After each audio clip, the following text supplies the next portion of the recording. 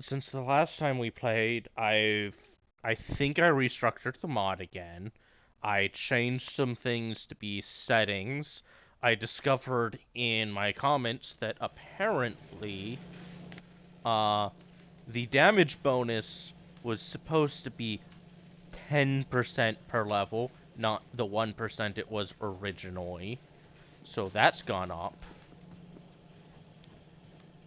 Uh, I changed it so that it's probably not going to instantly error out if you try and do multiplayer. Um, because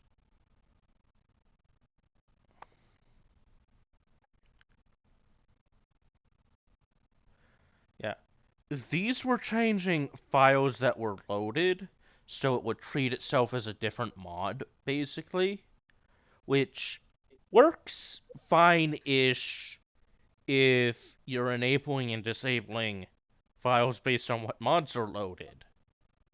It does not work if you're changing things based on a setting. Uh, Technically, this has Pionodon support now. There's a couple minor bugs with that need to be fixed, but they're minor bugs that will be fixed reasonably easily. Uh,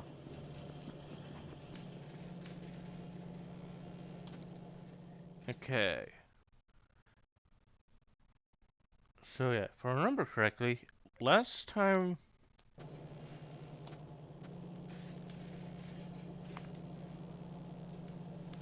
Yeah, start oil, start the train network. While I am working on that, I am going to load up uh, on a bunch of military stuff.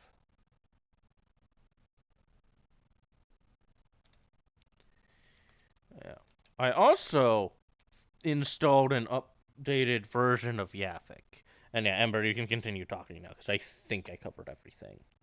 You want to know the funniest part? I was technically supposed to stream today, but I guess I'm streaming via you now. I guess. But yeah, I just consider it like it would be a very like due to specifically her nature and her just genuinely how what she's used to as having friends in the Unseelie. She can switch when depending on the situation, but for a human, it would just feel like it's a fucking like a flip of a coin. Yeah. Unless you understand how she functions and how she sees the world. Mm-hmm. Which would also mean that her and Susan would have very like a fun dynamic with if someone tries to like um court Hopeful, because Susan has the Unseelie way. Hopeful's way is a mixture of Unseelie and Seelie. So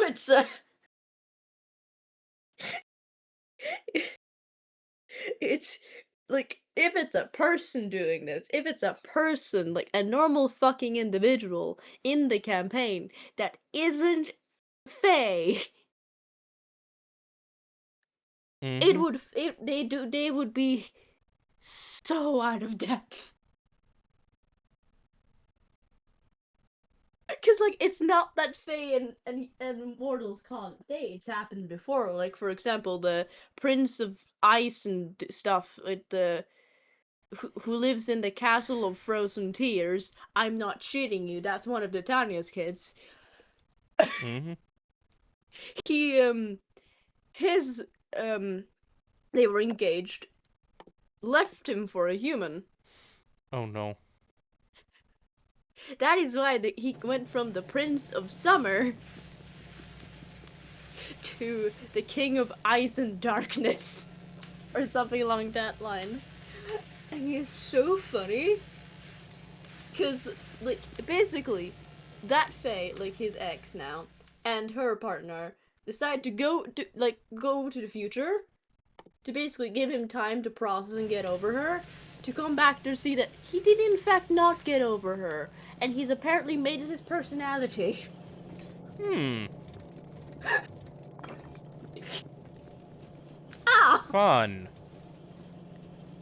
Like, my dude lives in the fucking castle of ice and darkness, and is quite literally just wallowing and talking about how his ex left him for a human. And he's definitely like a mod for multiple really well popular streamers. Like, he gives off that energy. Oh no, he's the depressed Discord moderator. With a really unhealthy look on relationships. And you wanna know the funniest part? So, where this was actively put, it said something else. You see, you know the Raven Queen? Yeah? Yeah, she apparently has a crush on him. Oh no. And the literal situation of that encounter, because it's basically like, do you want to do things in the Feywild? Here's the thing: is dude needs to fix his fucking act, and he can get a fucking goddess. if And I this find that so fucking funny. if this guy moves on, he can bag himself a goddess. It's 3, 4, 6, 7, 8. I have 1, 6, 7, 8. Pipes. Do I have pipes being automated anywhere? Wait, that is what I mean by most of the fucking like conflict in the Feywild is that it's the like that kind of conflict of Hmm. yeah. Another one, the Queen of Air and Darkness, the leader of the Unseelie, is Titania's sister. Ah. Oh, Oberon, her husband, boyfriend, lover, ex, the secret fifth thing, Mm-hmm. fucking hates her. Like, fucking hates the Queen of Ice and Darkness. And is basically going, you should kill her. You should kill her. She's a piece of shit. You should kill her. Please just kill her. So, Titania's situation is she loves her sister. Her sister's a problem. And her, yeah, whatever the fuck Oberon is, depending on the day, fucking hates her guts and wants her dead and can't kill her because he's not as strong as the Queen of Air and Darkness, because the only person that can kill her is Titania. Oh, right. So that is the kind of conflict that happens in the Feywild. It's interpersonal. It's always interpersonal. There's never a big fucking beast, or almost never a big fucking beast that's the problem. Oh shit, these sections are Blue. way bigger than I thought they'd be. And that one looks like a chainsaw. You know where you are right now? That looks like the bottom part of the chainsaw. Huh. If you look, go up, go up. It looks like a chainsaw. I can kind of see that, yeah. The very different fucking autistic brains going. It's not, but this is bigger than it should be. This is okay, optimize me. It looks like a chainsaw. Okay, I'm going to...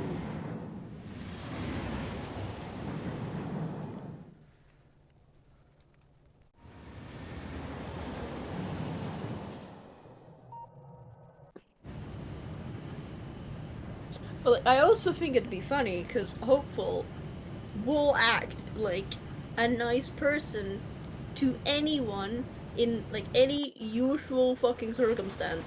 It's only when you get to the fucking circumstances of like contracts and more actual Fae things that it feels like she fucking switches up, but to her she didn't switch up at all.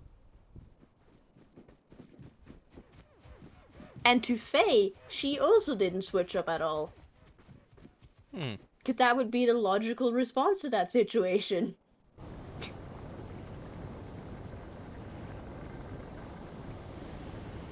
Sure, like a Faye that gets to know Hopeful properly, like for example, Susan's sibling, would know that Hopeful does swing a bit on Seelie sometimes. Mm-hmm. But like she's mostly Seelie. It's more of a specifically her the punishments she deals at, as well as the understanding of how unseelie Faye works, means that she sometimes acts unseelie because it's just normal to her. Like, Yeah. if, for example, if Susan like guts a person after finishing a contract because that person tried to do something horrible, she wouldn't even bat an eye, and people would go, "What the fuck?"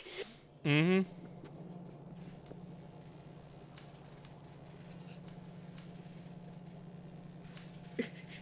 Like, she might even see the whole thing of a horse head in someone's bed and go, I think they're flirting with you. They do be freaky like that. Especially if it's a human dealing with non-Sealy. They're like, I think they're flirting with you. They're like, look hopeful in the angle, what? Mm-hmm. A good, like a good example of fucking unseelie compulsions would be bloody red caps. Oh yeah. Because again, their compulsion is to cover their hat thread because if it dries up, they die. Mm-hmm. And that's a very understandable compulsion. It's a rather um Yeah. it's a very dangerous compulsion for everyone around, but it's understandable. And they don't hate the like people like Faye don't hate redcaps for it. It's like just something they have to do. Yeah. Like, and also redcaps won't bat an eye if you like fucking kill one of them because they were trying to kill you. Yeah, because like that's an understandable response to that. Yeah. Meanwhile, every other uh anyone else in existence would be freaking the fuck out. Yeah. Or like if someone like I would even see it like somebody is like complaining about red caps and she like and Opal would go, what did they do? They killed my brother and to cover their caps in blood. I'm like, yeah, they do that. I'm like, what? Yeah, they do that. It's their compulsion. They have to do that to survive. Yep. But they killed my brother. And if Yeah. they hadn't killed your brother, they would have died.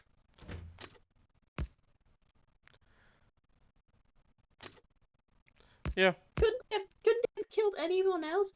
That depends on the situation and also how quickly they needed to color their caps red. Yeah, no, it's like, couldn't they have killed anyone else? I don't know, maybe. And no one likes that answer for some reason. Yeah,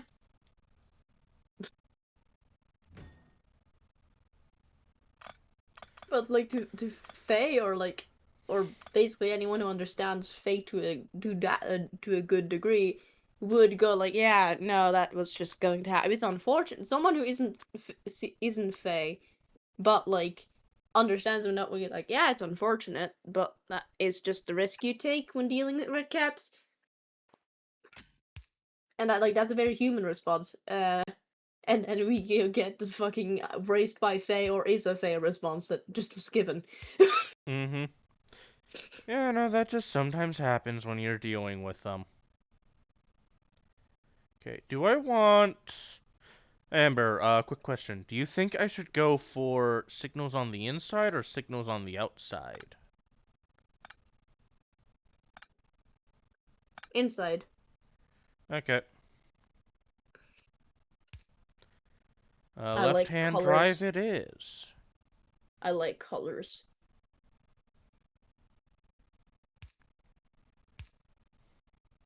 Like that's just like I'm genuinely excited to play Hopeful as a fucking Fae. Because again, it's a full-on situation of like you wouldn't recognize it until you're in a situation where her Faeness shows and you go, "What?" What the ever-loving fuck? Oh, I'm so excited to see how fucking Raven reacts to Hopeful now. Mm-hmm. Because, like, I've given basically Riley a talking to on how much she fucked up Raven's character in the last one, so now she's actually more accurate to the way she was supposed to be. Good.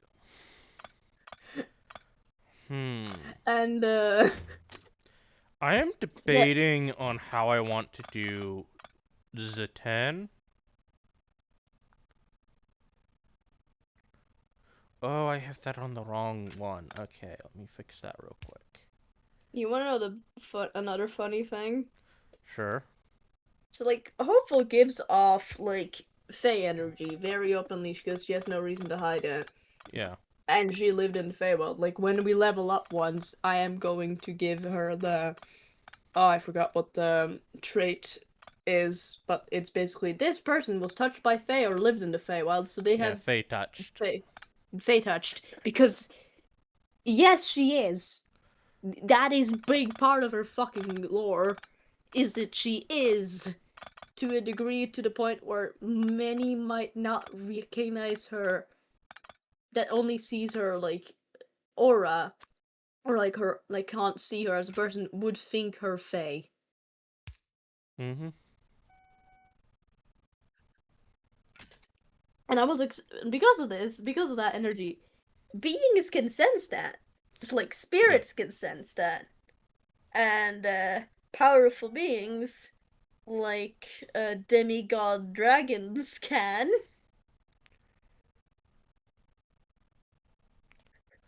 Mm-hmm.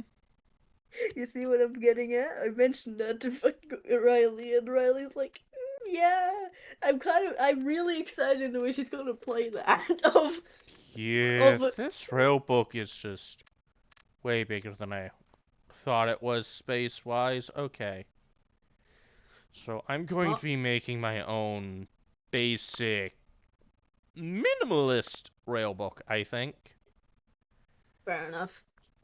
Because I don't want to deal with working on that scale. And that is very fair. I wouldn't want to work on that size anyway. Yeah, I think if I was doing like a proper mega base, it would be fine. But like, This design makes me want to stab something. I've been what? trying to figure out this design for so long now. Uh, yeah, no, like this is the bare minimalist railbook. It works. Yeah, it does. 'Cause I need a turn, a straight, and a junction. Something I do also kind of wanted to do probably after you're done streaming Mhm. is like basically just have um our basically us play our characters for a bit to like make sure we got shit right. Yeah. Like the whole how a Celian and Unseelie is supposed to act compared to what would be normal for people to do. But in retrospect, I don't think it's gonna be that difficult because we're both autistic. Yeah. I think I'm either going to play everyone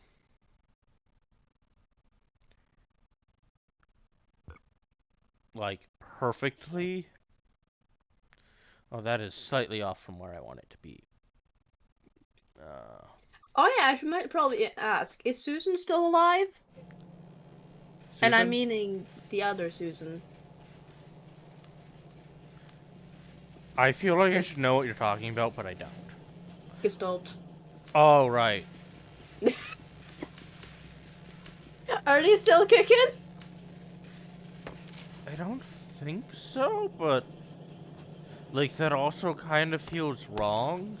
So I don't know. I wouldn't be too surprised if Susan ends up fronting it at some point. I don't Yeah, know. that wouldn't surprise I've me either. not been paying enough attention to my system to know who I am. So like that Who kind of is the thing's just vague for me at the moment. who is alive and who got hit by a car? Oh, and I was getting hit by a car. I think they more fade out or like Okay, sleep. I met someone once who's one of the alters got hit by a car and died. Ah, okay.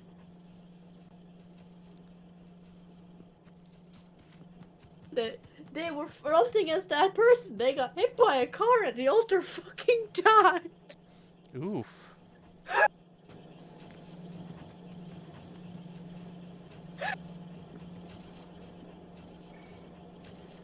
I don't know if I should automate locomotives. Uh, it's just like that's just like okay. Like if I didn't understand alters now back then, or like oh yeah, alters are just people too. The fact that an alter got hit by a car and fucking died. Okay, I think they're real. You know, like I was already really like you know how I am. I'm usually a person that just goes okay mate and moves on. But Yeah. that sentence of oh what happened to I forgot their name. Oh they got hit by a car and died. Ah, fair enough. Cause like he basically had all of made little like pictures for every one of his of their altars that I could switch depending on who was fronting. And I saw one of them and I hadn't seen and I asked about it and that was where oh yeah they got hit by a car. There I have their picture as a memorial. Oh, Yeah. I would not know how to react to that.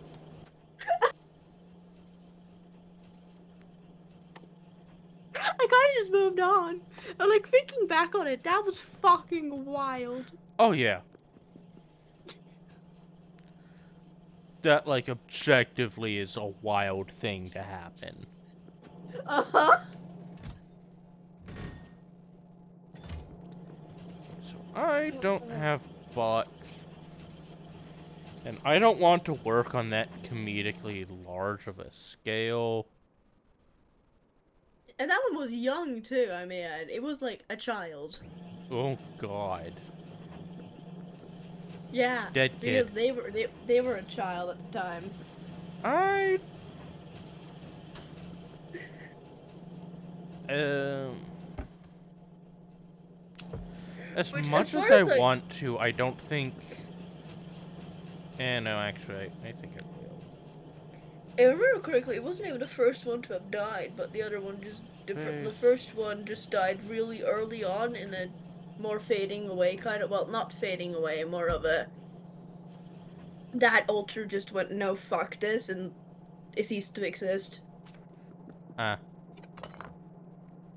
That was probably their first alter too. Well, one of them at least, because it was such an early type of. Or it was so early that my friend couldn't walk yet properly Hmm. when that alter died. So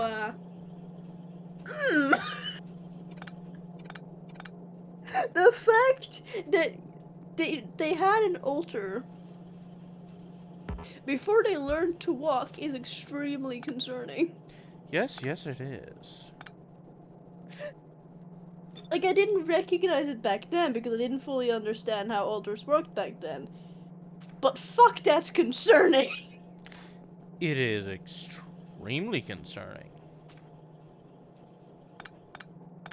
And it was quite literally they tried to like crawl to the fucking road to get hit by a car, got picked up, and that's how that altar died. Hmm.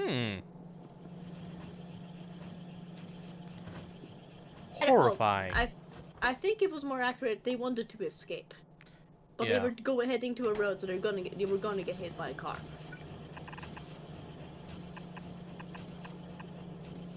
So yeah, that's a thing. That's just a thing. That's lore. I did like again. I didn't understand the nature of altars back then, so I just thought like, oh, neat, because that is my usual response to situations like that. Like, ah, Yeah. neat. And only when I later on understand how fucking altars work, understand how that disorder works. Oh, that is fucking horrifying. Mm-hmm. Oh, the context of being an adult. Yeah.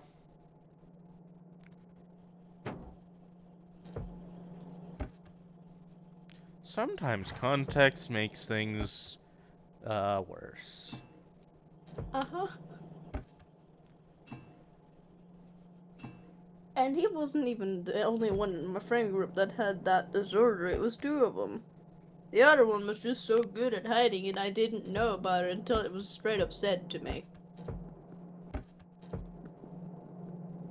But I should also mention the fact that the person I'm talking about that literally the reason I found out they had an altar is because one of them was selectively mute and the other wore a hat. Hmm. Those were the only ones I could actually count, but they're like, oh, they're wearing the hat, that means that's Sunny. I think that was Sunny. Oh, they can't speak, that's Brick. I never knew who else was fronting unless it was a child. Yeah. That can be tricky sometimes. Yeah, I kind of just like again in Discord it worked fine because they actively changed the picture, so I knew who it was. I know who And you but are, because you're telling me who you are.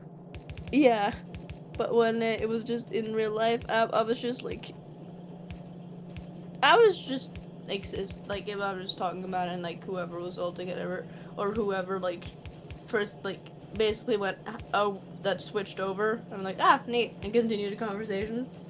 Because I remember correctly, they did have some sort of like yeah they tended to have a system where the person that was next going to front was already there, Hmm. just in the back, a bit not properly there, but just in the background, and then they Mm-hmm. would take on whenever later.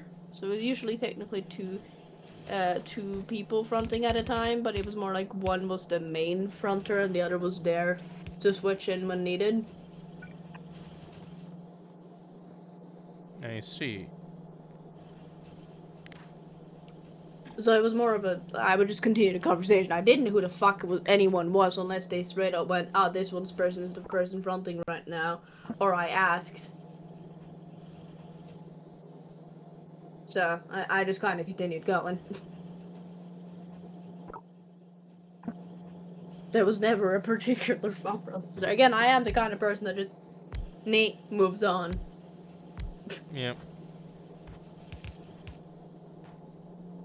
Like someone's otherkin, neat moves on. Yeah. I found out like if you just let people do whatever the fuck they do that doesn't affect you, life tends to be a lot easier.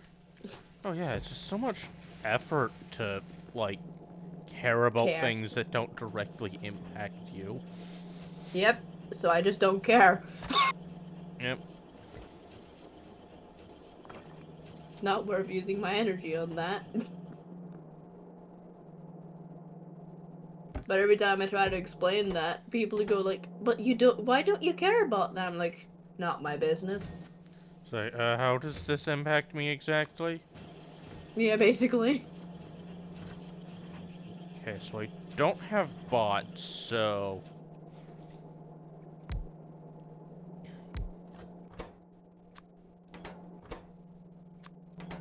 Oh, it would be like I'm not even like at this point. I'm not playing hopeful to ever have her. Like I don't know if she's gonna ever court or something else, or something else is gonna try to court her. I don't know. We'll figure that out when we're playing. Mm-hmm. Just gonna play it. Mostly Seely can show unseelie tendencies sometimes. Um, girl who was raised in the Feywild since she was 6 years old, so she has a really basic understanding of human behavior, but she's also autistic, so not really.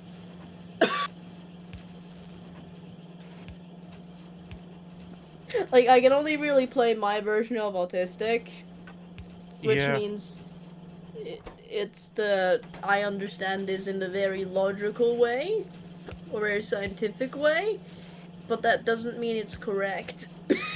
Mm-hmm.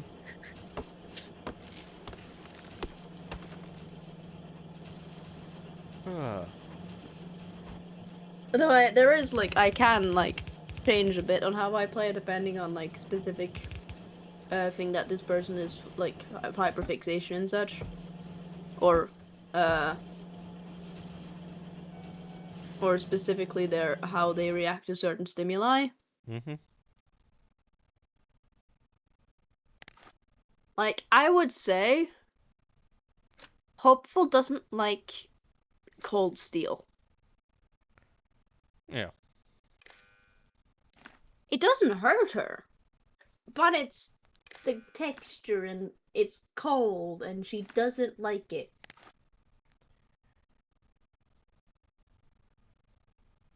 Same way that I am with sand. I fucking hate sand. Yeah, fair I enough. hate it so much. I hate it. Like it's that because every person is part of neurodivergent spectrum has one of those. The immediate no fuck that with a 10-foot pole response. Yep. And some of us have the inverse response to some things. Yep.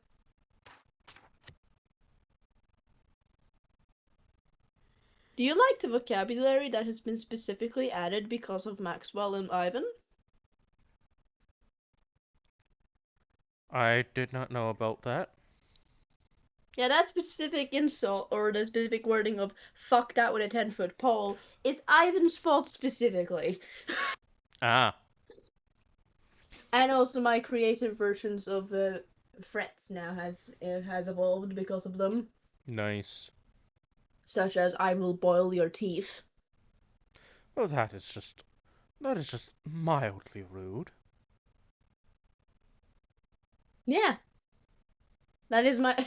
Or when I was playing when I playing Monster Hunter with Milo and a few others who were streaming, I went, "I'm gonna take your skin."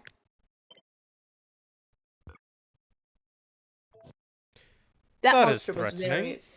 Yeah, that monster was very much pissing me off. Cause Milo and the other person to burst out laughing though. Which that is fair. Mm-hmm. Just watching someone get so fucking pissed off at a monster that they end up getting creative with insults is funny.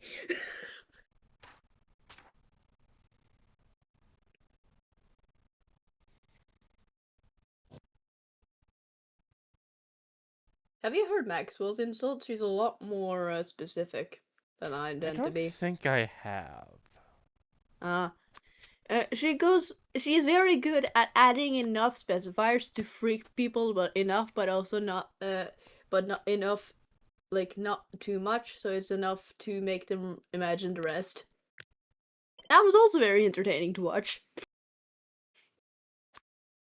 Hmm. She is quite literally doing the whole horror thing of don't show your monster properly. Don't have people understand your monster fully, because then it's not scary. Thing is just insults. And I'm genuinely impressed by that.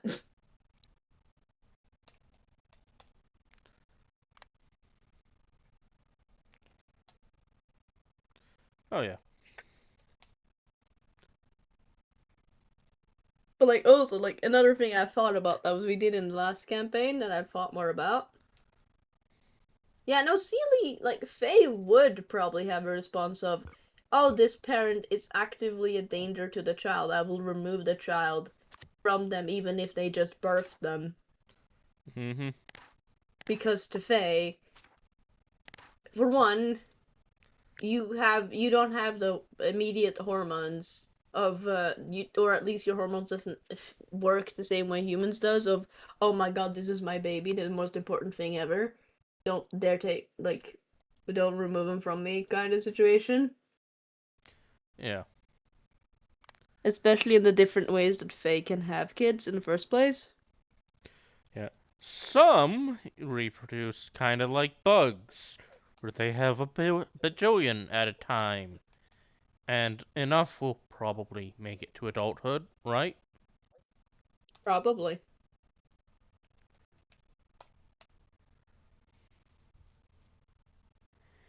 But because of that, again, if my hopeful would still, she would still react in the same response of, she will remove the baby from the mother immediately, even if that is not what you should do with humans. Because that is the immediate Fae protocol. Yeah.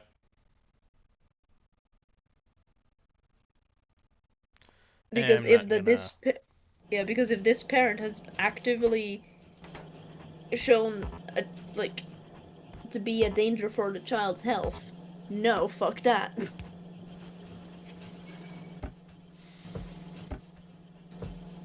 Especially being that it wouldn't surprise me if there's like specifically Fae in the Feywild that if they're too stressed will eat the child. Oh yeah. Like the appropriate thing to do with a child when Fae are involved, and I'm not gonna automate making trains. Okay, grab steel. I have a very basic blueprint book. I'm not gonna bother like making a pre-made block or anything. Um,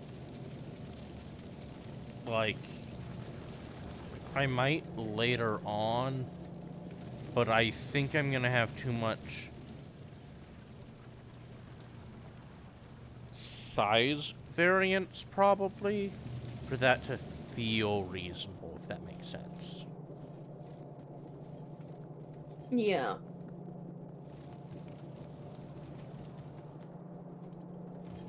Do I not have a...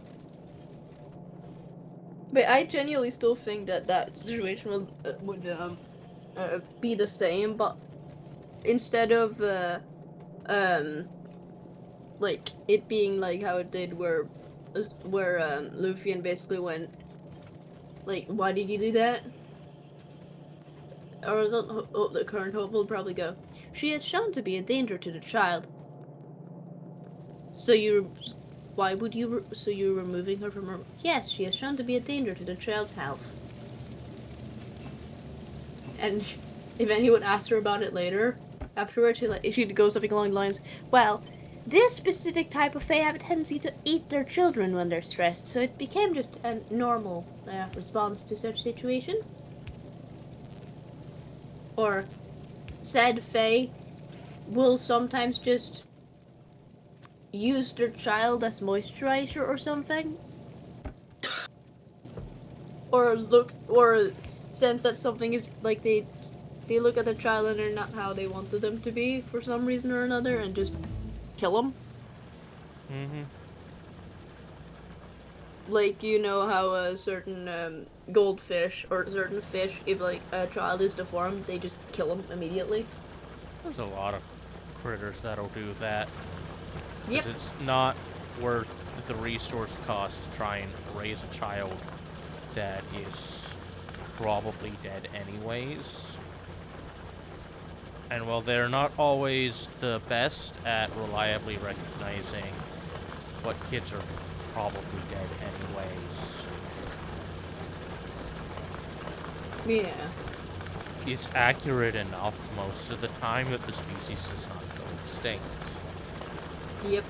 So when that is the specific thought process that you have to take with Faye, yeah, there would be a response of this one has shown to be a danger to their child. Time to remove said child from their vicinity Mm-hmm. before that child dies.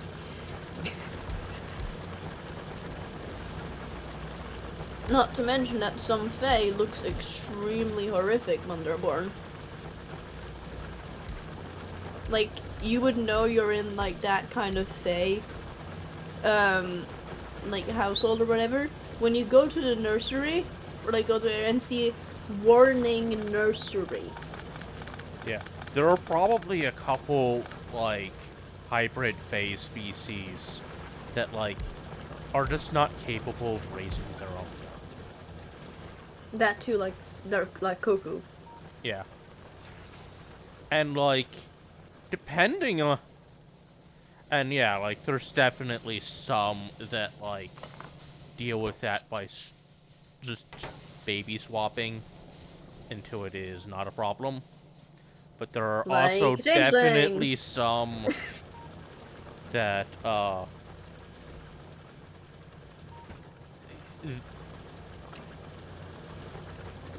this kind of fae exists because two other kinds of fae slept with each other, and it turns out that the children of the result uh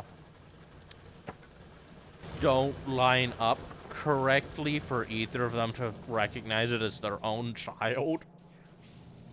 Yeah. Like, for example, changelings has a habit of, especially sealy changelings, to be swapped with humans. Yeah.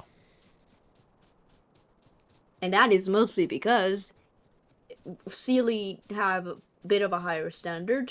There are changeling in the Sealy court, but usually they are changelings who got there via merit, Mhm. or the child of a changeling that got there via merit. Yeah. Like, if there's a changeling family, it's usually because it started with a changeling that got in, and that's why their kids are also in. Oh, yeah. It's also like not uncommon for like changelings to get swapped out with like uh dead or dying infants.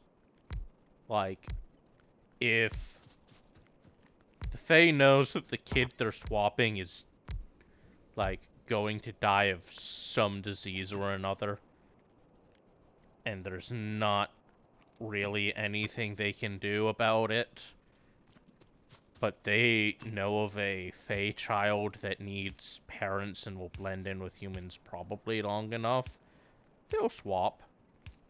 It doesn't Yeah. always work, because a lot of parents are pretty good at recognizing their children, but it works often enough that those species still try it. Yep. And that is then being nice. Or at least trying to be. Yeah. But like humans won't recognize that as being nice. They would recognize it as you took my child. I don't.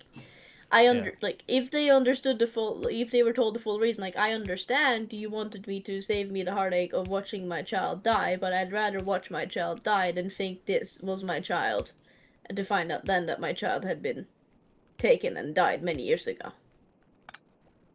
Yeah, it's also not uncommon for humans to think the Fae did the killing of the child, rather Yeah, than, hey, I found a dead child in a crib, so I swapped it for a live child. But it's also not yeah, uncommon for the kinds of Fae that do that kind of thing to be not fully aware that like humans are a sentient species. yeah.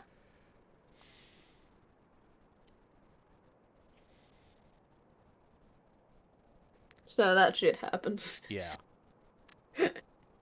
I would even say like if Hopeful's response to Faye is a very nice to meet you, because that's the one she's been around Faye her whole life. Other people will go, that's a fucking Faye.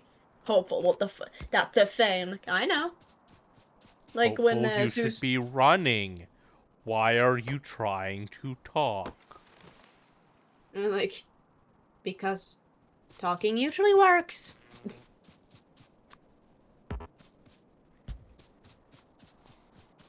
Or like for example, when once in the last campaign, when Susan was basically forced to reveal her changeling form, which is a big fucking for changelings. Yeah, I honestly did not like how that went. Yeah, but how Hopeful's immediate response was to basically try to calm Susan down. Like everyone, like the other rest of the party was like, "That's a fucking changeling," and Hopeful's like, "Everything's neat, everything's good. We're just gonna fix this, and everything's gonna be fine." Like basically trying to, and not even like, I would even say that no current Hopeful wouldn't even more remotely take into account that the rest of the party would be like, "What the fuck? That's a changeling." Is like Oh oh, god, that's did neat. that changeling replace part of our party? Yeah, that would not. Hopeful wouldn't even remotely like bat an eye at it, because that's Susan. That is Susan. She recognizes Susan anyway, because that's how Fae are, Yeah. and she also understands how changelings are. The whole thing of how, and also would immediately go, "Oh, this is an extremely uncomfortable situation for her." Yeah. Oh hey, it's someone I know. Everyone else. Oh god, what did you do with our party member? If someone went that, Hopeful would probably go like, "Nothing. She's just a changeling. What are you talking about?" Like actively confusion of why they're like freaked out about Susan just having a different form. Mm-hmm. Not realizing that it's because, changelings have a, uh, sem... Depending on where you are, various levels of earned reputation. Yeah. So for her, it would be basically the same way of like if one of my friends got outed as, for example, being trans or something. Mm-hmm. That would be her like that's Hopeful's response to someone being outed as being a changeling. It's a it's a whoever did it, or like whatever did it. She's be slightly like, depending if it's just a, oh, this area, like with last campaign of this area just did this. Oh, that is very unfortunate. Let's try to let's try to calm Susan down as quickly as possible. If it's a person doing it, she is very tempted to kill them. Mm-hmm. Okay, let's throw that in. I should probably also research walls soon. And the only reason why she hasn't killed them is because we're in company, and Hopeful just fucking causing the dude's body to melt into the floor would cause a panic. Oh, right, I need that for that. Okay. And there's still a chance that that person will just end up dead somehow. Mm-hmm. Because that's a big no-no to do in general. And that would be the normal response from a fae if someone out that person as a changeling, or forces them to take on their changeling form. It's an immediate dead. But then it's not Yeah. a, oh, everyone will panic. It's a, you're dead now, because that is just fucking horrible thing to do. Mm-hmm. It's but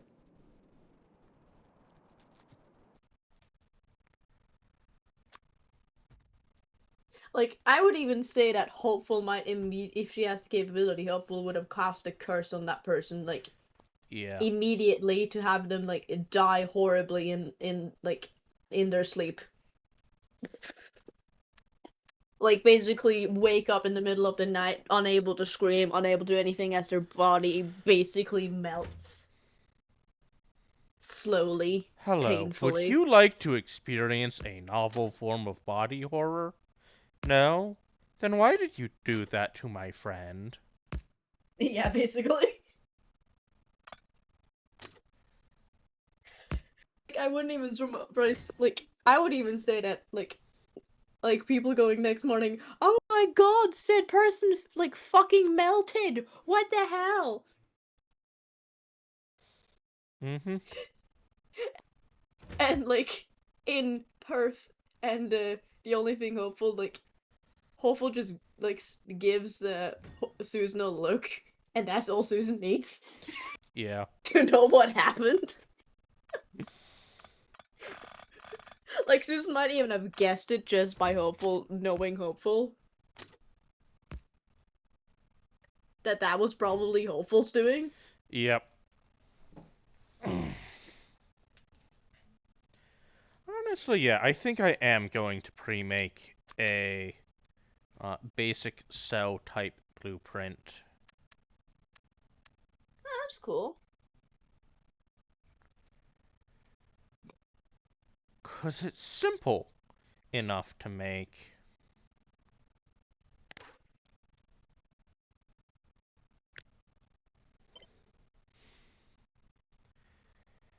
Yeah. Okay. Snap to grid. Your width is 32 by 32. Your grid position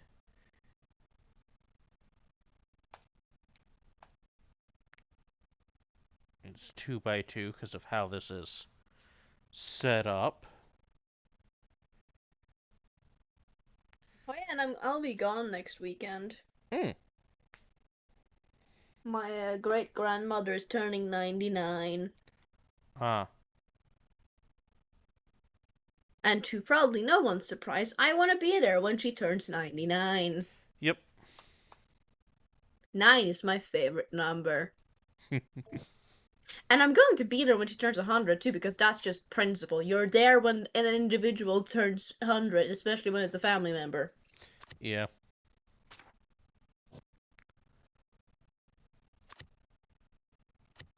And like the only, especially that the only issue she currently has is like, um, her legs have stopped functioning properly because she fell a bit ago. Ah. Like she's just struggling to hold her own weight. That's it. And she's 90 fucking 9. Yeah. Okay.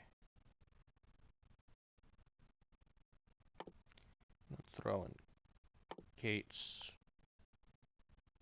That's advanced walls. But I'm gonna throw in those just to clear them out.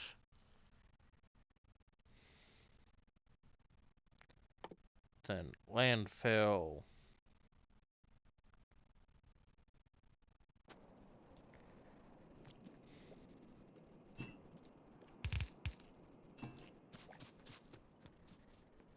Yeah, I'm just properly excited to play a fucking like a Fae. And also with this information, we're able to play any Fae in the future without issue. Oh yeah. Like how I'm probably going to play Chai in a somewhat Fae fashion, because the fact that she lives in the Fae world, even though she is a grounded celestial.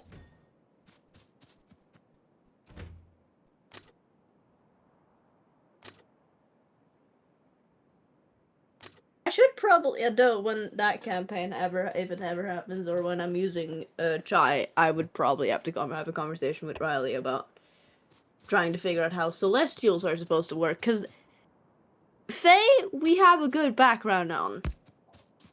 Yeah. Not just before we figured out how that her world's version of Faye works.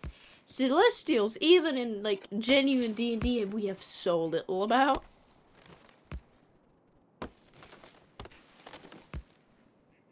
Like they're so like, especially in the newest version, It's like, I really like most of the things in the newest version. They Celestials kind of feel like they kind of just like, oh yeah, right, that one. It's kind of how it was in the last one too, so it's... Nothing really changed there. Other than that Sphinxes are Celestials now. And now most of the Celestials are Sphinxes.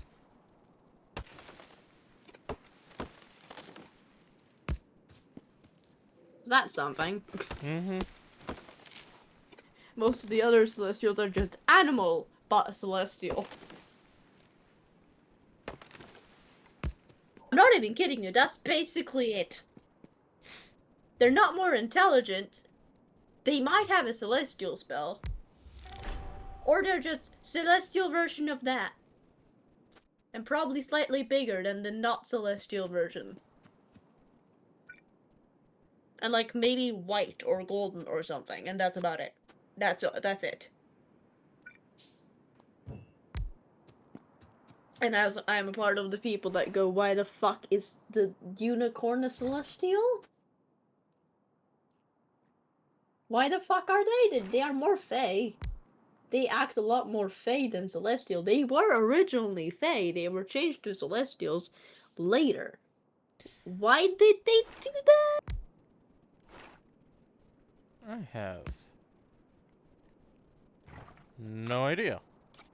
Because unicorns don't really act celestially, but what is even celestially? Like, how do you classify it as someone acting celestial? Because the fucking understanding of celestials are just like,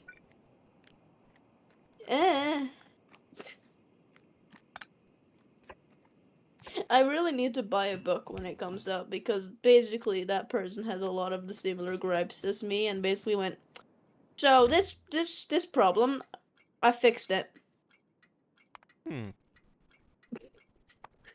I made a book about it, so you can use that. Yeah. Like, they're the one who made the whole court of the roots and court of branches, and made a specifically insect fae species, which is main compulsion is to be a good mother. But their version of a good mother doesn't always work out, because they're a mother to every being in the hive. And it's kind of angling towards Mother Gothel territory, because it's fae.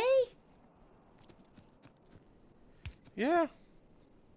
And also they can just straight up, like, if the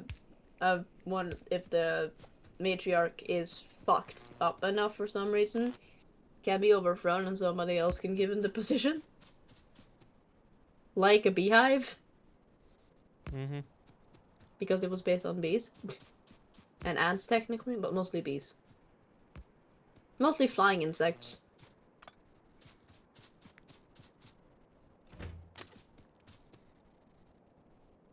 Or how they specifically feed on, like, I think it was a magic. Yeah, they feed on magic. But only some of them can collect them in, like, the fur around their necks. They're usually, like, sent to different areas to gain, but like, gather magic and then return to the hive. Similar to how bees go to look for nectar. And that's how you can probably get, like, an adventure. One of them is like, oh, they are one of these that's going out to get magic to return to the hive. Yep. And I like that. I like that. I like that. I did make a radar, right? Yes.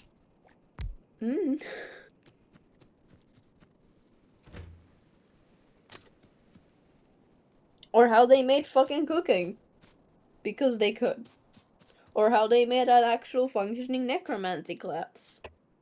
And I don't mean like necromancy class of wizard, I mean the class of necromancy. and then you could do different subclasses of necromancer.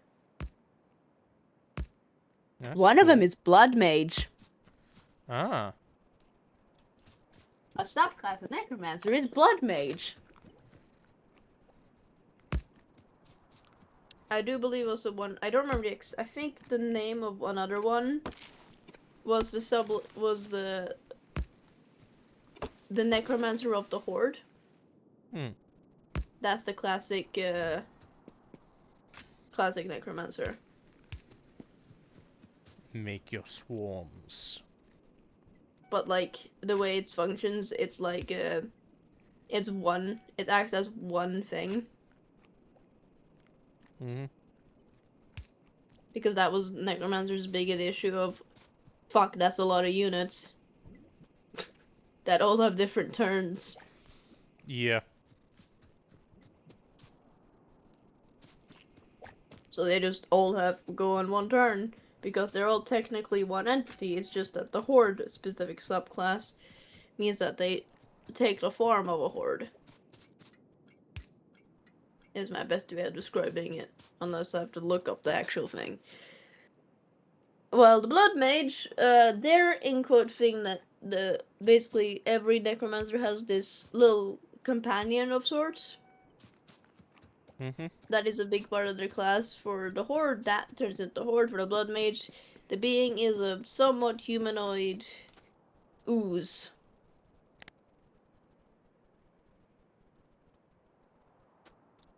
Of blood. I see. It's a blood ooze.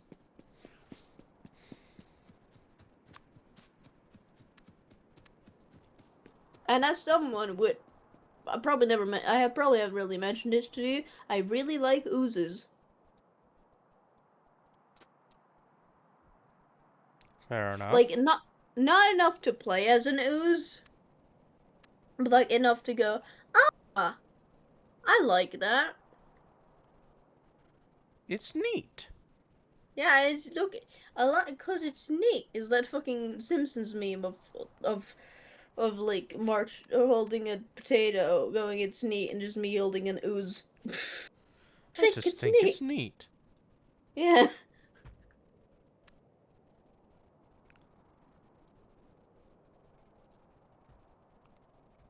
That's my view on oozes.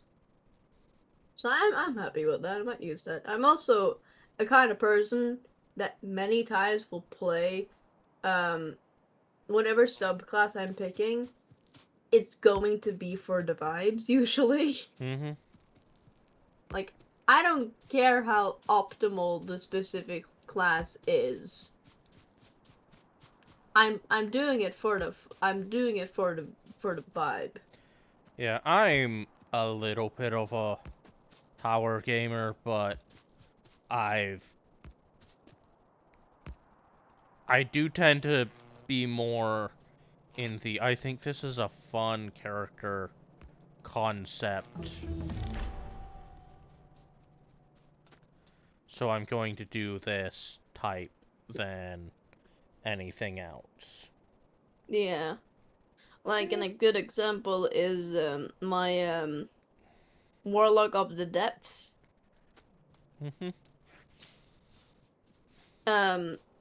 Many people will say that subclass is shit. It's not. Or more accurately, it's shit unless you're on water.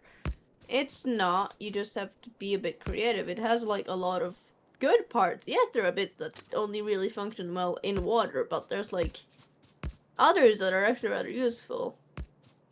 Yeah, there's a lot of classes and subclasses in D&D that are, like, very DM sensitive to if they are good or not, and people tend to just say that those are bad. Yeah. Well, one thing I would say is probably is decently bad. Well, I would say it's not the best one, is the Celestial Patron. I still have one of those characters with a Celestial Patron. I see. Because it fit their vibe, and I also like the story I could create with that. Oh, I'm going to... Because I have a little rule for myself of like I wanted to make a warlock of every type. That doesn't mean the other undead one. There's only one undead one as far as I'm concerned, because the first one was quite literally went, this is so shit, we're making a new one. Hmm. So I'm just not counting that one. It's just a better version of a bad one. I'm just gonna use the better version. If the fucking D&D people, the Dungeons and Dragons just went, this is shit, we're basically making that subclass, I'm gonna use the remake one. Yeah, that's fair. And I think it was like the undead patron or the deceased patron or something along those lines. Hmm. It was very obvious. Oh yeah, no, it was so shit. We just made a better one. And I am using the better one. That one is Poppy's. You remember Poppy? I don't think I do, actually.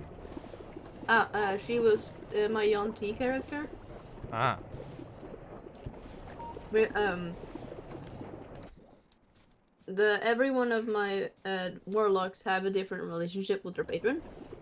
Mm-hmm. Like that little rule I have. Basically, they have to have a different patron and they have to have a different background. I see. So, Poppy is undead patron street urchin. Um, the underwater one was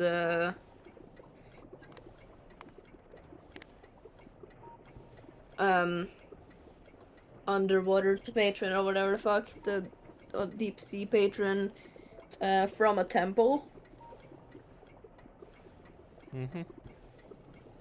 And that is to give an example. They all have different relationships. Like I think I mentioned Poppy's relationship with her patron is a mother-daughter relationship. Mm-hmm. Of this mummy lord adopted this child in a very much that was not planning to end up adopting this child, but it's mine now, so if you try to hurt him, I will rip you to pieces. Hmm. Kind of situation. That I have only had this person for many, but if if they die, I will kill everyone in this room and then myself. Kind. Yeah. Just make it a mummy lord and mummy that is very morally dubious.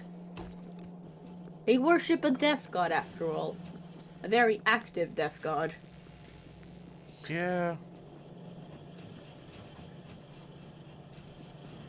Like, it's not the Raven Queen, I can tell you that.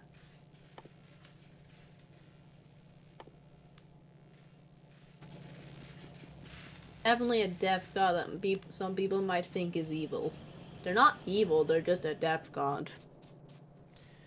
It is not uncommon for death gods to be perceived as evil. Yeah. Like, people hear a cult of death and immediately think it's a bad thing. Like, the cult part is bad, the death thing is not.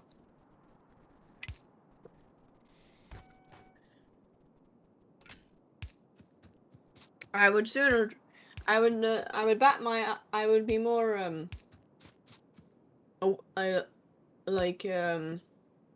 concerned by the Doomsday cult than the Death cult, to be honest.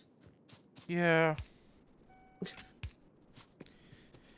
It's not like, doomsday cults ever forget that they're doomsday cults, but still act like a doomsday cult. That's totally not something that could ever happen IRL.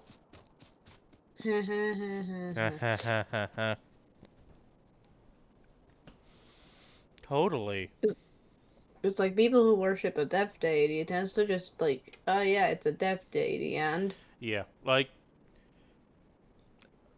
unless, like, you're making them the big bad, like, most IRL death deities kind of fall more under the I just want to do my job, man type of god than anything else. Yep, that's what I'm doing with Like, my world. that they'll get absolutely pissed if you fuck with their job. Because But, you just made my fucking job harder, you piece of shit. yeah. But, like, otherwise, they barely care that mortals exist. Like, my one is, in my world, is genuinely, honestly rather kind. Mm-hmm. But, she, because of the way I spin the world I'm making, it's a situation of,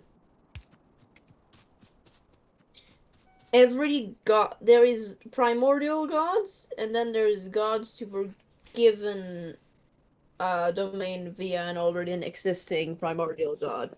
Yeah. So, the primordial god of death isn't just the goddess of death. Decay is also one, which also means mushrooms are their domain. Mm-hmm. And that's just a thing. Like, she gave away some of her domain to her son, who is the Prince of Limbo,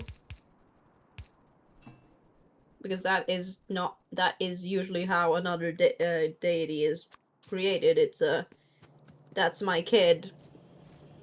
Here's the domain, so you're a god now. Before that, they were just a demigod. Yeah.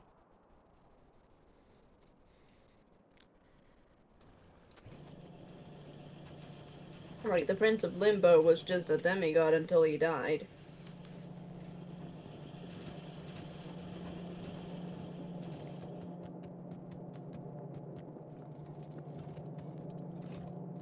Same thing with Dune's child, which I'm kind of tempted to name Leviathan.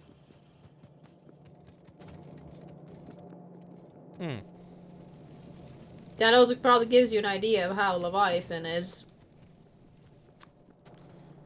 What if I remembered who that was? Big sea monster Ah, yes. from the Bible.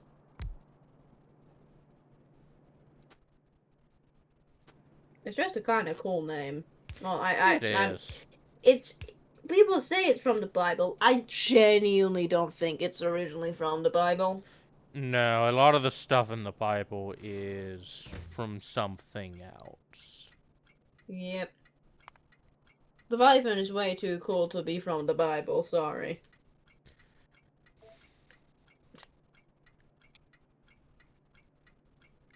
It was definitely nicked from somewhere else. Mm-hmm. Like a giant fuck off sea monster that God had to fucking fight. That's not the Christian God. That is definitely from another like story. Yep. That culture is probably dead and gone, but that's definitely from their culture having Oh, like a god.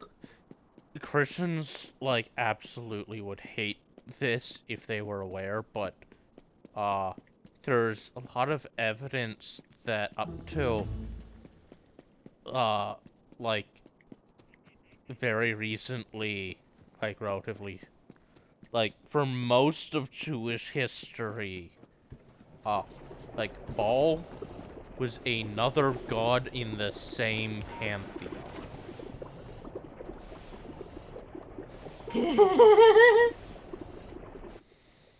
Oh, that was great. That's wonderful. I love that. I need to tell Chai that later. Mm-hmm. Chai's making a husband hotel little of thing of his own, and Ball is a character in there.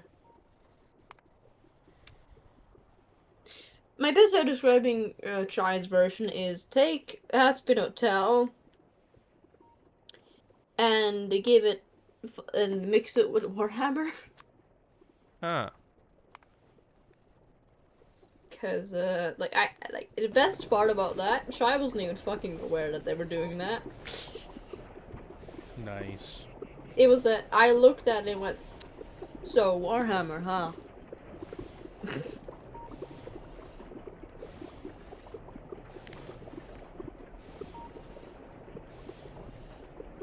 But hey, we are a slave to our interests.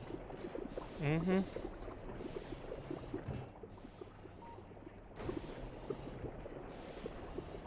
Like, I love playing really spontaneous, like, maddening characters, and I tend to mix most of my characters tend to have, like, a very much, oh, this is Ember because of specifically the interests.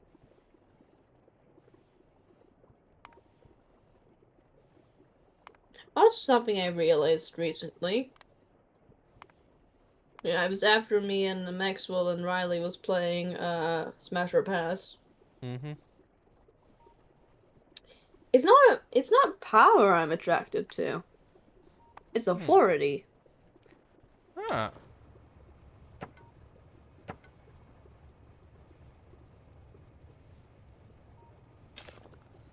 fair enough. That's fun. It's just most people that have authority tends to be classified as power. Mm-hmm. It's the authority to walk into a room and fucking know you own it. And being able to actually go, yeah, I do.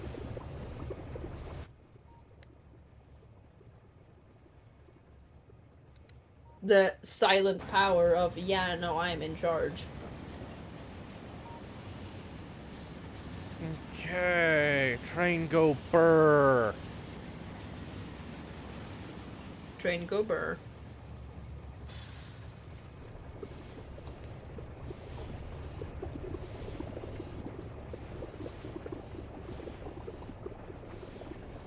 You know,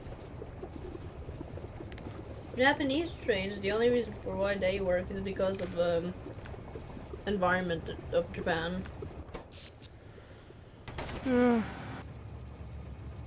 Which is why Japan is the only one that gets fucking that bullet trains to that degree. Mm-hmm. We would love to have bullet trains to that degree, but we are going under mountains, so that might. That's a lot harder to do. Yep. Most of Norway's mountain, most of the time we have to dig giant holes in the mountain to get a train through. Mm-hmm. Like that is a thing I never properly like understood until I like visited other countries. I'm so used to just going into tunnels when traveling. Yep, it's a Like lot less of a thing in a lot a lot of the world. yeah, like apparently going through a tunnel means you being on a long trip or whatever, or a special trip. For me, it's a sometimes we just go through tunnels to get to destination A to destination B. Mm-hmm.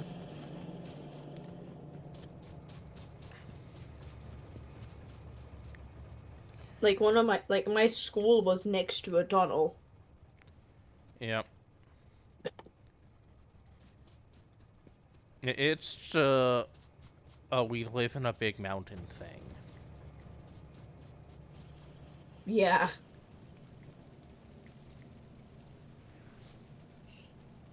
Okay. which is probably also one of the reasons why not many of us are particularly scared of the dark.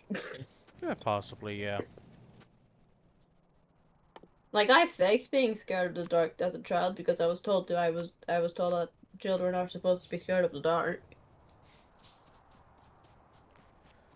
I did a lot of that as a kid. Just I'm told I'm supposed to be afraid of this or I'm supposed to react to this with this. I don't know why, but I've been told that's how shit does, or I've been shown that that's how usually people react, so I'm gonna react like that.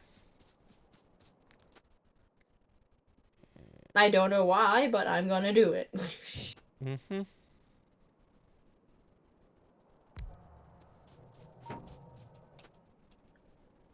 Yeah, it turns out that was just me masking. Yeah, the tism is strong in this one. Yeah. Which is one reason why I understand why I didn't catch it. I definitely have autism. You know it's fucking hilarious when you're masking so well that you notice the ADHD but not the autism? Yeah,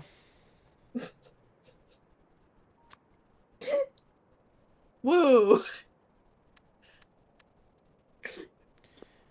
Look at me what the go. fuck was that? It's like, I'm gonna redo that station once I have cliff explosives. That is fair. So yeah.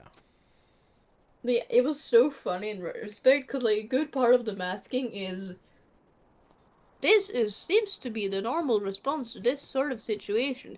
I do not know why this is the normal response to this situation, but being that it is seems to be the normal response, I will respond like that. Like that was my specific thought process to multiple things. The tism is Like strong in this one.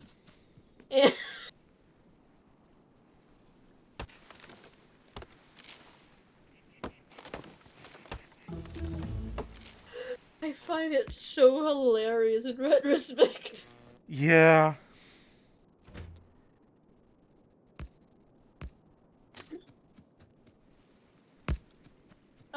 I'm also slightly proud of myself that I managed to fucking trick them into not thinking I'm autistic.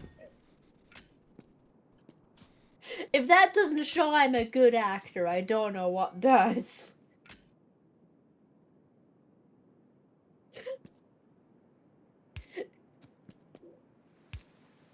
Like, another thing, I was apparently cool.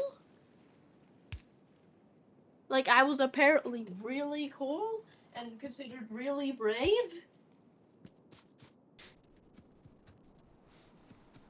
And I'm like, and at times slightly intimidating.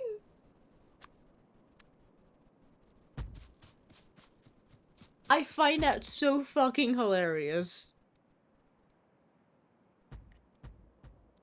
Not to mention, like, I remember my dad going something along the lines, if they saw you right now, they would not think you intimidating. Me about to walk down the stairs with my, like, dinosaur hand, doing the dinosaur hand thing. That's a very normal thing for me to do when it's late. But I just don't know what to do with my hands. Yeah.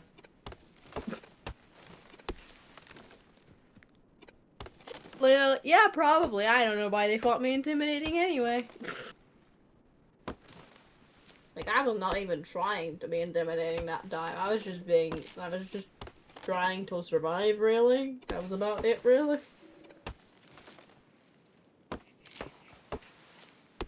That was it. That was quite literally the entire thing.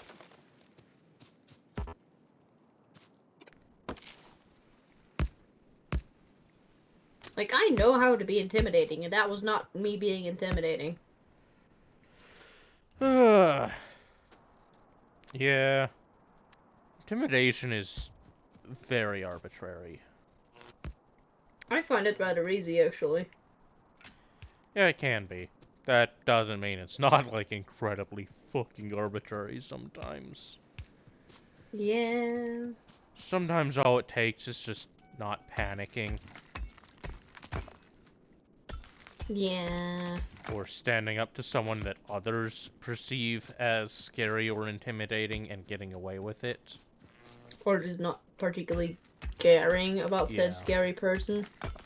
Which I think was the thing I did most of the time. Just not realizing it because I saw no reason to be scared of them. Yeah. Like, this person is not giving off any danger signs to me, so I don't give a shit.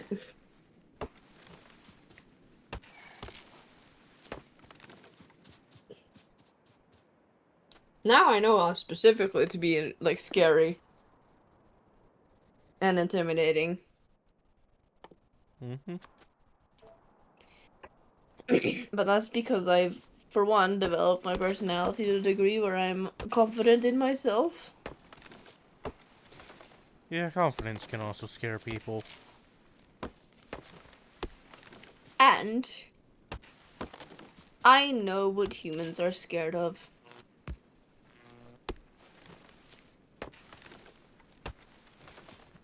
That also helps a lot.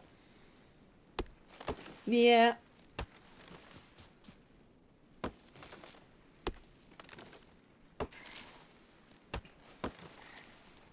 It usually does. Let's build the connection to an iron mine that I'm going to need because my current mine is actively running low. I am Midori. Yeah. What do you think about my profile? Look at the little. If you click it, see, do you see the new thing? On Discord or... Discord. Oh, do you got flowers on your, profile pic now? No.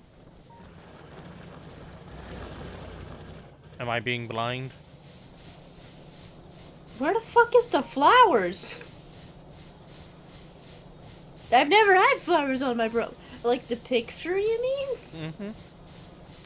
That one's always Oh, you been got there. a spider dancing on your, circle icon thing.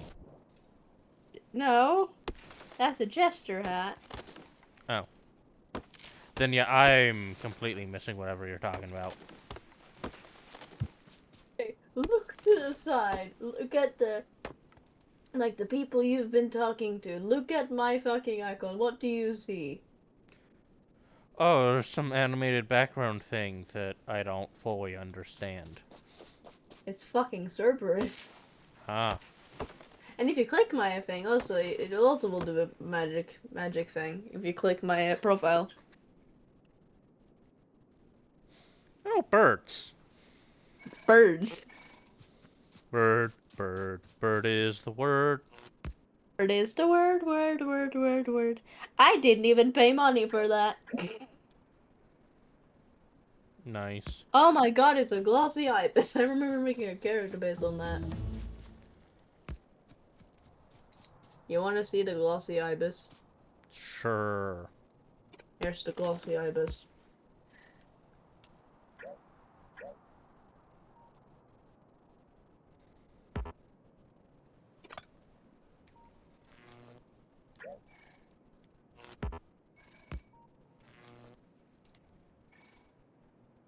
Oh, that is a pretty looking bird. It is a pretty looking bird. It's around Egypt area. Hmm. It lives.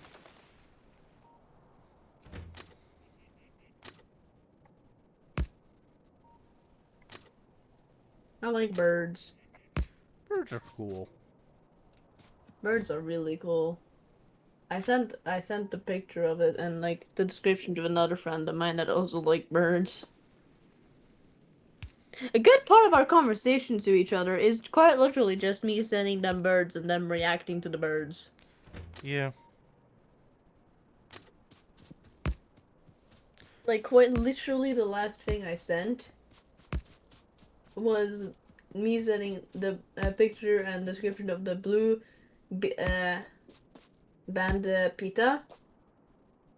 That's not a bird, it's really colorful. Hmm. And their response being, "Oh, look at their long legs!"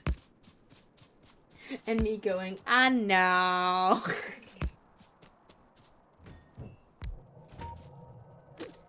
Yeah, I'm just gonna But leave, like, any old infrastructure in place until I don't need it anymore. Actually, I might go remove some of those power lines. I don't know.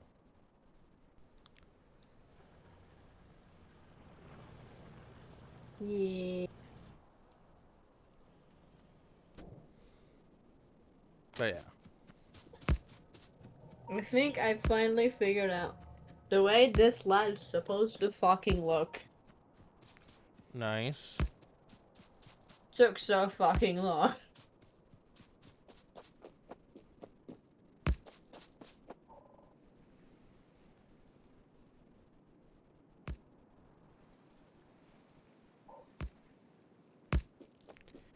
Uh,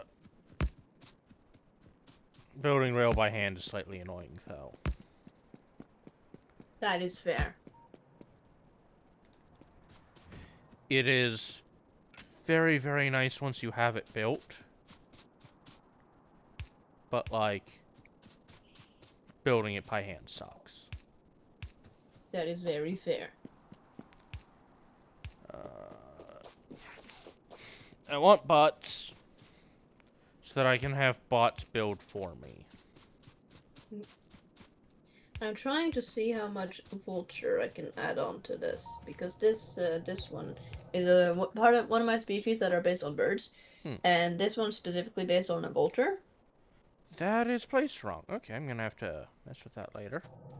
So I'm kind of like figuring out how much is vulture enough, and how much is a bit too much, because it's still, this one is still somewhat humanoid. It's definitely farther on the bird side of the spectrum, because basically the species can go from very, very humanoid, but with some like feathers and like kind of taloned, like bit birdish in their appearance, to bird with face of human.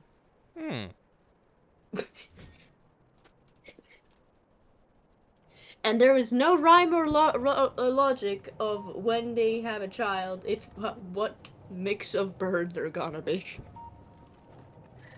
I see. Because these are also species that lay eggs. So it's kind of random. They have an idea of what like kind of bird-ish they're gonna be based on. But not amount of bird.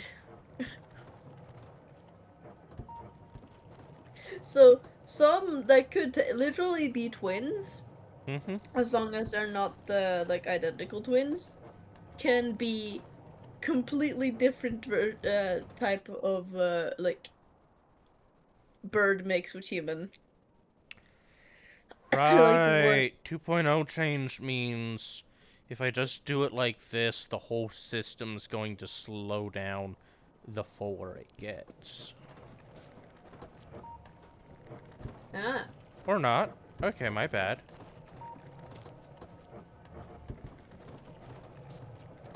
Right, because I think it's like...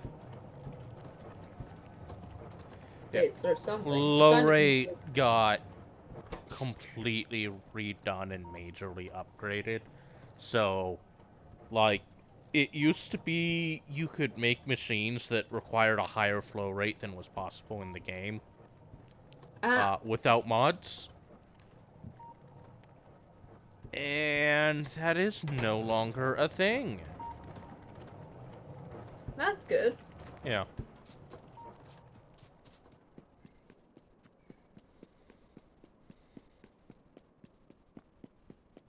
Reason I'm telling it is because the character I'm drawing right now has a son. And that son is specifically the Prince of Limbo. Ah. Because again, the whole thing, this lad fucked the goddess of death. I hope they both had fun and used appropriate protection. Oh, don't worry, they're married. Well, I hope they still both had fun and used whatever appropriate protection is. I don't know. I have not. Probably. Okay. I haven't figured out how the fuck she got, how that worked. Because again, they kind of reproduce like birds, kind of. Flamethrower. I'm gonna do lawnmower because why not? I'm still figuring it out, but they kind of like and yeah, it could work. Who knows? I don't know. Unless I you have did 3 no fuck. uranium ammo. Okay. I haven't designed this dude's wife yet. Or his son. I'm designing him first, as also like a good way of like designing a version of the species to base the rest off, to give it at least an idea.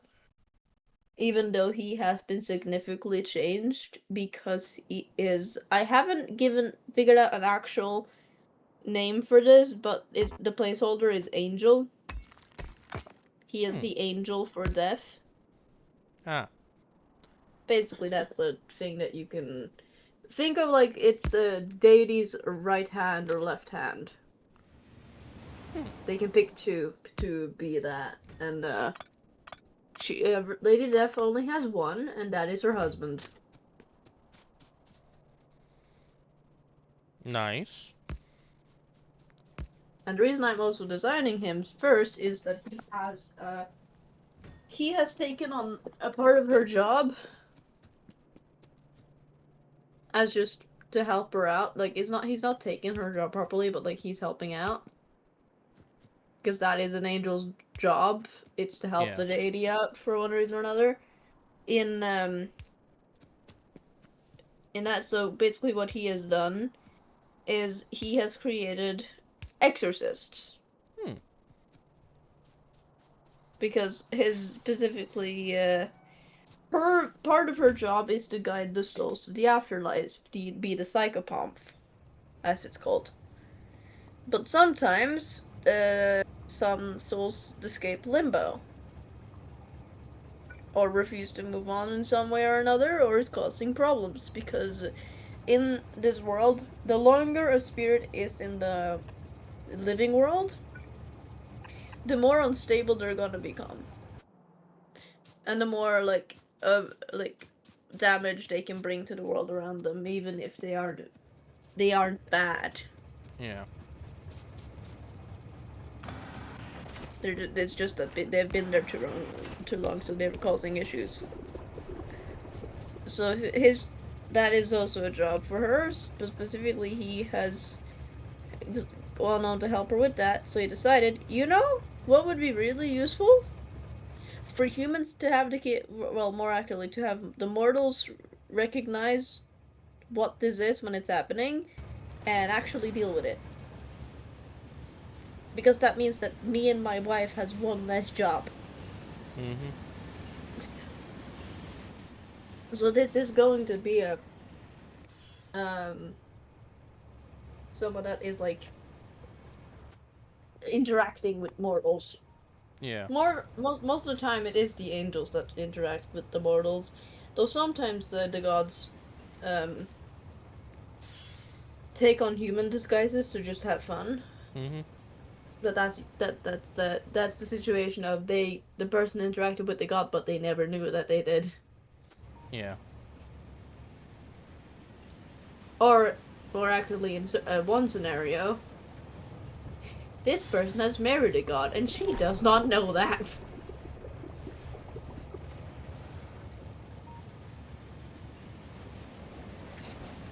Yeah. Um, one of my deities is a lesbian and is the adoptive mom of a character. Nice.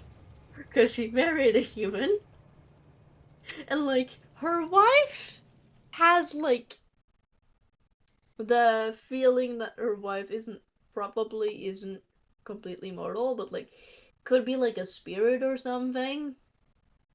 Maybe a demigod. She has no fucking clue that this is just a fucking god she's married. Nice.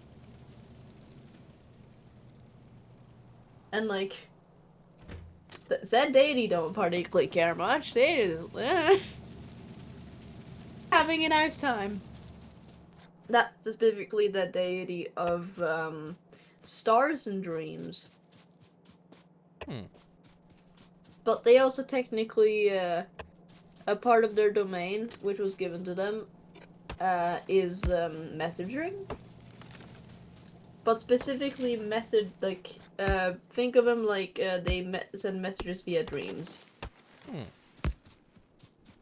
Which was also given to her, kind of, because that was under her father's domain.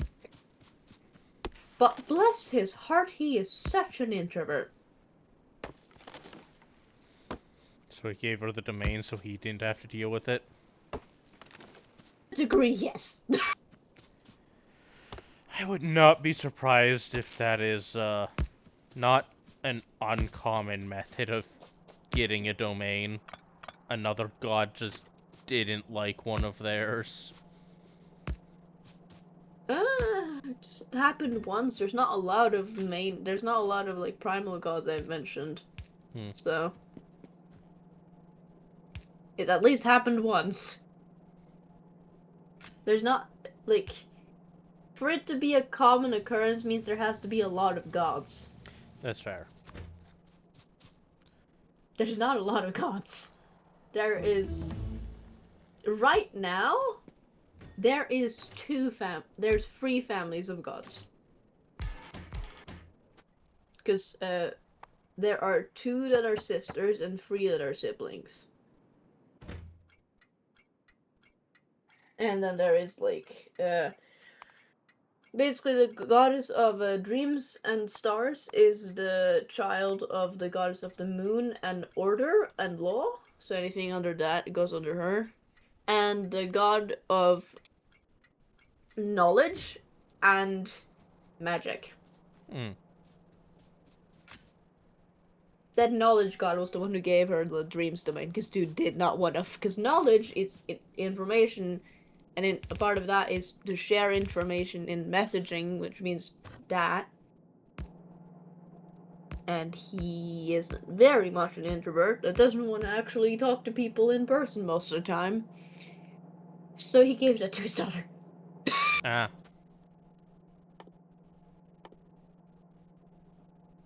And her mom, the gods of the moon, gave her the stars domain. I see.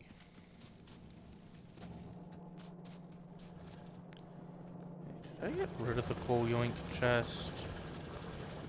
No.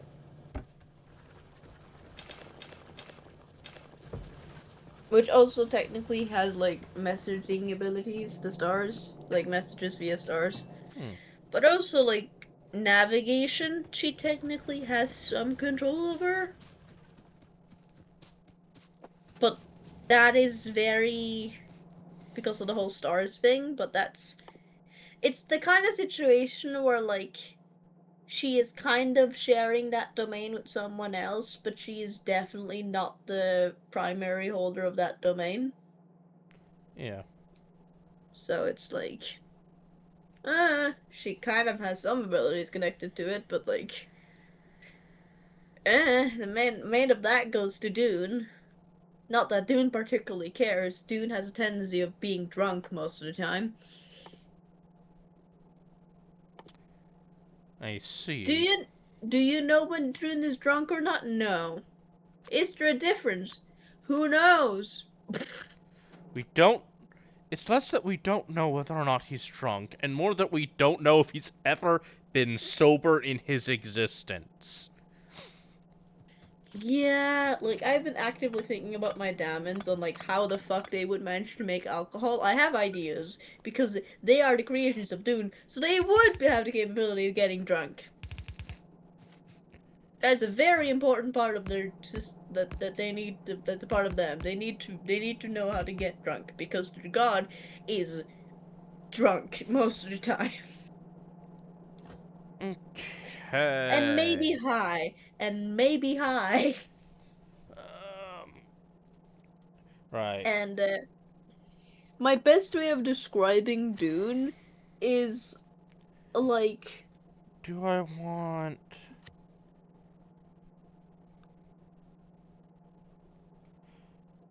so you know the like the stereotype of like the fun aunt that is definitely tipsy Mm-hmm. that likes to prank people. That's Dune. Ah. And that is funny again because like she has one kid, well, one main kid that's a deity. um she doesn't know how many kids she actually has other than the deity one. I see. They definitely had an idea of how many at one point, but like, partying.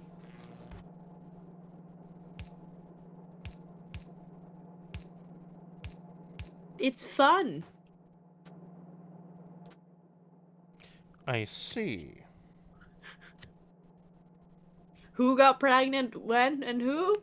That also depends on how drunk. That depends on the party and the mood that Dune was in. Because again, gods don't have a gender or a specified sex, so it's mostly just dependent on the mood that Dune is in at the time. Like, the amount of times that, like, probably Dune has the most, like, demigod kids who are, like, definitely raised by the other parent. Because Dune's response to being pregnant was, ah, that's neat. Time to make this someone else's problem. Kind of, yeah. Though again, she does tend to like give the kid at least some sort of something or another I got to like distracted make by a phone notification. that's fair. Like she does tend to like give the kid like something as like a mixture of you're my kid, Nate, and like she genuinely doesn't has the response of I have a kid? Oh, when did that happen? When she was the one who was pregnant? Again, we're not certain she's ever not been drunk in her existence, and she's probably also a bit high. I see.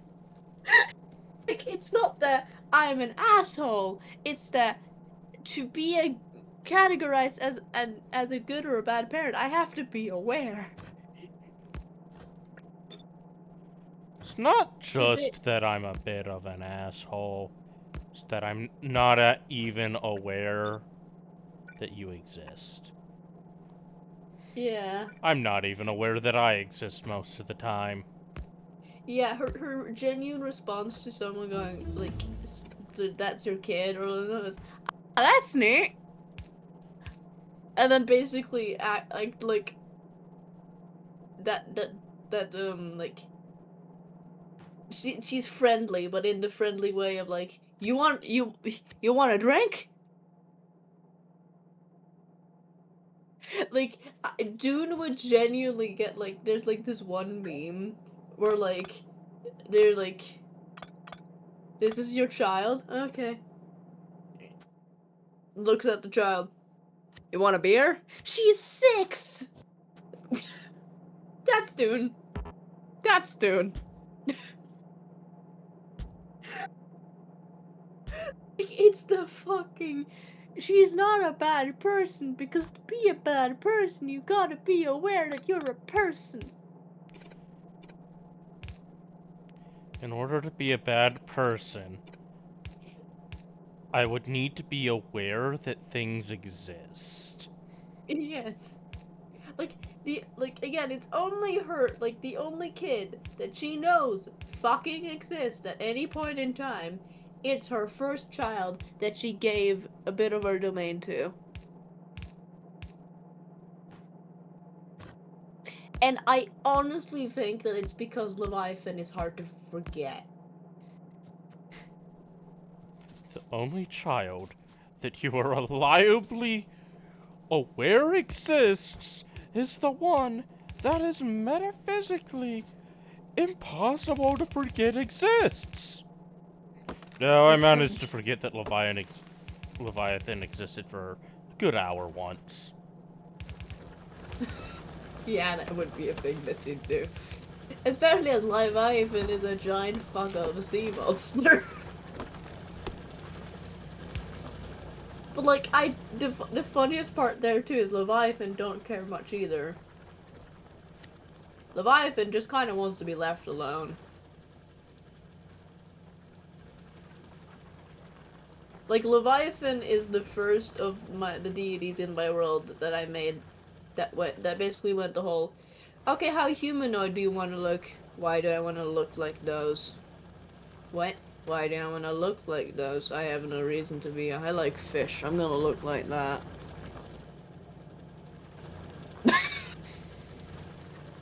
Like, my best way of describing what Leviathan looks like is if you mix an electric eel, um, one of those, you know the fish in Nemo? Mm-hmm. That, like the one that almost ate him, the deep sea one. Yeah. The That anglerfish. one, the anglerfish, yeah. Definitely some shark in there. A bit of octopus, probably. Um, yeah. Could probably be in Subnautica. As like a Leviathan in Subnautica.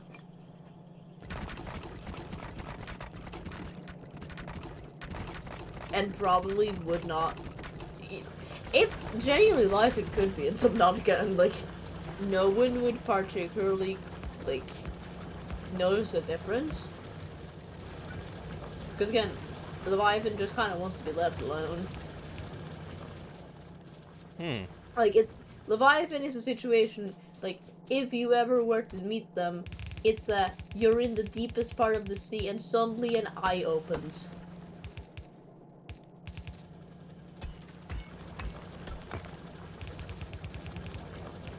That's how you meet Leviathan.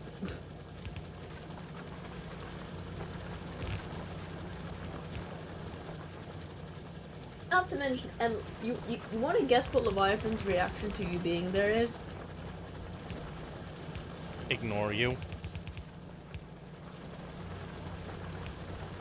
Depends on how you entered, but most of the time, yeah.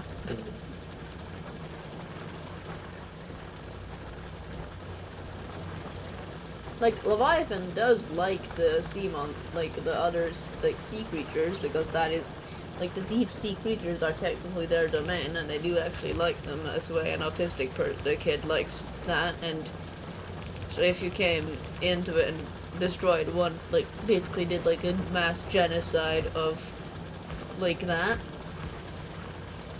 you will see an eye and then nothing. Guess there won't be enough left for someone else of you for someone else to see you. That too, but also just it happens so quickly you're not even able to register you're dead.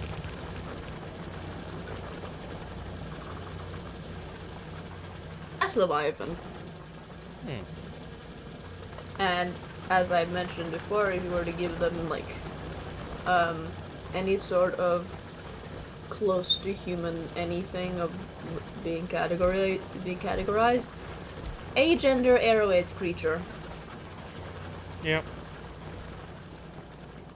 Their parent sometimes forgets that they themselves exist. Their kid just wants to be left alone.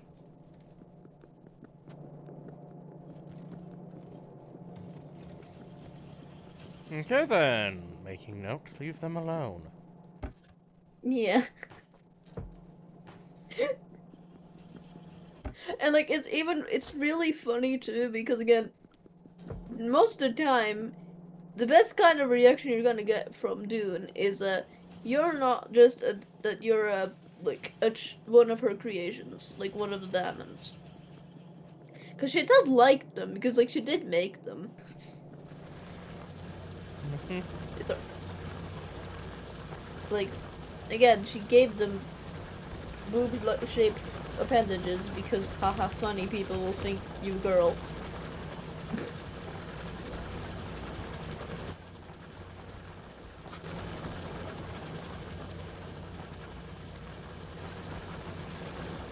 Like genuinely, someone might ask if Dune was ever asked one day. Oh yeah, what do you take?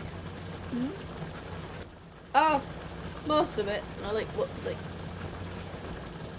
they like insert like thing. Oh yeah, that too.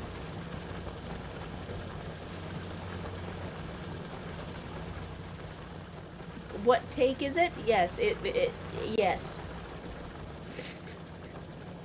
Is it something that can show up in a party? Dude's definitely done it.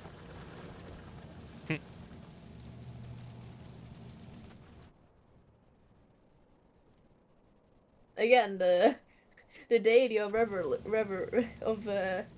rever yeah.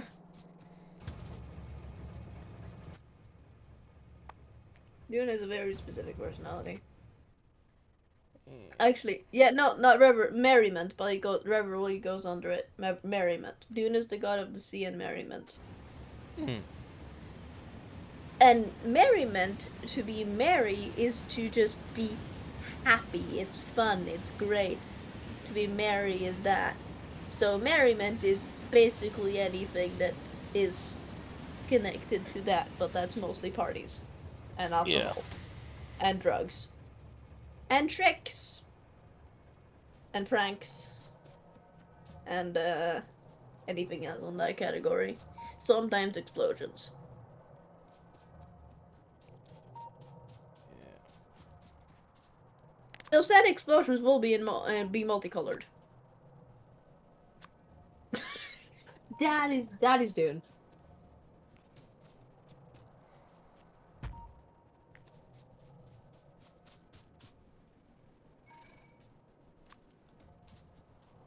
Like at least the other gods tend to give a shit about their demigod kids to a degree. Yeah. If they're aware they exist, that is. Like an example, the deity of the sky, the one who made the species of the character I'm currently drawing. She is a thing that's very common is the species tend to be their culture or how they technically act most of the time tend to be based on to a degree their deity that made them. Mm-hmm. And they're going by the sky folk in my brain until further notice. I still want their name to mean that because the reason they call that is because they basically went, our god made us, so we're gonna name ourselves after her to Mm. show how fucking great we are. They're a bit pompous. They're a bit pompous. They're a bit. Just a bit. They're they think themselves important. Are they important? That depends. Yeah, it depends on where you are. Like it's a difference between like the elf important of like I'm an elf so I'm better than you. It's more of a I am all that because of this. Yeah. I can point at the thing that makes me better than you. To a degree, some of them do act like that. Some are more humble than others, but with that personality trait, you can kind of guess how the deity is. Yeah. Like she's not mean. She's just Has a bit pompous. of an ego. She has an ego, yes. She's very proud. And that is also probably connected to the fact that out of her sisters, she is the only one that got married. AKA, another god wanted to spend her life with her.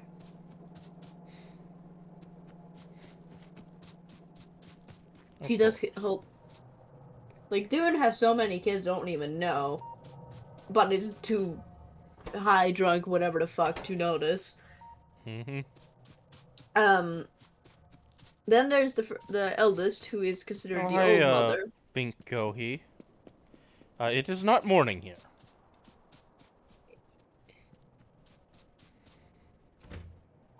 I don't even know what time it is anywhere. Well, it's 11 p.m. here, but Yeah, it is, 4:30 p.m. here. oh, neat. But yeah, my like the eldest of the sisters is the Earth deity, so she's technically considered the All Mother, so she's technically the mother of all. And girl's been pregnant a few times. That's the one I drew that has like that was really proud of the stretch marks Mm-hmm. because she doesn't need a second person there to get pregnant if she wants to. Technically, none of the gods do.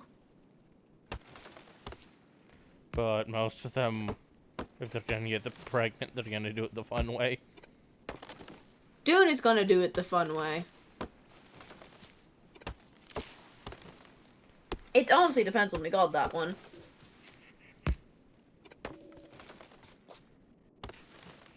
Like again, the Sky Deity don't have kids. Hmm. Might have a few demigod kids, but like she's probably the one out of them that least have the least demigod kids. I see. And she is fully aware of who is her demigod kids, and they are fully aware that they are her kid, and they tend to get a pretty high positions in life. Hmm. Like, if it's a kid outside of the noble families, there's a high likelihood that that person will then marry into said noble family, one of them, or gain another, or be a really well respected pick of a profession. Mm-hmm.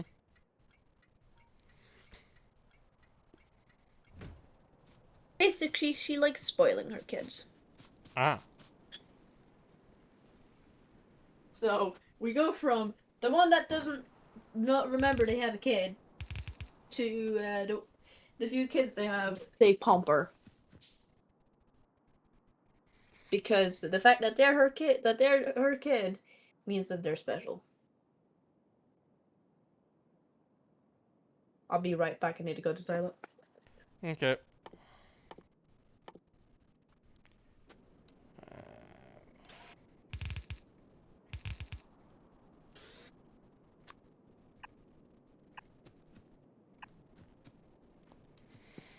Yeah, I'm gonna head back.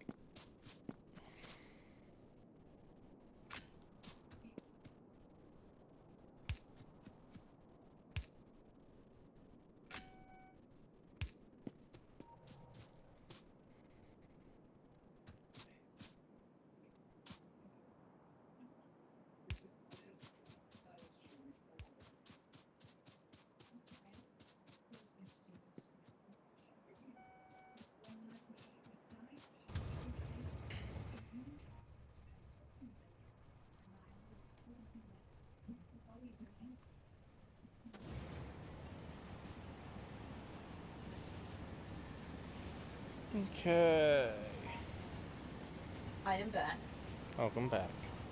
I could also mention that the specific type of spoiling she does is that she is genuinely interested in what their interests are.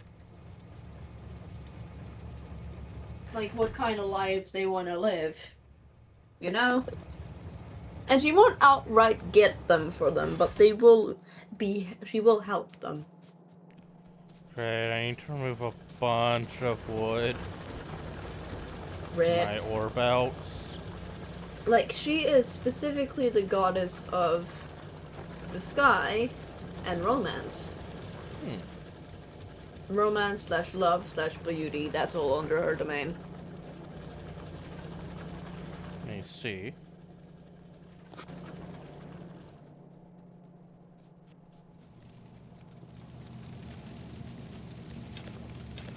So, like, she will nudge her kids in the right directions to what they want. But she won't outright give it to them.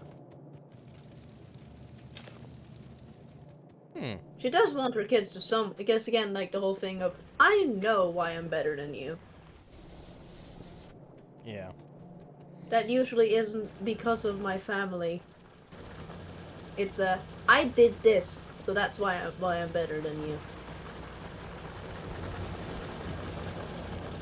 I succeeded in this. This is what I'm really good at. That's why I'm better than you, because you're not as good as me in this.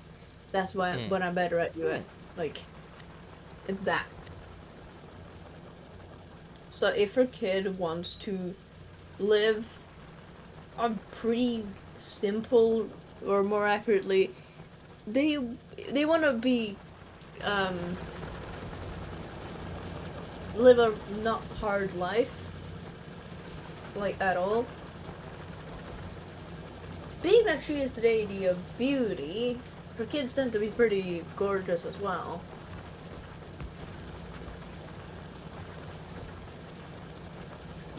She can certainly like look at what what the deity of the sky might do is look at her child's personality, look at what would be the most best chemistry, and look at the noble families, and go, who here is single and would be compatible to my child's personality and interests.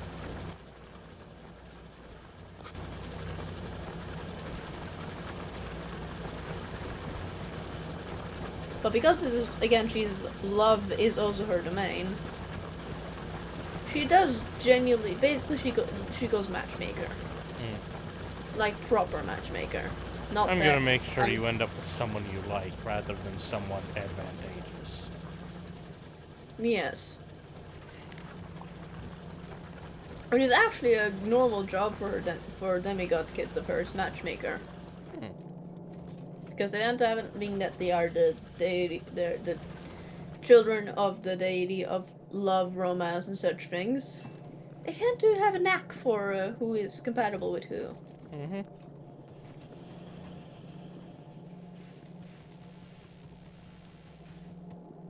Like they are, which also means that certain noble families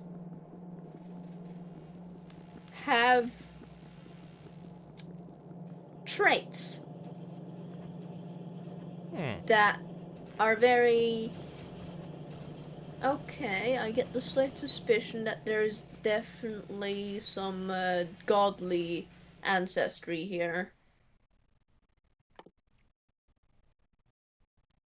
Because how it usually goes is the more down the lines, the less the blessing shows.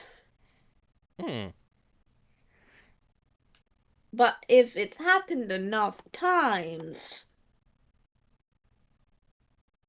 the trait will kind of just become a common one. So, like, one of the noble families, I haven't picked who, they tend to have a bit of a pearlescent shimmer to their feathers. Because they try to make sure everyone marries into their family. More accurate to say that many of the children of said deity are compatible to that family's beliefs and the way of doing things. I see. Which also, in retrospect, can you can see which family is favored by the god depending on who ended up getting married to a demigod of hers. But that doesn't mean, in that respect, that is like this is a situation of this kid wanted to live a rather easy life. Yeah. Sometimes the demigod of said would just marry a commoner. That's not uncommon. They will probably end up becoming successful, and they will probably get some sort of nobility, like at least mingle about nobility, but they don't always marry into it. Sometimes they're the breadwinner of their family. It's also just depending on that specific demigod. But it is something that some of the noble families take as like very seriously. More accurately, they take pride in it. It's a look how favored we are by the gods kind of situation. But it also means that if something were to happen and that family were to change enough for the deity to not consider one of their children compatible to their beliefs and such, that can lead to changes. That can happen. I haven't ironed out the families yet, so I haven't figured out which of the ones that have the pearlescent. But I'm more leaning towards the waterfowl-based family. Hmm.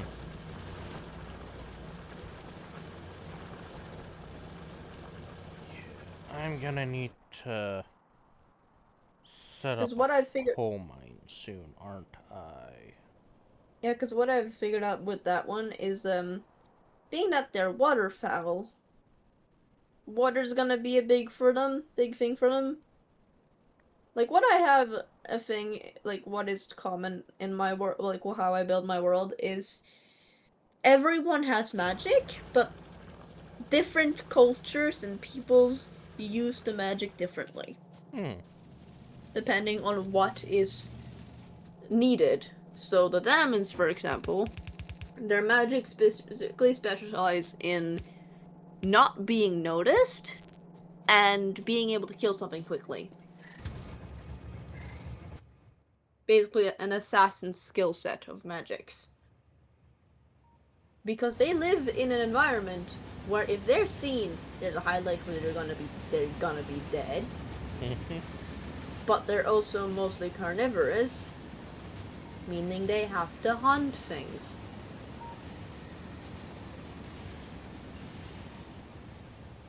So their magics are specifically specialized in making that easier. Reasonable. I'm thinking about being the nature of the Sky People's culture and such. They value beauty, grace, romance, all that things of their god. They live in a rather high altitude. Mm-hmm. Um, they're ambivalent, but depending on the specific sky folk, some are more carnivorous, some are more uh, herbivorous. Herbivorous. Yeah, it just depends really. They would mostly value beauty and looking the best, so I would say enchantments. Hmm.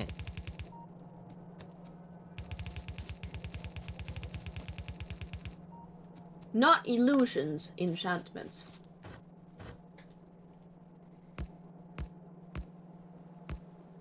I would even say using magic to change your appearance as a way to, like, in subterfuge Mm-hmm. would be like to pretend you are something you're not would be seen as very scandalous. I see. Because it's the I am better than you, but here's the reason why. Mm-hmm. They really dislike those who fake their way to the top.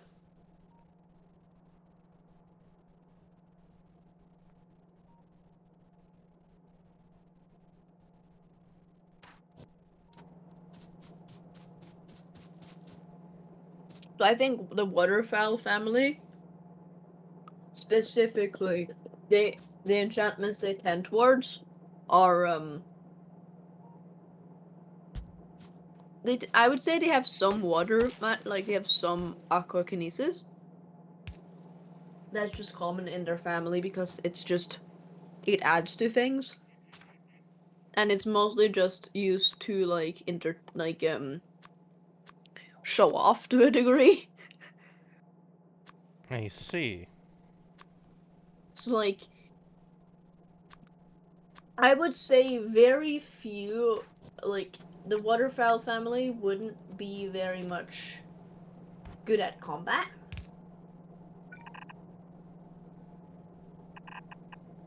The ones that are more combat wise would be the raptor family, which mostly focuses in enchanting either tools, like they like weaponry and such, Mm-hmm. or enchanting themselves to be better in battle.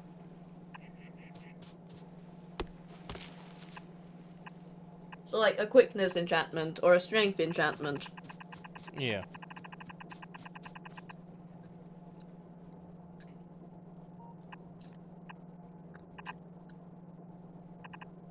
And due to the way that the leadership is set up, because there is an empress and there is an emperor, depending on who is picked to be the successor.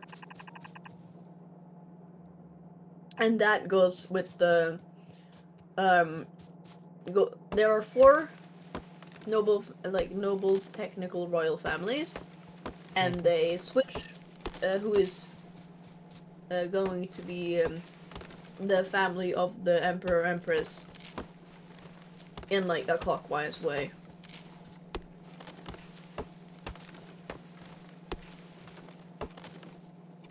So like after the waterfowl family had an emperor empress, there would be the raptor family's turn.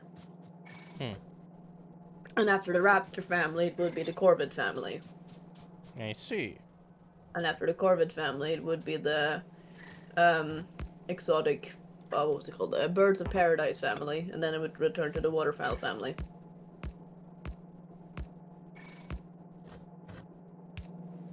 That's how it's done. I see.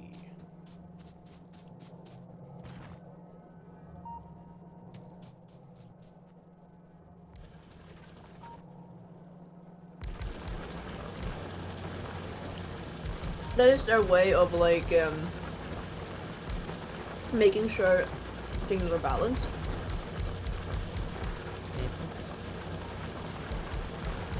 Because each family focuses on different things, like the waterfowl family focuses more on the actual beauty of things. Of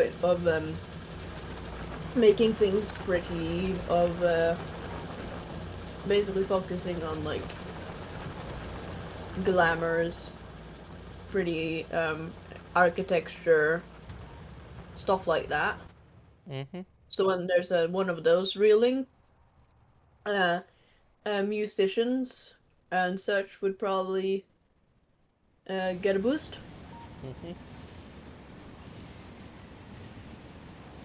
If it's the raptor family, then the military is probably going to get a boost. I see. If it's the corvid family, then I would say automation would become quite easier, like those that basically makes things easier, like the smart kind of things, because the corvid family specifically are artificers, engineers. Yeah. They like making tools and stuff like that, based on the fact that corvids is in Stone Age. Yeah, they're in the Stone Age at the moment. They use tools. Terrifying. Yeah. The corvids are in the Stone Age. Crows, ravens, and magpies are in the Stone Age.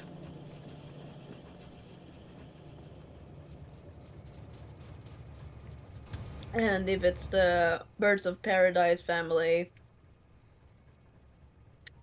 it's usually more parties.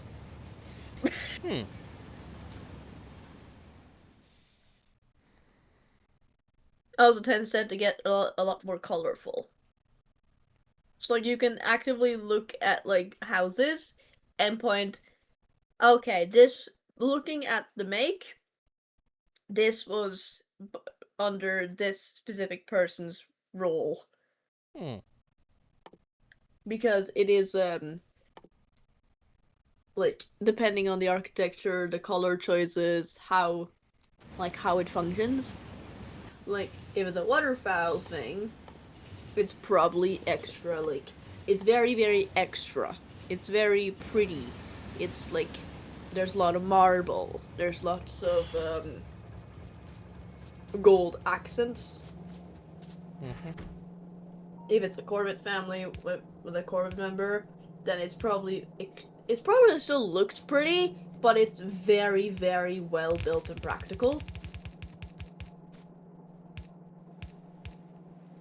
Because like it's still pretty. It's just different forms of pretty. It's different aesthetics. Yeah. So like for example, you know the things that are on the roofs that when it rains a lot, makes it so that water doesn't stay on the roof. Yeah. If it's a corporate family making it, they're definitely making that, but they're probably make it look like heads, like cool, like pretty heads, like of birds or such. As like it does, it's very practical. It's doing its job, but it is also pretty because it is differing aesthetics. Mhm. So it's usually a you can see it by a aesthetic of which family the ruler of this that make sure that one was built, as well as specifically how advanced it was. Like, okay, that looks like it was that many years ago, meaning it was that ruler.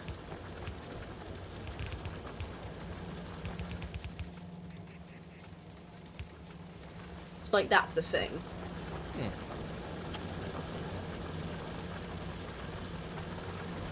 Hold on, did you know that New World vultures and Old World vultures aren't related at all? I did not. I didn't knew even that. know there was a difference. Yeah, they are.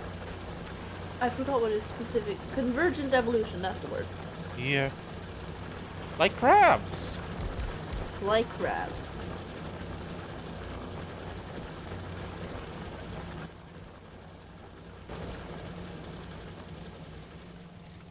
I'm just saying that because again, I'm drawing someone whose bird is a vulture.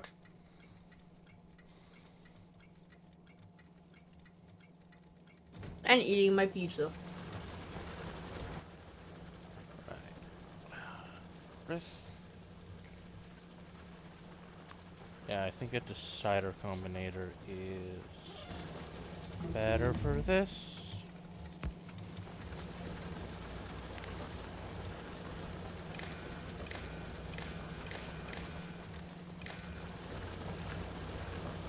Like that's the very thing. Like I'm playing with them and their civilization.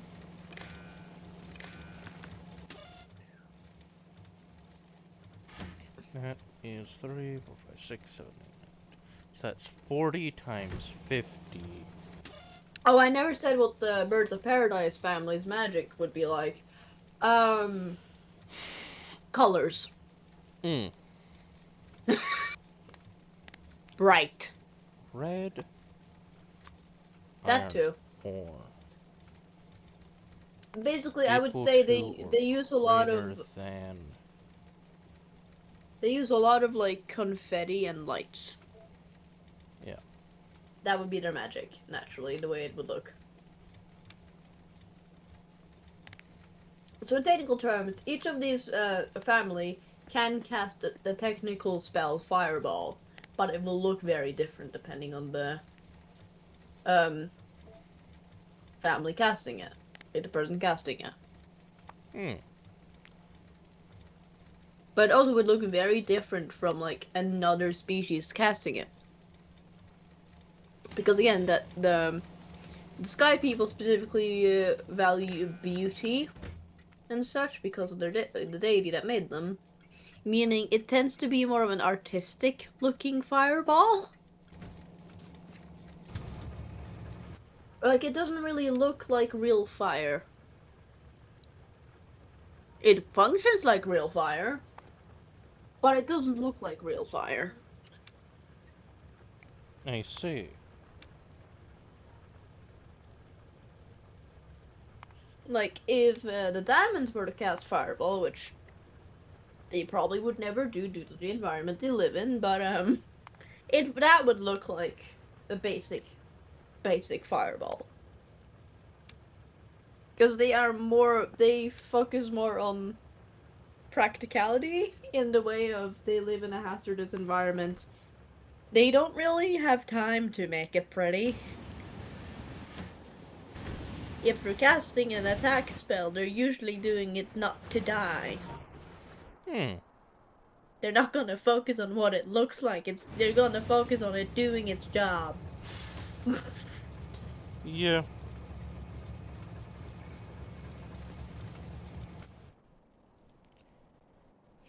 Okay. And the fact that these are creations from two siblings. Very different. Mm-hmm.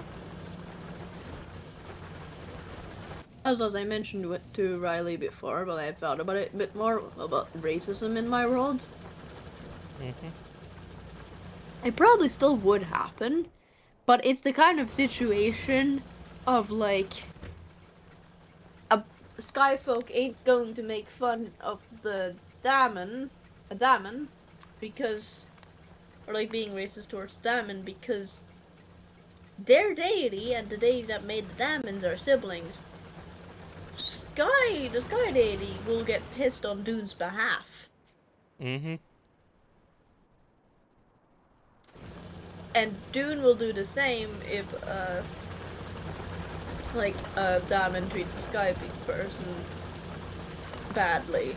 It's that they will be pissed at Sky Deity's behalf because, no, you're not doing that. Yeah. I won't say they're gonna smite them immediately. I think it's more of a, oh, you are very obviously disliked by your god. Your god likes the people you make fun of for not having been made for him, because he likes who made them. You Yep. really shouldn't be mocking them. Yeah. Also, Dune doesn't give a shit what anybody looks like. Dune is just having the good time. Yeah. And like, you being racist is really putting down the mood, you know?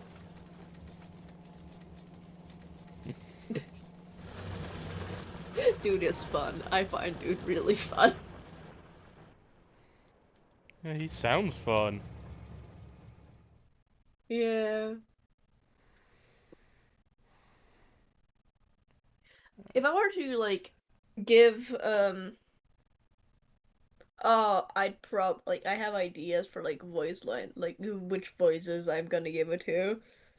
But specifically if I were to give the Earth deity on like a voice, I would say a bit later seasons Fluttershy. Hmm. The gotten a lot more confident Fluttershy and will chew you out, but it's genuinely just really nice most of the time. Yeah. Um like I might make one of those at one point, like this character, this voice, and how accurate it is thing. Like I'd say Dune would be rather similar to Ida from Owl House, but not fully. Cause like I would say like out of 5, Dune and Ida from the Owl House would be a 4.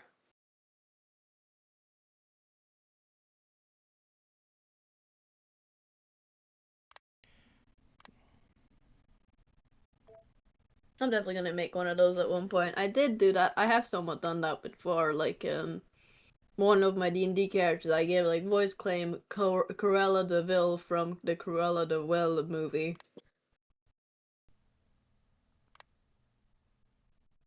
That's one of my warlocks. That's my fiend warlock specifically.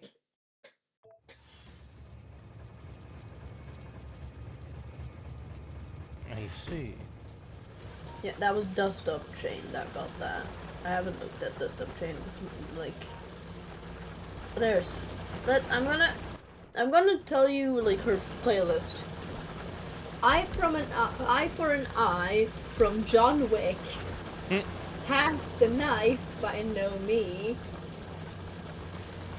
Praying Mantis by Jazz Alone. Medusa by Kaya Jet. Viper by Lyricat. Demon Mode by Ivana. I'm Not Sorry by Nemoi. Inferno by Ramani. Unholy by Coe Breeze. Mm-hmm. Villains Aren't Born, They Are Made by Peggy. Villain by Patty Cake. That's a name. Yes, it is. Hell is Coming With Me. Specifically the version by Anna Patu. Deal You Can't Refuse. The Gathering. Bite marks by League of fucking Legends. It's from Arcane. I'm not surprised. Blood on My Name by the Brothers Bright. I'm Not the Villain by Rachel Sandy. Breakfast by Sandy, and Oops, I Did It Again. That's Dust of Chain for you. Nice. I hope that gave you a bit of an idea of how she is.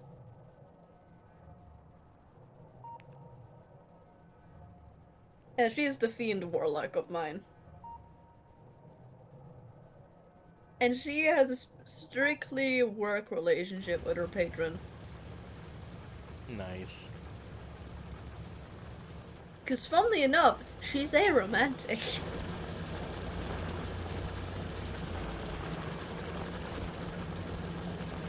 Dust is completely aromantic.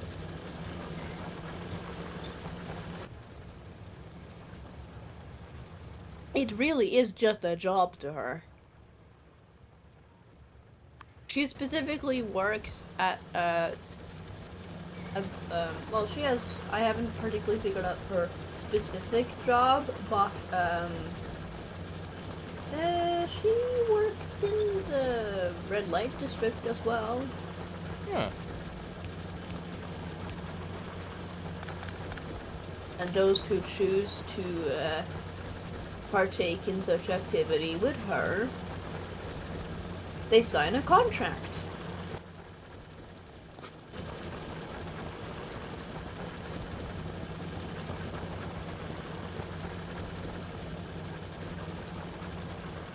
And said contract just happens to also mean that they're selling their soul to Dust's patron. That feels a little evil.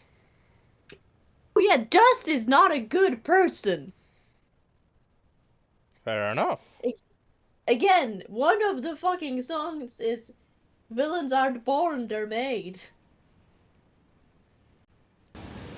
Like, she properly considers herself a villain, and she fucking goes, yeah, no, I am one, and I like it. It's the full-on, yeah, I'm a villain now. So, isn't this what you wanted? Mm-hmm. The whole thing of, like, how, in certain cases, being a villain can be a thing of pride.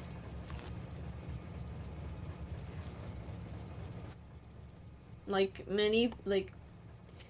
because people, again, villains aren't born, they're made. So Yeah. when you're pushed into that kind of thing, some might take pride in it. That's just the situation.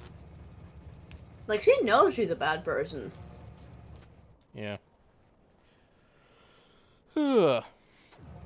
I am getting hungry, so I'm going to figure out something for food really quick. Okay. Um,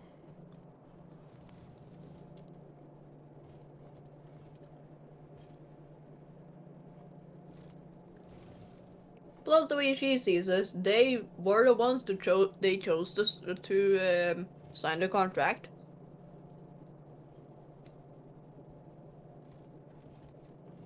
So, yeah. fair game. They just happen not to read the fine print.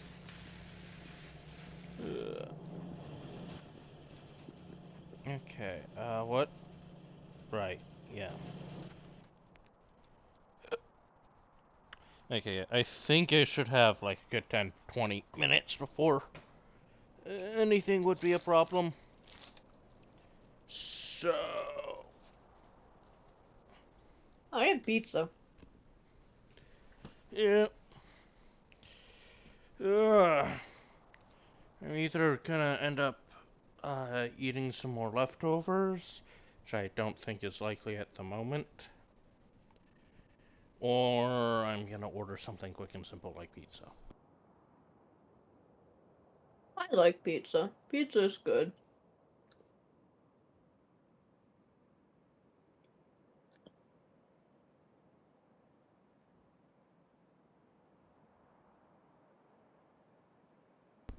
But yeah, I'm gonna let it run while research goes in the background. Okay, are you gonna go get your food now? I'm guessing that's a yes.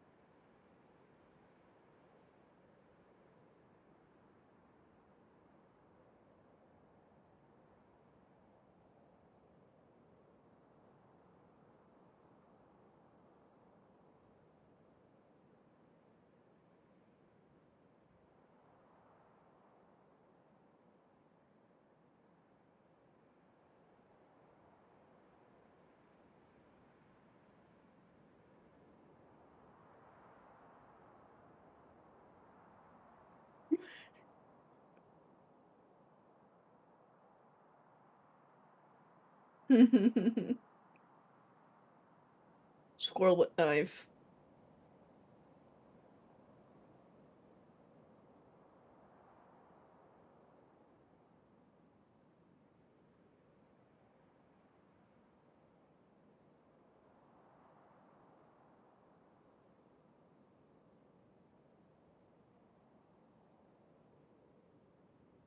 You say that like holding a knife is not the state that all squirrels secretly yearn to be in.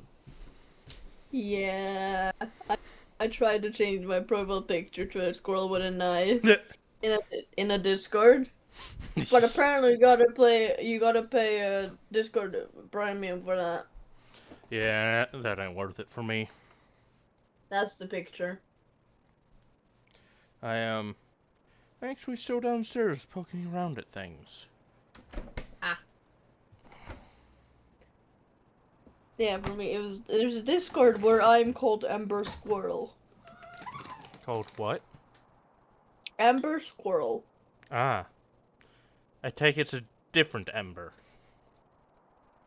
No, I called myself Ember Squirrel Oh, in said Discord. okay. I thought you were saying that the Discord was called Ember's World. No. And others such reason for that is, well, there's, I put a picture in the memes, but there's Gray Squirrel, there's Squirrely Jed, Dag Squirrel, then there's me, Ember Squirrel, then there's Silver Velo Squirrel, and then there's Squirrel Hee Hee. And then, of course, there were Silver Lark and Julie Jules. They were the only ones that were in that call that didn't have a squirrel name. Ugh. It's an inside joke in the server. I see. That's why I wanted to name my, like, change my profile picture to a squirrel with a knife in that Discord.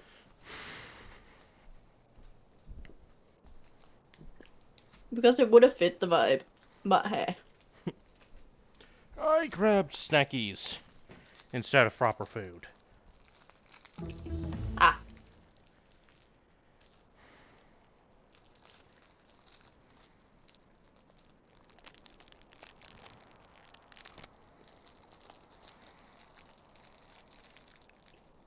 Yeah. Basically, my main focus with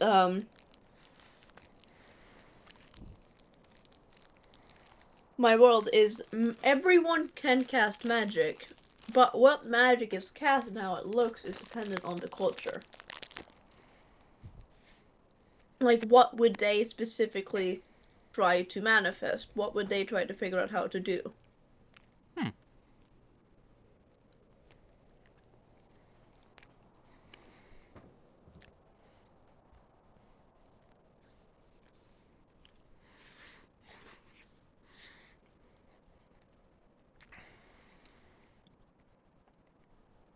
So yeah,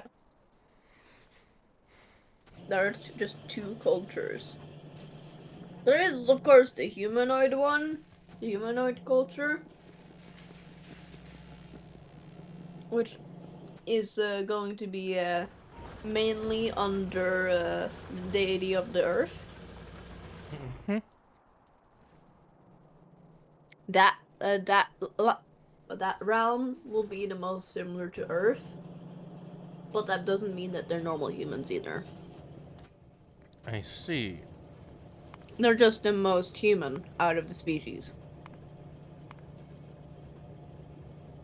They're the ones that the person can point at and go, "That's the human one." Hmm. And then when they look at stuff longer, they go like, "Wait a second. They're not really that human. Like there's definitely more there than just the human one."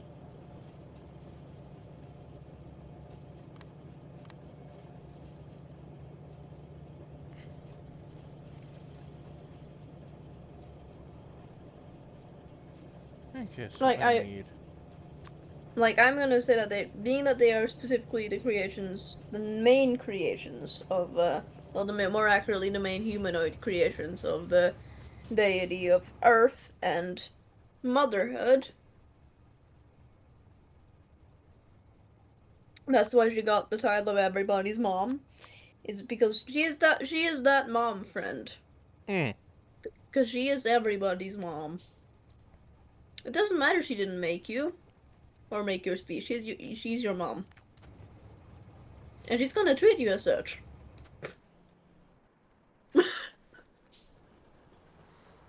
Okay, so am I just gonna plop oil processing into there? I think I am. She is going to ask you when you ate last. And be And unhappy when she slowly realizes that I never remember when I ate last. then she'll make you food. Cooking is also under her domain. I should probably mention it goes under motherhood. Hmm. Fair enough. Basically, anything that goes under motherhood is her domain.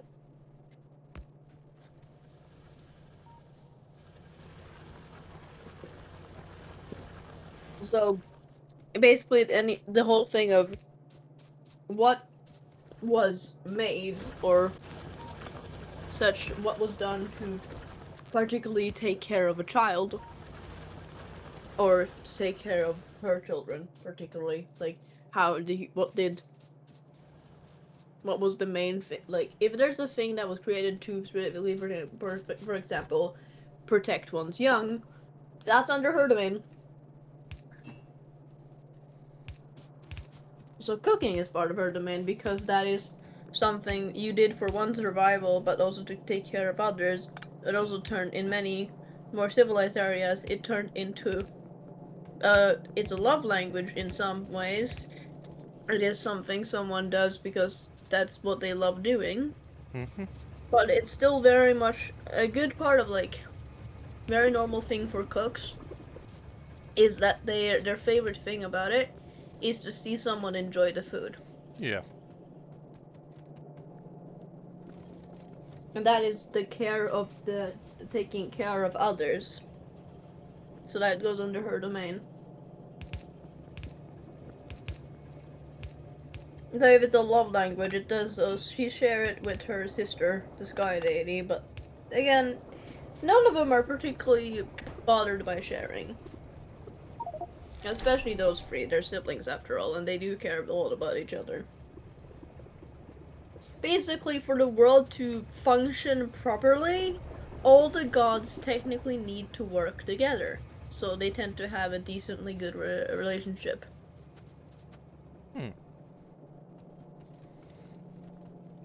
I should also probably mention that I haven't really figured out much about this guy's husband, but he is the god of combat. Well, they are the god of combat. But I would say combat is a part of it all, but what that deity prefers the most is honorable combat. So, murder is under his domain, yes, but what they particularly prefer the most is, okay, why did you murder? Because, like, that's a thing with specifically Ares that many people forget to take into account. Ares isn't just the, like, Ares is the god of war, but why is war declared? Why does war happen? Sometimes that war comes from protecting one's own.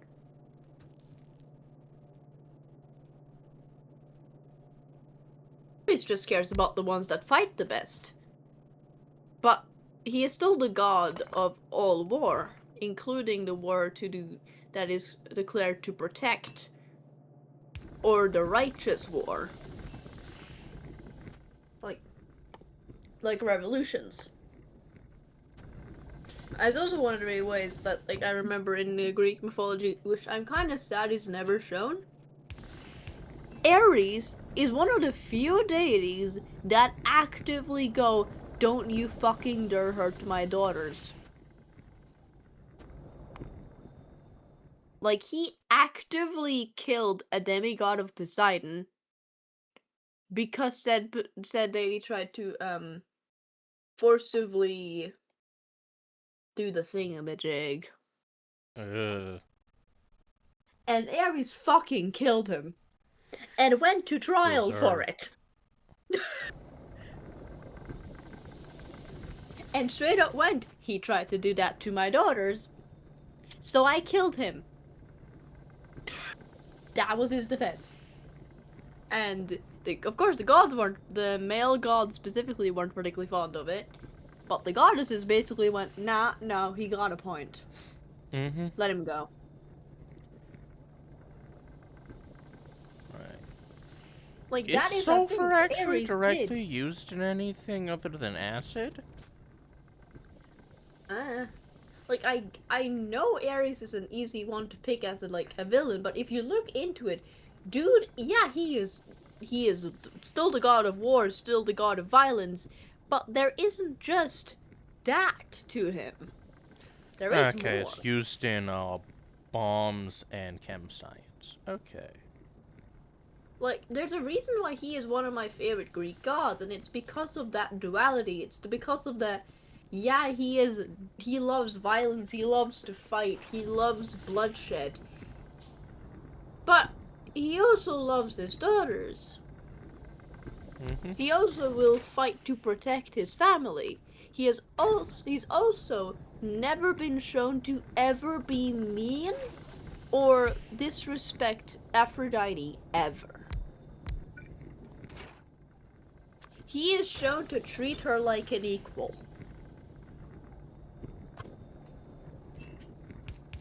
Which, and also in retrospect, makes sense because Aphrodite was also originally a war goddess.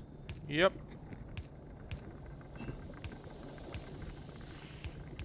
She is the goddess of the specifically war between love and war. But that was kind of removed in the Greek version because they didn't like it. Yeah. But she was very much a war deity.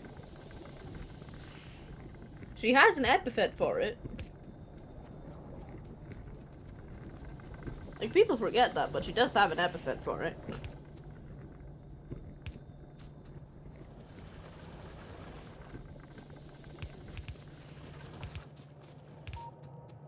Another one I find really funny is the amount of, like, ones that have like demigods of Athena, which like a mixture. Like I find it funny, but also like yeah, because one of Athena's most common epithets is Athena Parentheos, aka what the Pantheon is named after, which means basically the Athena the Virgin. Mm-hmm. And I find that really fucking funny. Because, like, there are multiple ones that are, like, on here. So the demigods of Athena, and you're sort of going, the Pampanos, the giant fucking building, one of the most well-known buildings in that part of the hemisphere,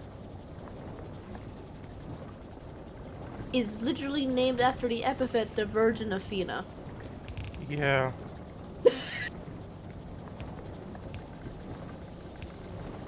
Because that city was specifically worshipping Athena.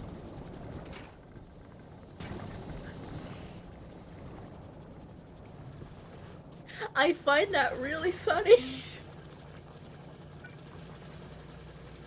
Like, it seems like the only ones that they've noticed and gone, oh yeah, that one doesn't have doesn't have affairs is Hera and Hestia. Hera because she shits on Zeus all the time for having affairs. And Hestia who took a vow of, like... A vow of chastity. Yeah. Athena just chose not to do it. There wasn't a vow or anything. Athena just wasn't interested. She had better things to focus about. Mm-hmm. And I find that really fucking funny.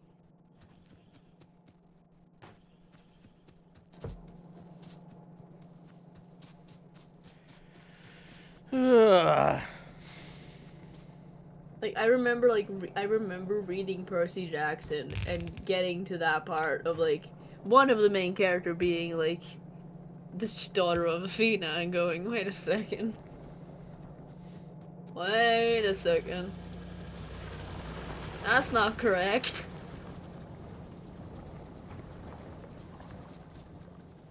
Like, she didn't take a vow, so she technically could do it, but, like, that's very out of character for Athena. Yeah.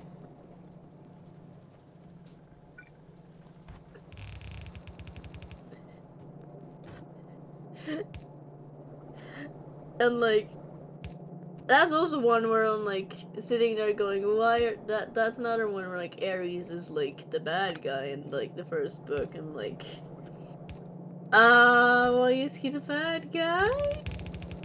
Like, exactly, is he the bad guy?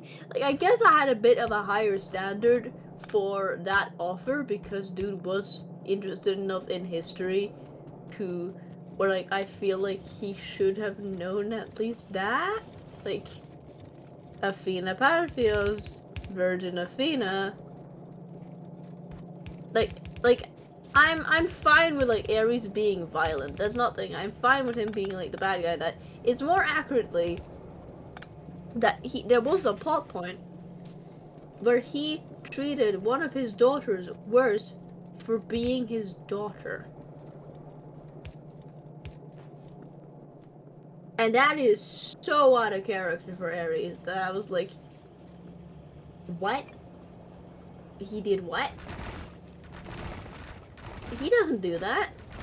He loves his daughter. He went to trial for his daughters. He took the risk of being sentenced to Tartarus for his daughters.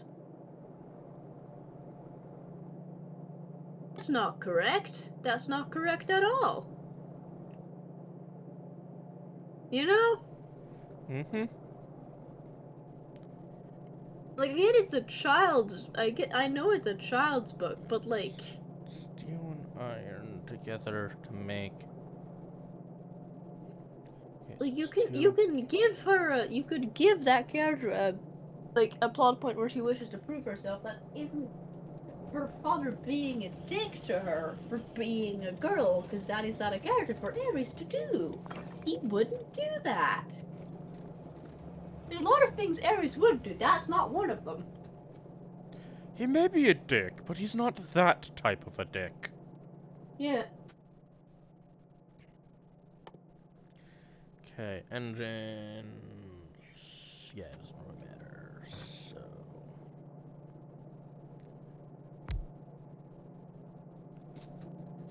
Like, I just sit, like, I like Percy Jackson as a series, just, like, specifics, like, or, like, other ones were like, yeah, there's different, where I go, well, there's different tellings of this, so it makes sense. But then there's stuff like that, with, like, Athena Pantheon, which I find funny, and then the Ares one, where I'm like, that is just out of character for Ares in general. There has been no myth of him not being like he has a myth where he literally almost went like almost was sent to the Tartarus for protecting his daughters from being assaulted. There is no other one where there is any remote opposite situation. He has always cared deeply about his family. So why is he written like I know it in like Rick, I take more of like a higher like because again, dude is interested. He's a teacher. He is specifically a history teacher, a mythology teacher.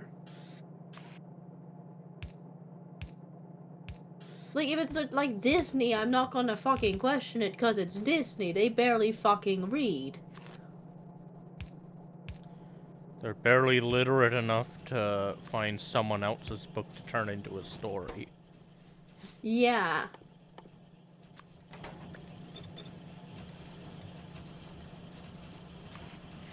I guess I had higher, I had some more like I thought it was gonna be different. I thought he was gonna do it like in a different way.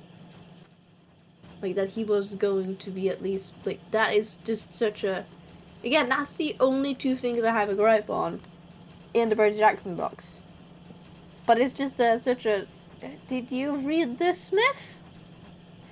And the Did, answer might just be no, it was not easily found when I was writing. yeah, it could be that. It very much could be that. It could also just be some level of culturally in line with what we think of for that category of god. Yeah. Like, I don't really understand why war gods have to be bad fathers. Like, that's something I never understood. I think Especially. it's because as time goes on, war gets more lethal. So, like, rather than like beating each other up with maybe a couple deaths, like some of the earliest fights are, nowadays millions die. Yeah. But, like, they seem to not take into the fact that, like, someone can be a horrible person but a great father. You know, Like, a good example, like, there's been multiple serial killers. Like, people who, like, actively assault and kill people and were great dads. mm-hmm. Like, I remember correctly, BTK was a wonderful father, apparently. You know, the buy and torture kill man. I did not know who that was off the top of my head. Oh, fair enough. But, like, horrible people can be great fathers. Oh yeah. Like, of course, there are bad people. Bad people are also bad fathers, like Stalin. But like, it's not a guarantee. Mm-hmm. And I honestly think it fits more that Ares is a good father Because a part of war is the war to protect your own.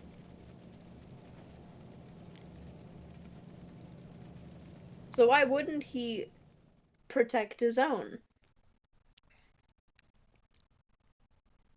War, as much as it is violence, is also protection. It is the you attack me first, I will make sure that you can't hurt. I will fight you till you give up because I don't want my people to be hurt. I don't want my family to be hurt. That's a part of it. But also a bit thing that I remember that they did well in Epic of all things, like the musical, is Ares is just the god of honorable combat.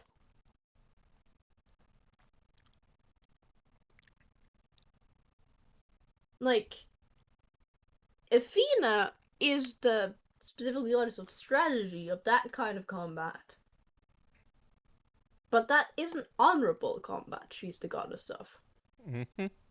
She's the god of sneak attack, the god of, like... She's the god of stratagem and tactics. Yes. That doesn't have to be nice, that doesn't have to be honorable, it has to be efficient.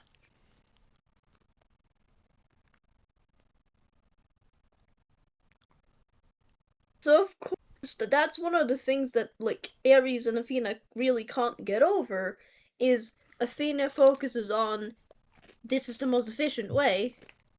Ares focuses on that there is no honor there. And that's also why you see why different groups would worship Ares over Athena or Athena over Ares. It's specifically, what did they think was most important? Did they think the honor in combat, or did they think the strategy in combat?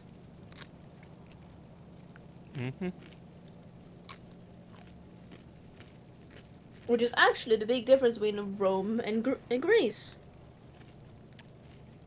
Greece most times worshipped Athena more than they did Ares, while Rome worshipped Ares more than they worshipped Athena. Which shows a very good difference between their cultures and their main focus. One was more focused on honor, while the other was more focused on strategy. Of course, they did overlap now and again. Rome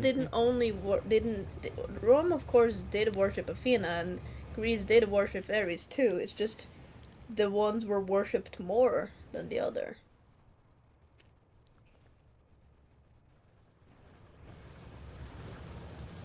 And that's always like a big thing you gotta do with, like, when you make a pantheon of sorts, is why would they worship this deity?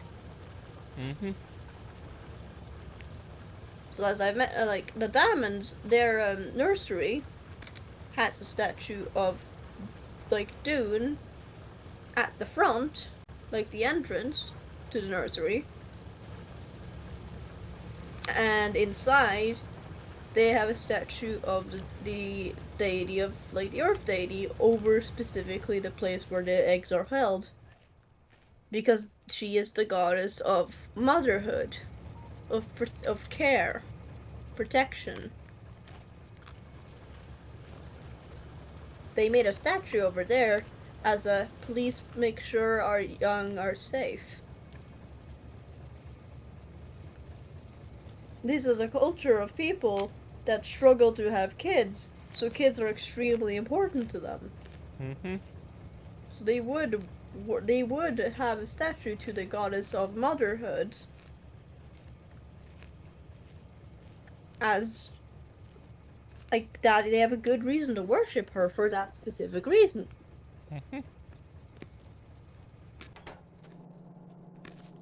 Let's say that another one is, for example, go back to the sky people. The family of the birds of paradise tend to can be a lot more aligned to Dune than their actual deity that made them, because they really love partying. They love joy, they love merriment. when their ruler is the one on the throne, there usually is a lot of parties. There usually is a lot of festivals. Let's Because that see is if I something can they fit that that's in something that they like. phrase. That's something they like. Like different groups of a species can still worship other gods if they have a good reason for it. There are even like children. There are even like I would say there are like maybe 1 to 2 members of the Birds of Paradise family that are demigods of Dune. Because again, the gods don't care who they have a kid with, especially Dune. Dune doesn't barely know any of that they had a kid. Dune would probably not notice if he was having sex with the species that he didn't make. Yeah, yeah, He'd probably only notice if they weren't having fun. yeah, yeah. Dune is very fond of safe sex and consent. Consent is important because if there's no consent, then there's no fun. There's no Mm-hmm. merriment. And Dune wants both the parties to be having fun. Also, again, most of the times that Dune ends up getting pregnant when she's pretending to be something else. To Yeah. party with the mortals.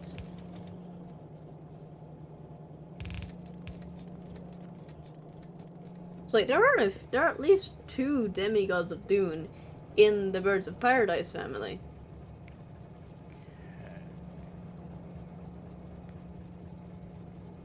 Because they like parties. Dune like parties. Dune went there because they made good party, and suddenly someone got pregnant, and it's fine. It's fine. Dude didn't know this. Yeah. He never Dude will, notices. yeah, Dune never notices, and Dune also tends to forget it. Anyway, one Even day if he notice did it. notice, he wouldn't remember long enough for it to matter. Yep.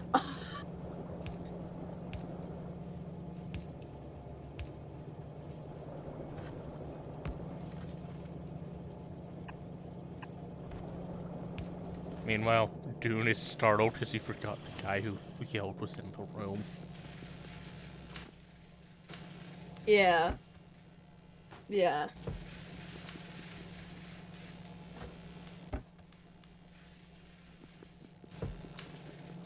I find Dune a really fun character. You want to see Dune? Sure. Okay, give me a second. I'm gonna find a picture of I made for Dune. Yeah, sorry, stream. You're not gonna get to see my Discord. Harry's Dune. Look at that pose. Where's the hug at?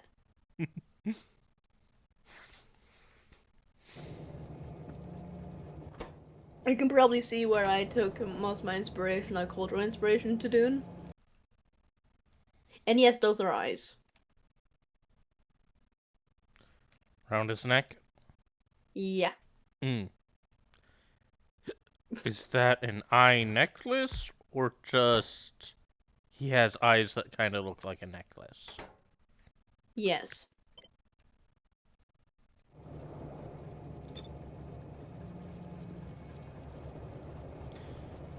Okay. Again, you're talking about the deity. That is high or drunk most of the time. I don't even think they know anymore. Fair enough. And their gem is blue coral crystal.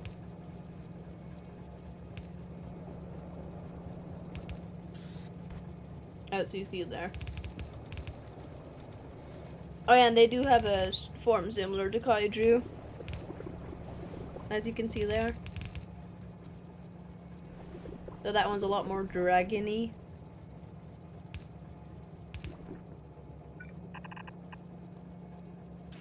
Dragon these nuts. Dune would make that joke.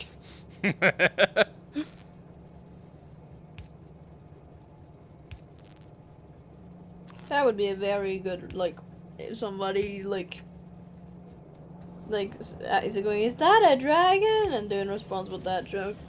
As the fucking dragon lizard thing. Be very, very good I feel way like of, like, he's the kind of person who would grow comedically large testicles just to make that joke. yeah, they would do that.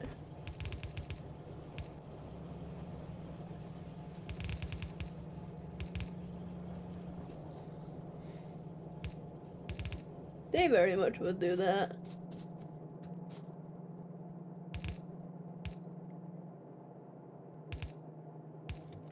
They would also grow their boobs bigger to make a joke about it.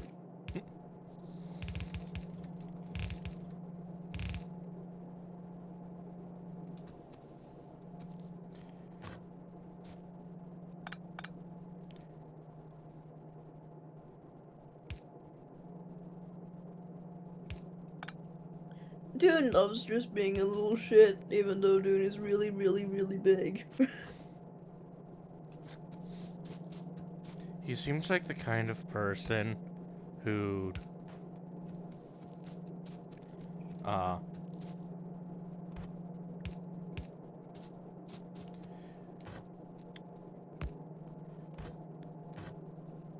like, if you said that his life was a joke, he'd be proud.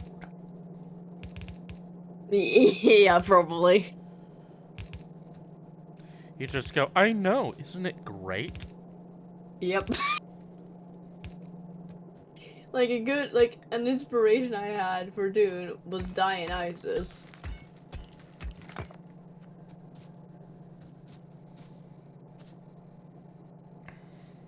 I think that explains a lot. Yeah, it does. Dionysus, Poseidon, because Poseidon have a tendency to go from really chill to really pissed off. There's no in between. Mm-hmm. Which Dune very much have the capability of being, because again, Dune is a sea deity. And the sea can go from calm to really pissed off to in very short periods of time. Mm-hmm.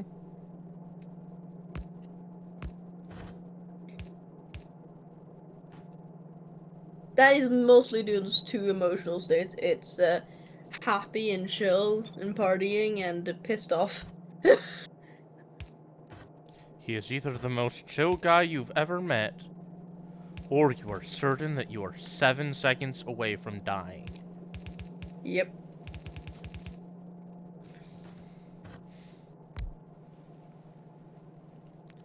Okay, That how is many Dune does for you. it say to grab? 4.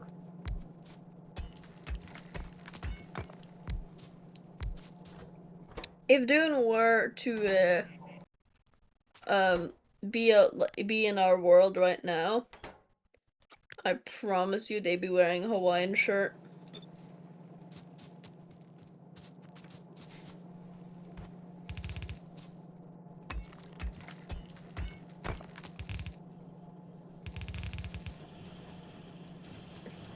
They would be wearing a Hawaiian shirt. They would be wearing probably shorts. They'd be wearing either flip-flops or comically like boots with comically big soles.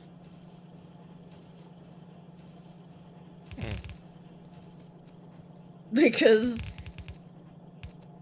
that would look ridiculous, and Dune would be very for. Dune is very much one for to look ridiculous if they find it funny. That is just Dune for you. He's the kind that if blank is funny is the main reason he's ever considered doing anything. Yeah. Was it fun? Why did he do it? It was funny. That is the only reasons dude need. It was funny. Ugh.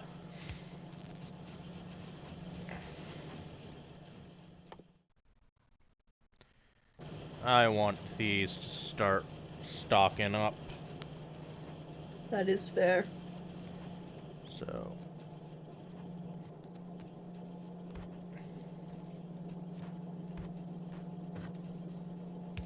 That's what I meant with like Dune would get pissed off on their siblings' behalf. Yeah.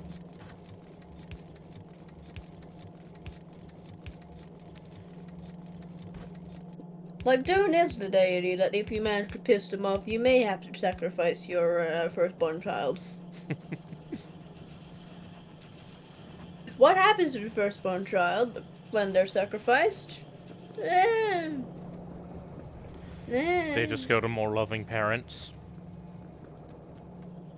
Most of the time, it is Dune genuinely shows up at the house of, like, two people who, like, he thinks would be the best parents, who are having trouble having a kid of their own, kicks down the door, gives them a baby, and says, "They're your problem now," and then just disappears. in a puff of a sea, a puff of like sea smoke. Mm-hmm. You know, like the kind of smoke that is around the sea. Sometimes it smells salty. That that is also a thing Dune would do. But if Dune's not doing that, then Dune is just going to their eldest sister, baby, and leaves. You know, the deity of motherhood and Yep. basically, baby, bye.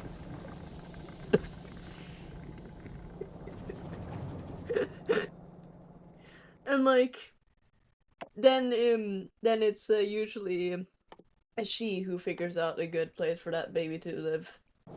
Mm-hmm. Or just adopts them herself. She's done it a few times. There's a reason why Fia is known as the motherhood. Like she's known as Mom There's a Fia. child That's her that has name. been deposited near where I exist. Mine. Yeah. I have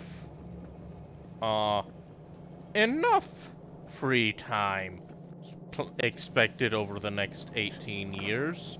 I can raise another couple children.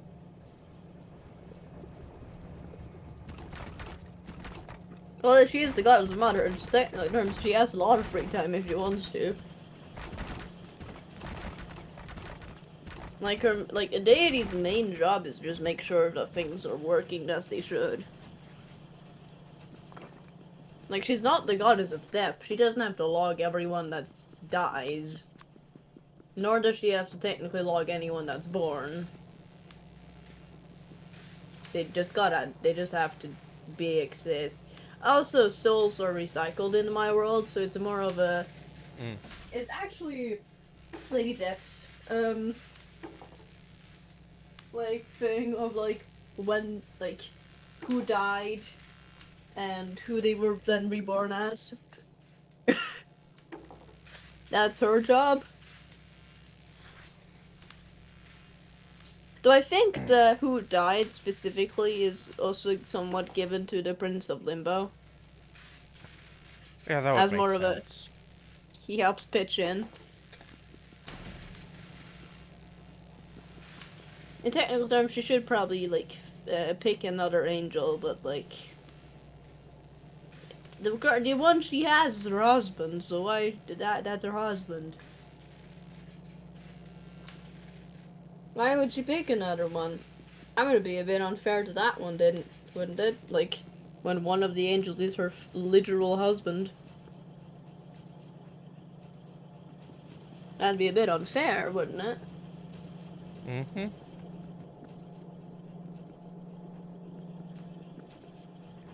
Like, Dune quite literally has an angel as well. Guess what that angel's job is? Get people drunk? No.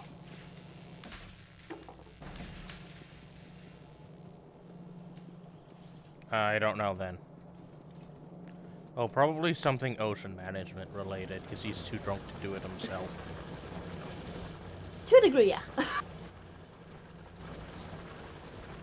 But more accurately, that the Dune's angel is in charge of the management. Like, basically, they're the one doing the paperwork. Hmm. Because Dune sure as hell can't do it. Yeah. It would be scary if Dune did try. According to legend, uh, mortals in Dune invented alcohol so mortals could know what it was like to be Dune. Yeah, that sounds about right. That does in fact sound about right.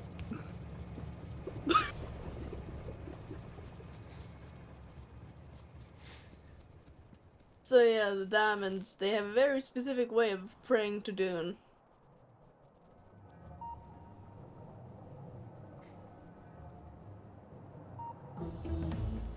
You can guess what that is.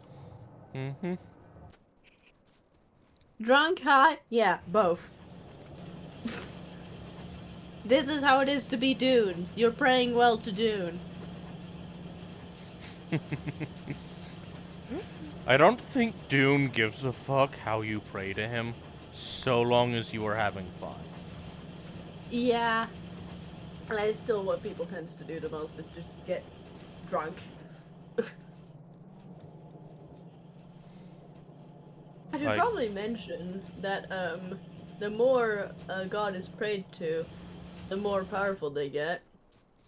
But the way they're prayed to is similar to Warhammer's Chaos God thing of as long as you're doing something connected to their domain, you're praying to them. so anyone who's having a good day is worshiping Dune. Yeah. Dune, the god of it's not a dystopia, and even then I'd still be decently powerful. Yeah. Yeah. But like you can outright like properly do a full on prayer, but like basic praying is just doing whatever the domain, anything like Yeah. that. Oh, you want to pray to Dune? Okay. Go set up Get a drunk. major rockin' party. Yeah, just have fun. The Have a bigger good the time. party, the better. Yeah. Heck, Dune might even decide to show up. Yep.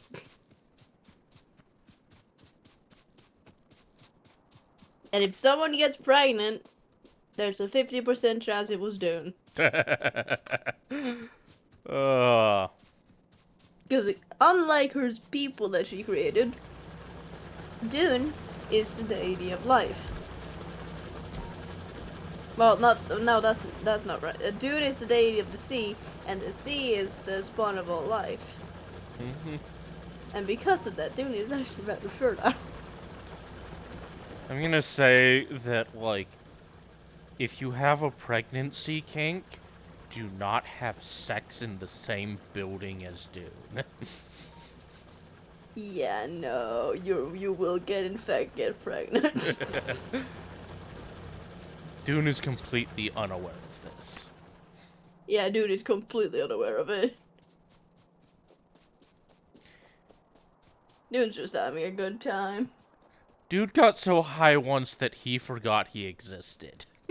Yep. Yep, he did. Actually, no. He got so high he made reality forget that he existed for 5 minutes, and even the other gods are praying that that never happens again. They don't know how he did it. They just don't want it to ever happen again. Yep. The good part about stuff like that is usually don't tend to last long. Oh yeah. It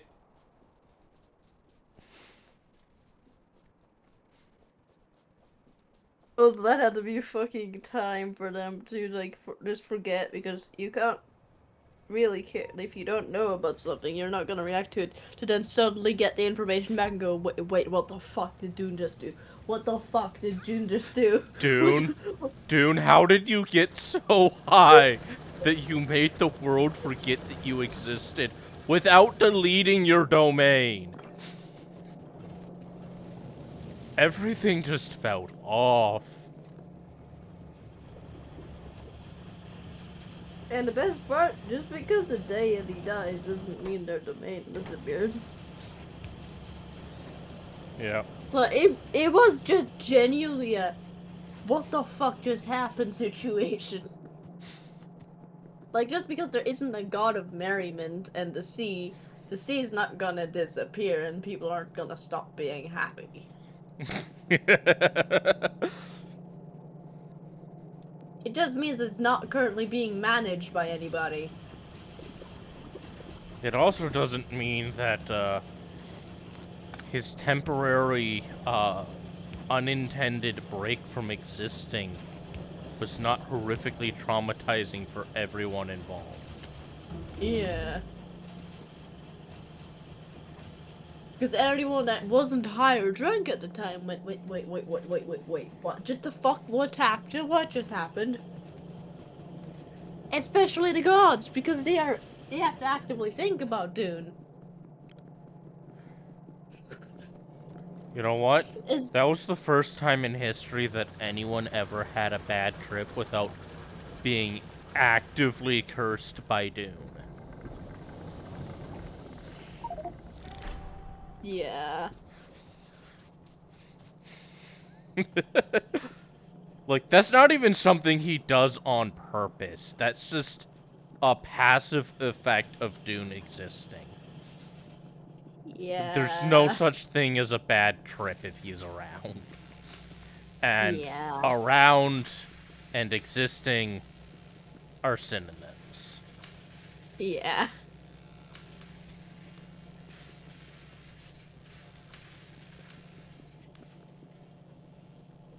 Like, I'm actually thinking about it, I think I might actually decide that those two demigods of Dune.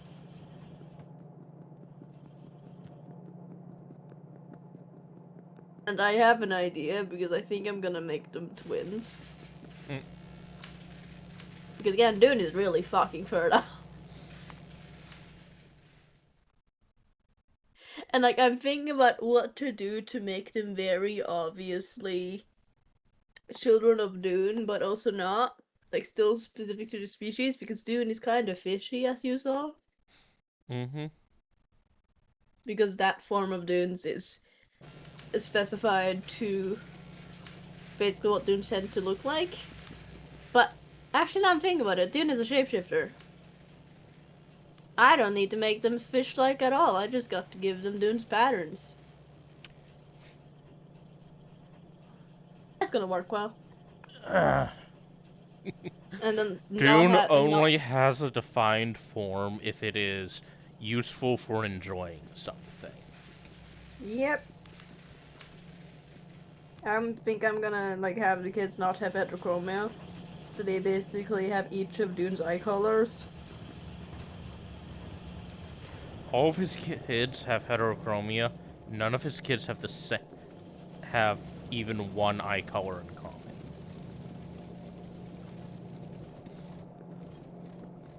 I wouldn't say all the kids have heterochromia, no. Some can.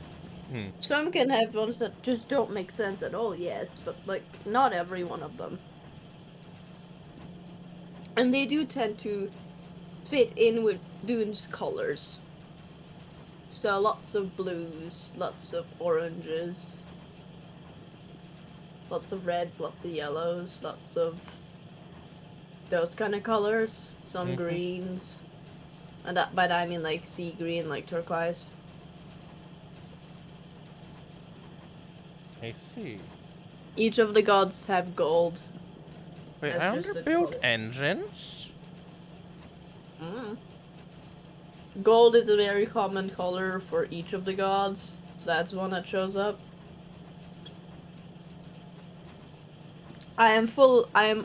My gods do in fact bleed gold, so that is very much a part of it.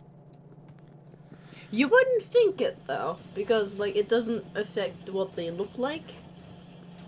Like how our blood is what colors gives us like a pinkish color to our skin. Mm-hmm. Like you would know because they choose whatever they want they look like. But they do bleed gold. And also good fucking luck to get them to bleed.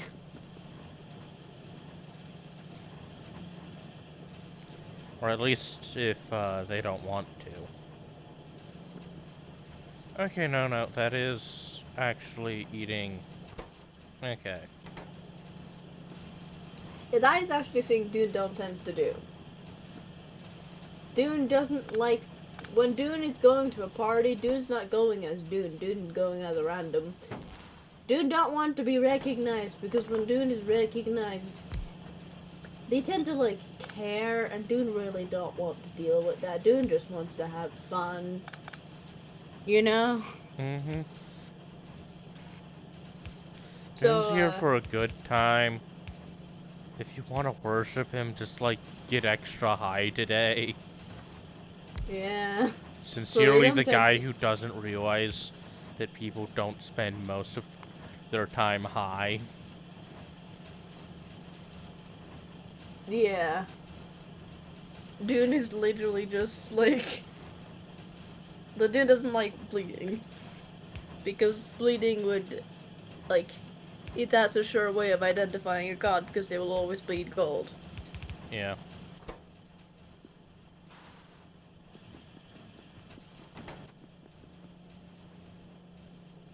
So Cliff explosives. Okay. I need to automate barrels, grenades, and explosives. How do I make explosives? due to the way Dune is, Dune can just straight up be summoned by like enough people getting high. You know, you throw a wild enough party, and sometimes he just pops into being. Yeah, Dune's constant situation is at different parties. Mm-hmm. If you were currently throwing the wildest party, he is going to be there. Yeah, the Diamond's main thing of like basically a big like they tend to have a festival every what they would consider a year, Mm-hmm. which is as deep inside the caverns as possible. The caverns are been some have already been somewhat soundproofed. That's part of their again with the whole thing of their magics of not being found. There's a lot of silence spells Mm-hmm. just around where they live, so sound cannot get through because of course they want a party, like especially under festival is basically them getting as drunk and high as humanly fucking possible in an attempt to summon Dune. They don't know if they have or not. They're sure as hell's gonna try. They're not sober enough to be able to recognize if he popped in or not. Yeah. Yeah. But that also makes it more likely that he'll pop in. Yeah. There's usually only like one um person that isn't high and drunk. And that is the nursery guardian.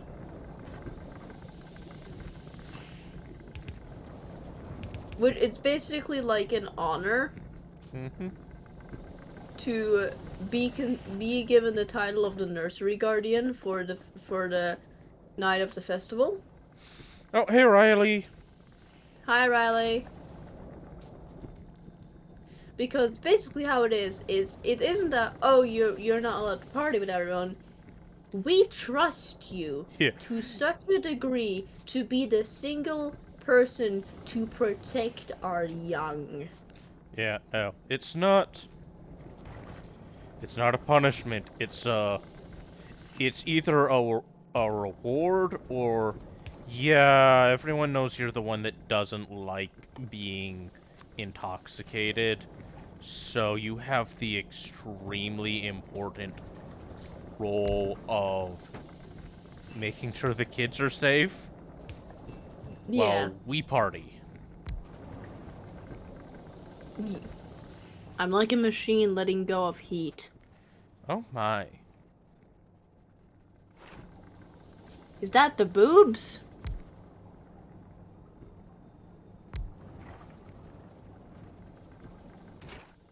Is that... Ah, okay, it's just exhaustion, not the boobs. Never know. Could be the boobs. Yeah, could be. You never know with boobs. Sometimes they just hurt for no fucking reason. Yeah. So, no, that's not actually the correct location.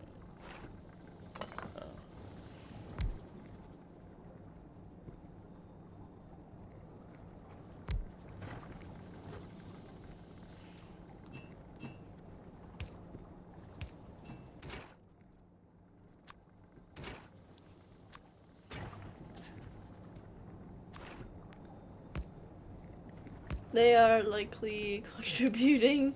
Yeah, boobs tend to do that. Don't worry, you'll get used to them. Possibly.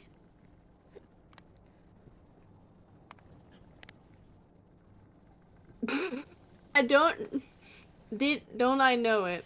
My phone fell on my chest and I experienced Valhalla for a moment.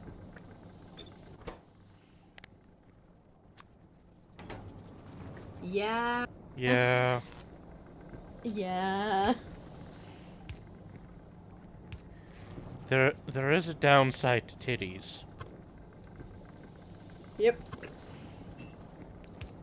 And it is that they are sometimes sensitive.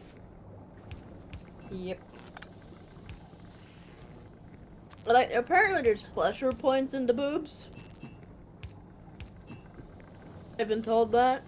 Is that right, Midori? Did you say pleasure or pressure? Pleasure. Now I can't say both. I take it you're talking about pressure points? No. The other one. Ah, pleasure? Yeah, I remember somebody telling me that once. Um, it's less pleasure point, more uh a lot of people just like them getting played with. Fair enough. Because I sure as hell felt no bloody difference. Yeah, They just I hurt don't sometimes. have any particular strong pleasure response. Me neither.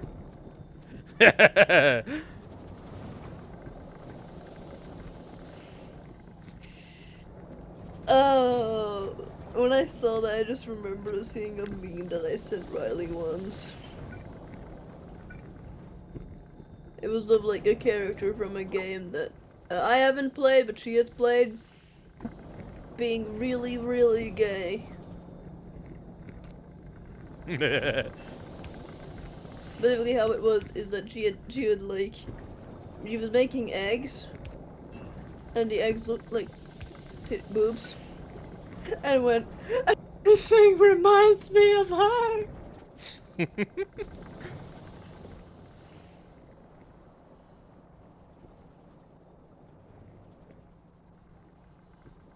I don't need to answer that question, Riley, because I think I answered it by explaining the meme. Yeah, that one.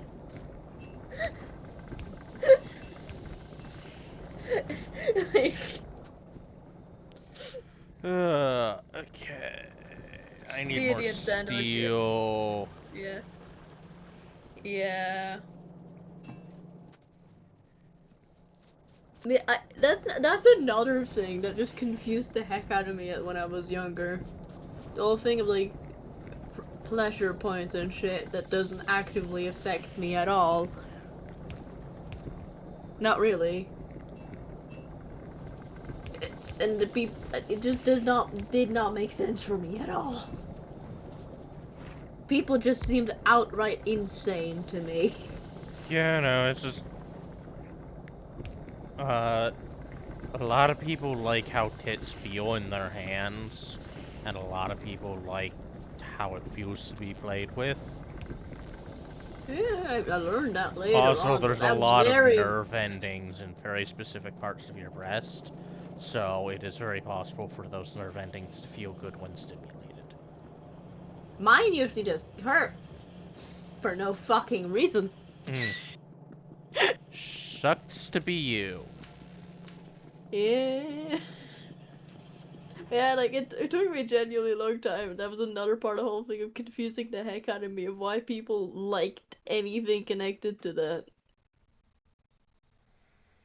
It just seemed impractical, just not not worth the energy, a fucking mess to deal with. Apparently, I'm 18 days in and I'm rocking a double A. Oh, good for you. Take a dab. Congratulations. Mm. Yeah, I just I never understood any of it. Like, especially in the fact I don't get crushes. So it just genuinely, most of the entire thing was just confusing to me. Mm-hmm. Like, I understand now why one of my friends asked if I was asexual, because yes, I'm that too, but like, I am so much more. I'm a hodgepodge of so far out of this fucking wheelhouse that I can only properly understand it via science. I shall not resist until I shall not rest until we hit the double D. Is that a good thing or a bad thing? Double D is very big tit. Yeah, cause like, is that big enough where like you get back pain? Yes. Okay, then you don't want that, Riley. Maxwell already has to deal with that. Like, have you been in a call with Maxwell when they basically had to go, like, literally? Okay, because I have a vivid memory of Maxwell going, "But you don't have constant back problems? Or, like, you don't have constant back pain?" Like that, like I remember I was in a call with somebody else and they were complaining about their back, and that was Maxwell's response. Like in a joking manner, but joking in the way of like, "Oh, you're not in pain all the time. I am." Yeah. The air quotes joking rather than actually joking. Yeah, but if I do not hit B, I'll be upsetty. Spaghetti. Riley, Riley, B is still bigger than mine. I think you're fine. I don't even fucking know what mine are, other than being a part of the tiny titty committee. Yeah. Like, the kind of tiny titty committee where like I don't buy bras, I buy sports bras.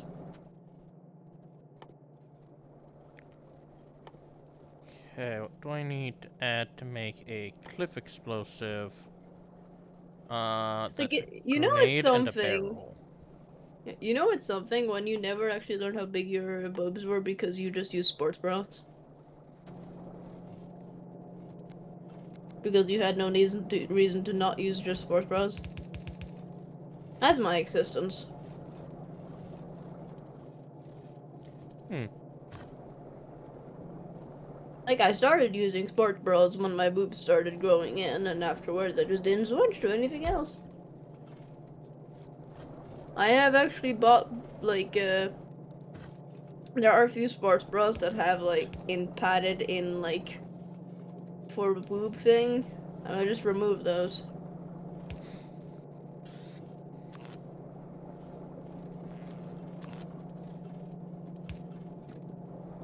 Riley, your boobs are bigger than mine. That means they're noticeable.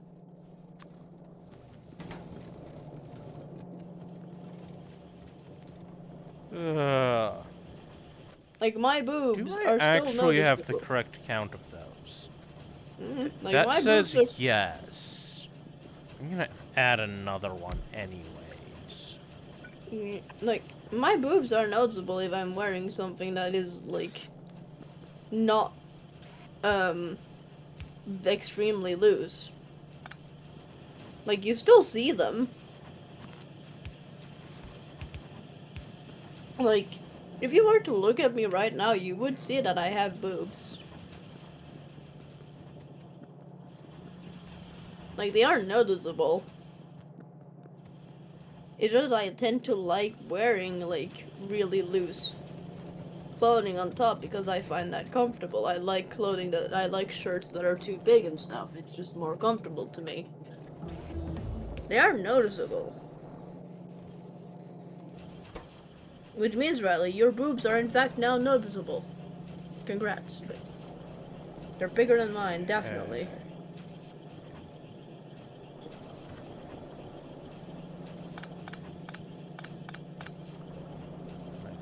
That there. You are. You know what's funny? When I was gonna look up boob size and I accidentally put an R at the end of that, and there's a dude called Bob Sire.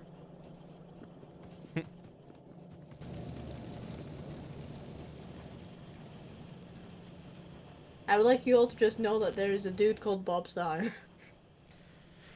Of course there is.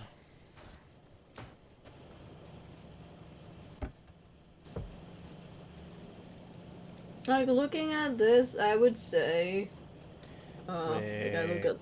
I'm looking at the boob size thingamajig. Because I know to a degree how to like figure out how big boobs are. Kind of. There's My multiple mom, measurements. yeah, my mom makes clothes, so.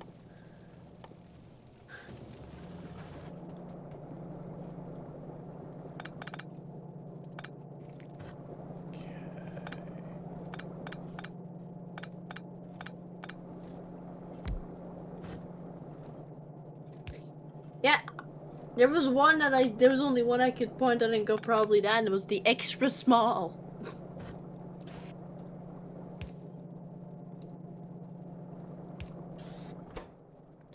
Okay, I need... Riley, you know I'm dyslexic, right?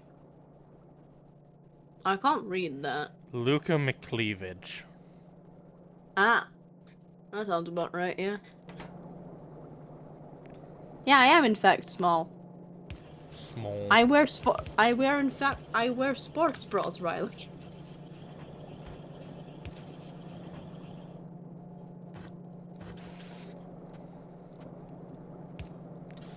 Ember the Small. I have been mistaken for a young boy before.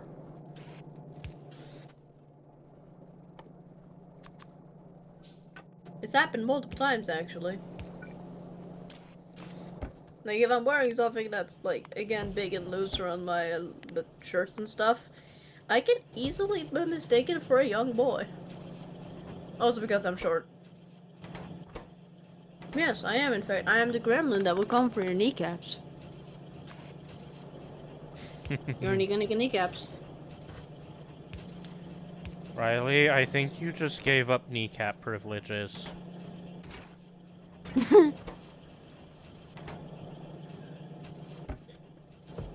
Yeah, I am a gremlin. That has always been the fact. I am a gremlin in any way. And when I told my mother, she started laughing because she thought of the movie. And that is accurate, I am that kind of gremlin. Okay, so do not feed Ember after midnight. That means I have to remember to feed myself after midnight. Mate, I usually eat breakfast at like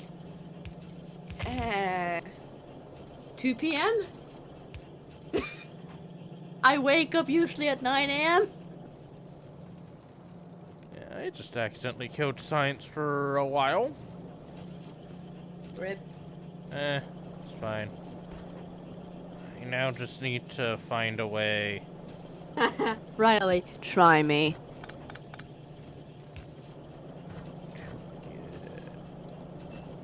What Plate her? mail can't stop me. I'm the daughter of a history reenactor. Plate mail don't stop me.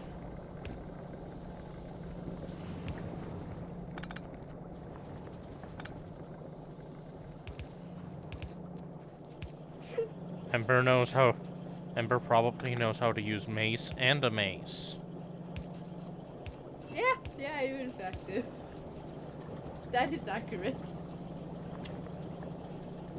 Well, if I use a mace, you'll definitely be on your knees rather quick. Yeah, the whole point of the mace is that it is the weapon that breaks you, even with the armor. Yep.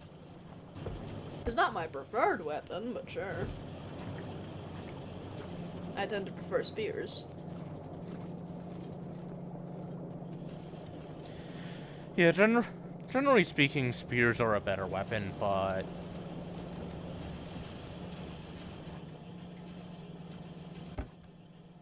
Riley, if I suspected you're gonna run away, I'm simply gonna make it so you can't run away, or more accurately, watch the doors.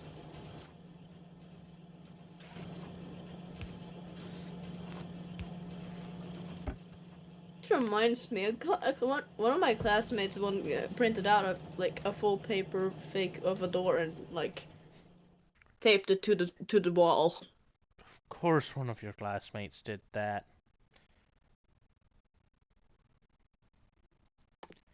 You went to the fucking Looney Tunes school.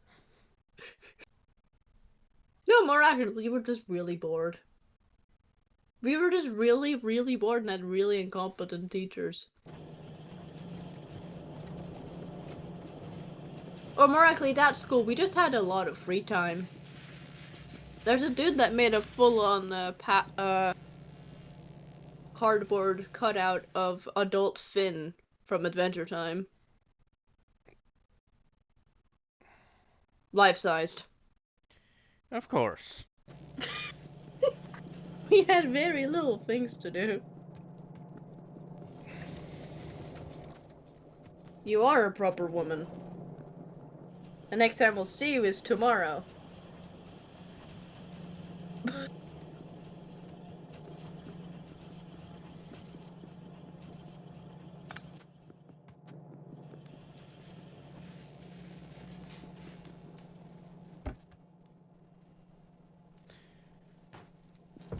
Do you One really thing think that we're not capable of peer pressuring you to turn on your camera?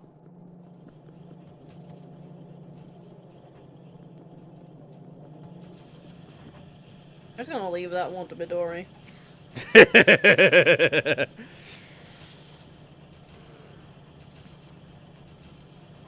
That sounds like a personal problem. And don't think I don't. You do. You have a camera on your phone.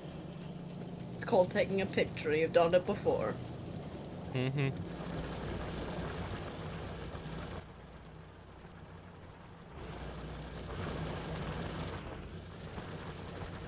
Like, I don't have a camera. Did it ever stop me? No.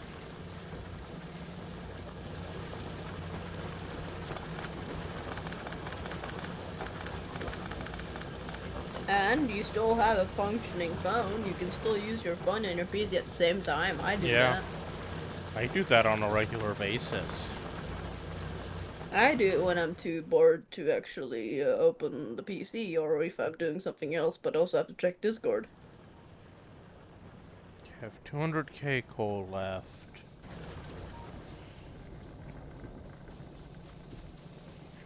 I've worn out a couple more miners on my stone mine, but probably still I plenty of time.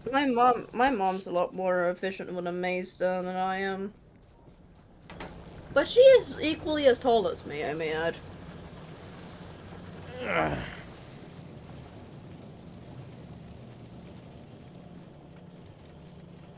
Riley's met my mother, she would know that. Okay.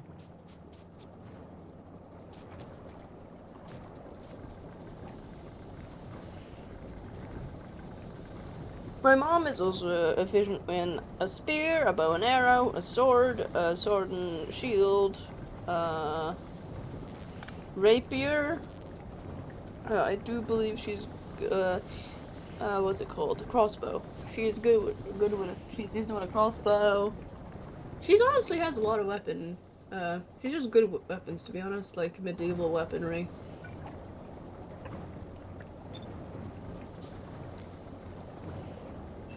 I have a bow, but I'm not good at using it because when I first used a bow, no one told me that I needed to protect my hands.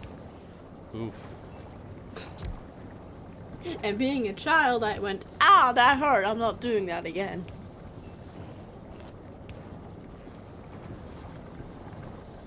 Probably, yeah. I do think she has a flail, so yes. She's also very proficient with a whip. Kinky. She had horses. She had what? Horses. Oh, horses. Sorry, that was a weirdly long time for my brain to process that. Yeah. She has 4 horse whips that she used when she used to ride horses. That she still has, because why should she leave that in my grandmother's house? Yeah, my mom can be quite dangerous. She's a dangerous woman of action.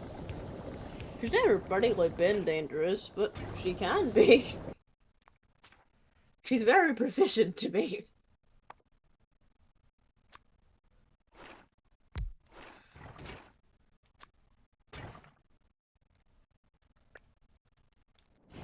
I think it's better for you to me to remind you to never piss off any of my family members.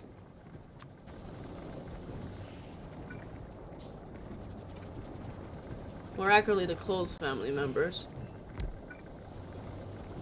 On that, I found out something cool about my dad somewhat recently. So Midori, Yeah? you're somewhat cultured. Somewhat, yes.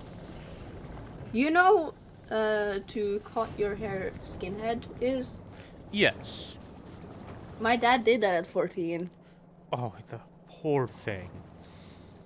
Oh, he did that specifically by choice. For the punk movement, I may add. My father was a punk. I technically is still a punk, he just is a tired one. Yeah. He's the, I've done my part, now it's the next generation's turn. Punk.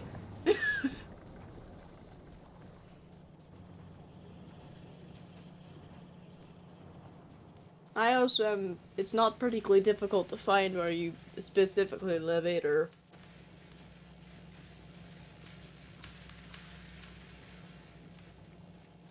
I know enough about you to find your location rather easily if I really wanted to.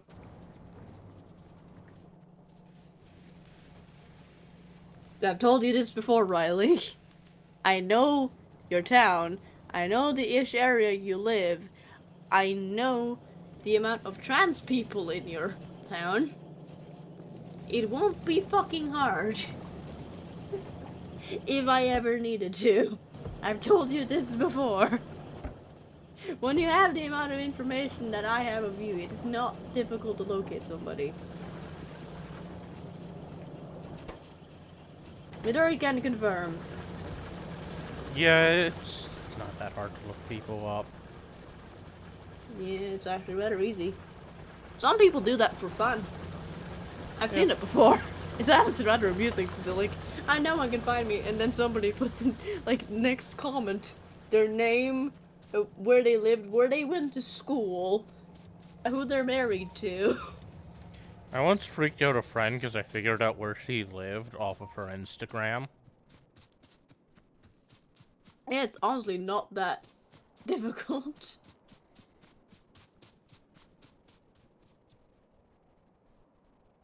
So, like, if you know enough info about somebody, you can very easily find them. Especially in the current day and age. Which is why I've not revealed my real name anywhere unless it's friends.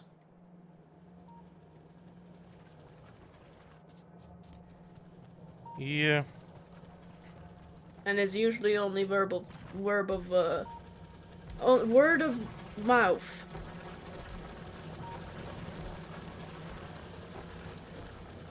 None of you know where I live. I also don't think any of you know my legal name. Like, I'm pretty sure you know what state I live in. You've told me your state, yeah. And my immediate response is, oh, you poor soul. Yeah. If it helps, Raleigh, no one has particularly any reason to look for you. In that way.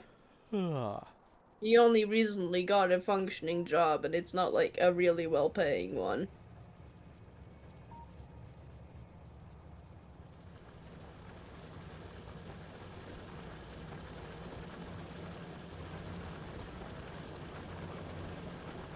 Again, people who just do shit for that usually have a motive, and it's most of the time, it pays the bills, but it's not enough for people to start looking for you. Mm-hmm. Like, usually when people look, that it's either harmless, aka the I did this for fun because I was bored. Met some of those. They tend to be furries.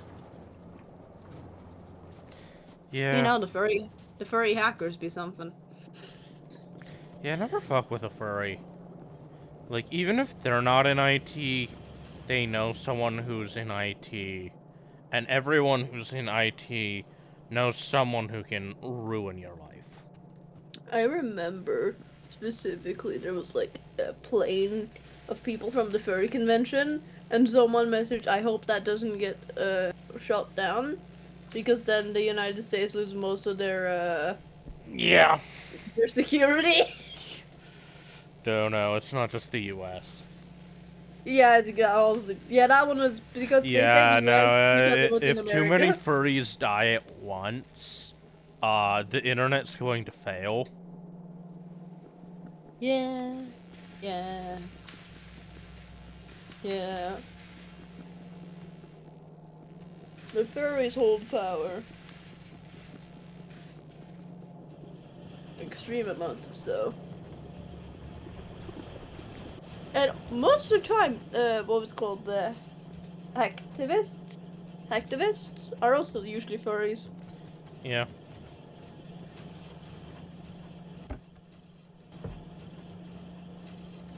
And the furries hold a lot of power.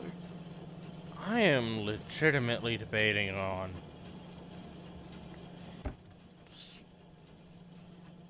Hmm.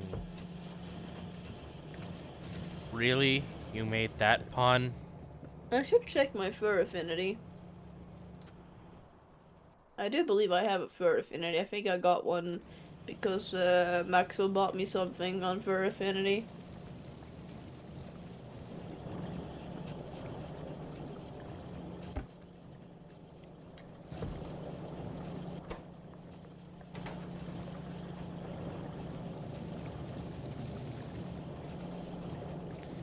I'm gonna go...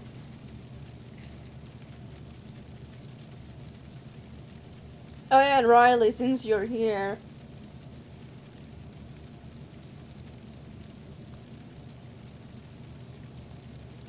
Say cheese before I continue the sentence. Cheese? I told Riley to type cheese.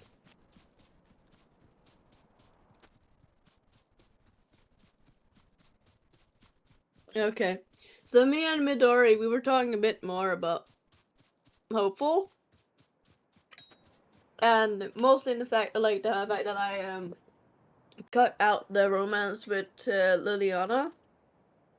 With the whole thing, I wanted to start fresh. Technical terms, Hopeful's version of dating, or accurately courting, would be learned secondhand and would be a mixture of the unseelie and the seelie way of courting.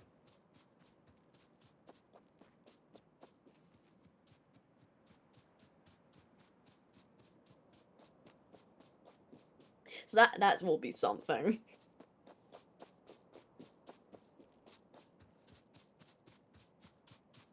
If that ever gets touched, if anyone tries to court Hopeful or Hopeful tries to court someone else, it's going to be a wild experience. Yeah.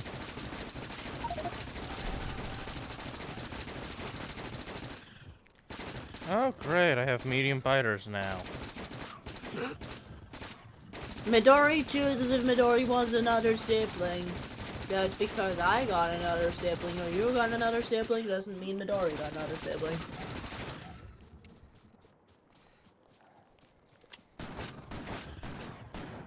Yeah, shotguns do more damage than machine guns. Yeah. But that's a thing called the siblings by choice thing. You can Yeah. be... Oh, Susan. I was Well, not. Susan have a lot of siblings, so that wouldn't be Yeah, she difficult. does. Like, Susans have a Like, lot of siblings. legitimately, I would not question it if you were just pulling siblings for her out of your ass. But again, Hale made a lot of them. Hale made a lot. Like a stupid amount. She was on a mission.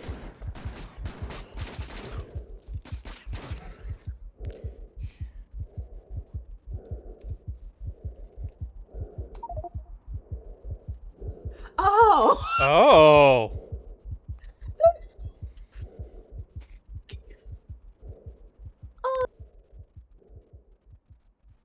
Well, at least they're definitely not going to be they're definitely going to be a double-digit child. Woohoo! I now If even, have actually even 5% lab productivity for yeah, free. could even be a triple-digit sibling. Hale is based on a moth after all.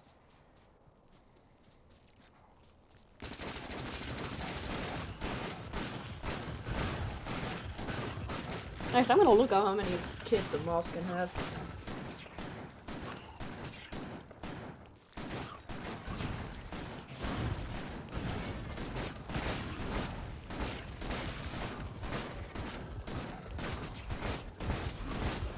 Yep, between 200 and 400 eggs. So definitely triple digits.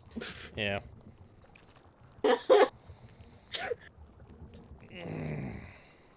There's even a... Yeah, that doesn't surprise me. Hale is involved. Of course he's gonna be sad.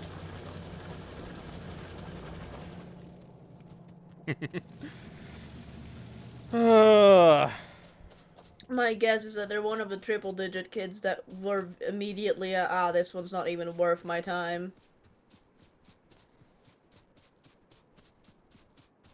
Hale is... Riley, I think you're the highest likelihood to use the campaign as therapy.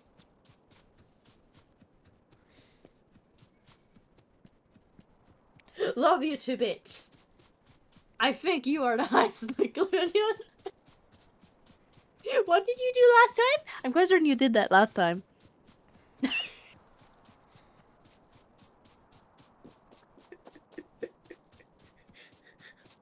Uh-huh. Then I might ask, why does Hale exist? Why does Hale specifically exist the way she specifically did? And like, it's not a bad thing, Riley. I find it honestly funny. You played game to set up your mother as a villain to have us beat the shit out of her. I see that as a positive thing, to be honest.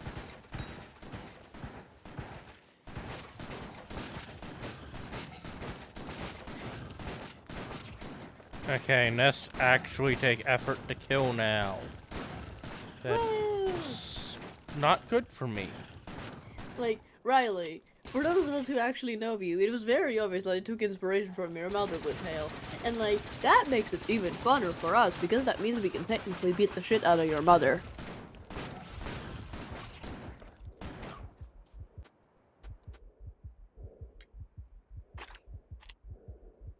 And I don't see that as a bad thing. I don't think even Midori here sees it as a bad thing. Yeah. Riley, at the time, all that was written for Susan's mother, or like family life, was that she was a runaway.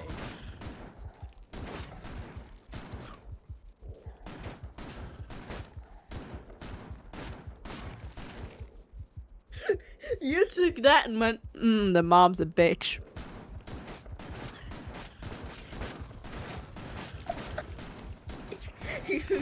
You've told me yourself that Hale is if your mother was allowed to do what she wanted to do. Okay.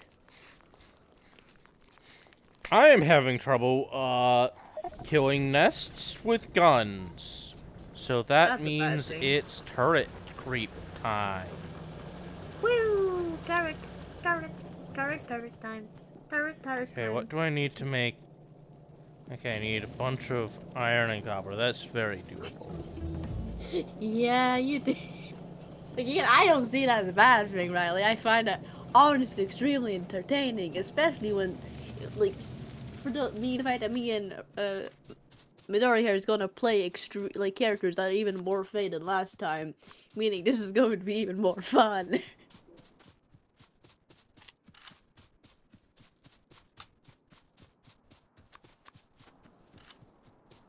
And we still get to beat the shit out of your ma.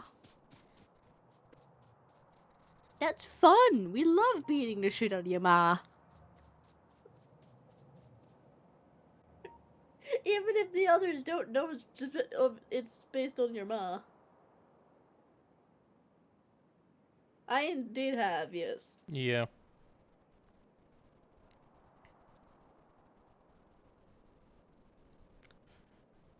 Okay.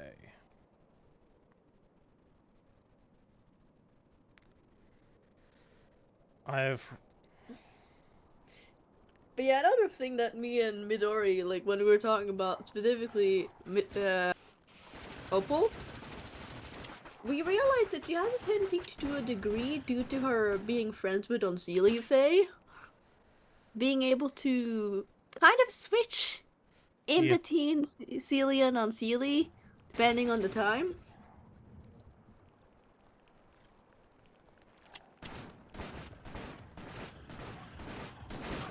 Also, I managed to kick Midori's Pavlov conditioning. Aww. That just means I need to start with the good girl training again.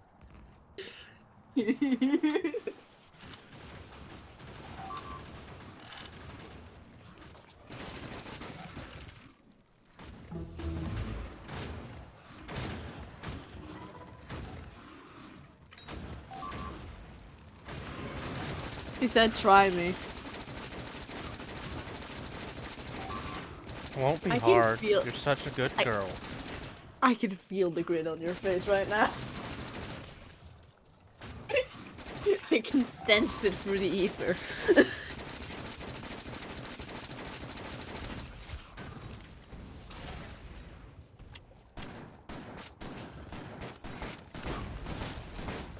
But yeah, basically the way I realized, like, this was specifically because I talked about it with Midori.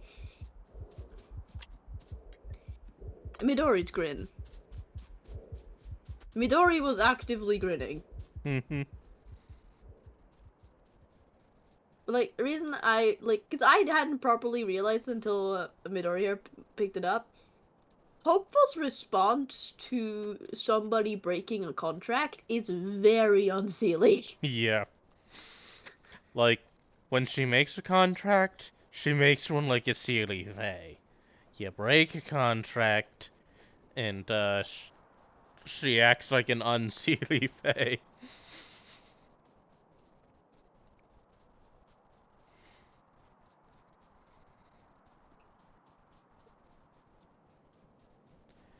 And by that I mean more in the fact of like she will curse someone. That is her main thing she will do if she could. But she'd also very much like if somebody were to remove the issue in her behalf, on her behalf. Mm-hmm.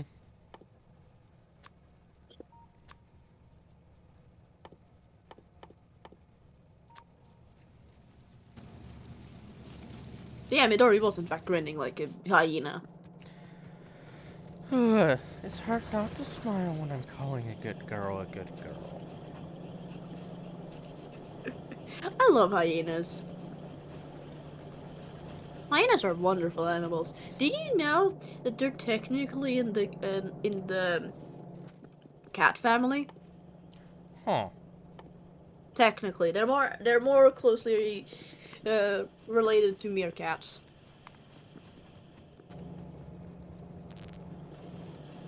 Well, yes, she's Fae. Of course, she's cutthroat.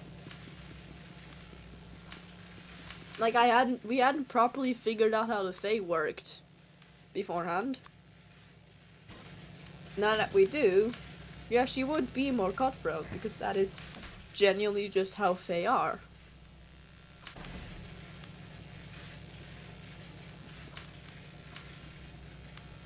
She knows the rules and she knows how to follow them.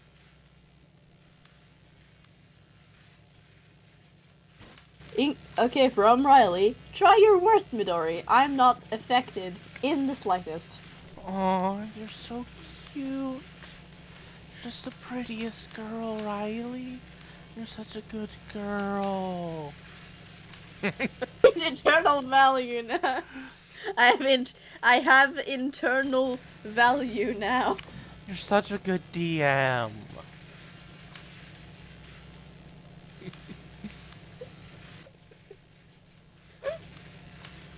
Thank you.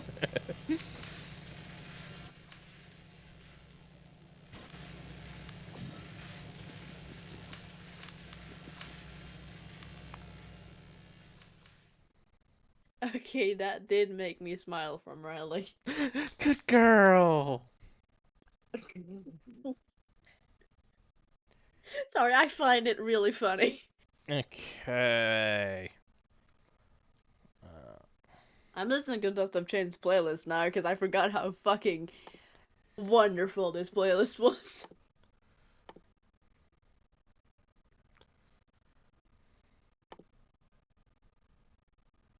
I'm listening to Praying Mantis right now. She says it's cheating. No, it's not. Anything goes in the world of making people smile, blush, and stutter.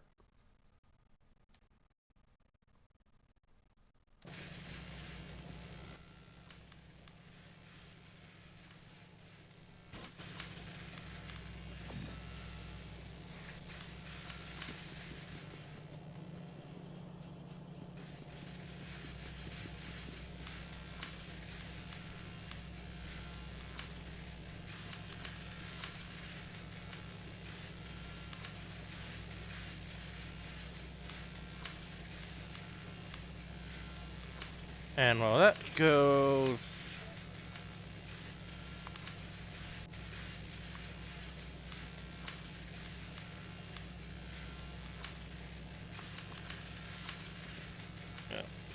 I'm struggling. Is a complex design. Yeah, designing is a complex. I've been designing this thing for like most of the time that Midori's been streaming. Yeah. It's over 4 hours.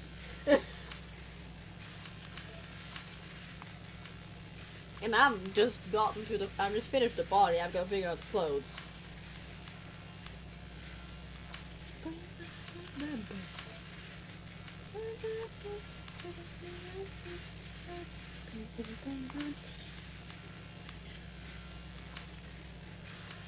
Cause I just Ooh, I got an realized I idea. was mixing up my units.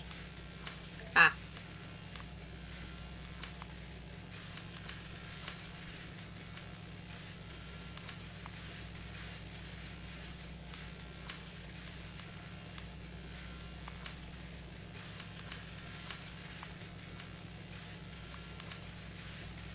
Oh my god, that's funny.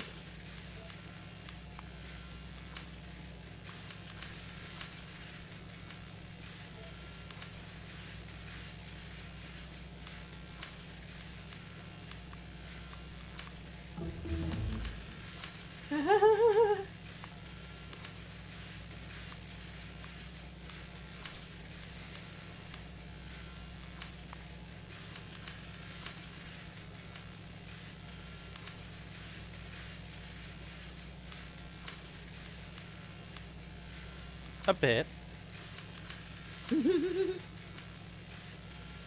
I am extremely excited. I quite literally called Midori today. She basically had us remind each other about the face shit to be ready for tomorrow. Mm-hmm. We were reading through the fucking Failure. We were basically welling over how our characters would act in that situation, in certain how certain situations they might be put in, and in a normal situation. And also, I think I think you're not picked something up, Riley. Hopeful's not really cutthroat by face standards. She's actually considered rather nice for face standards. She is extremely polite, and even has in quite what's the word? The thing that Midori, what's the word that when Susan, if she doesn't act on her compulsion, restraint. That's Yeah.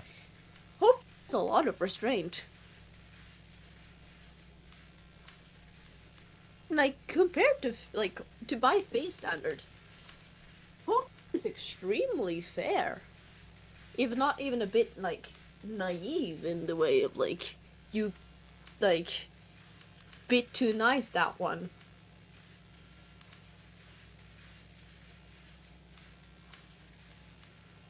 Not to the point of how she is with humans. Then she's completely naive because again she's not raised by uh she's not really been raised by humans.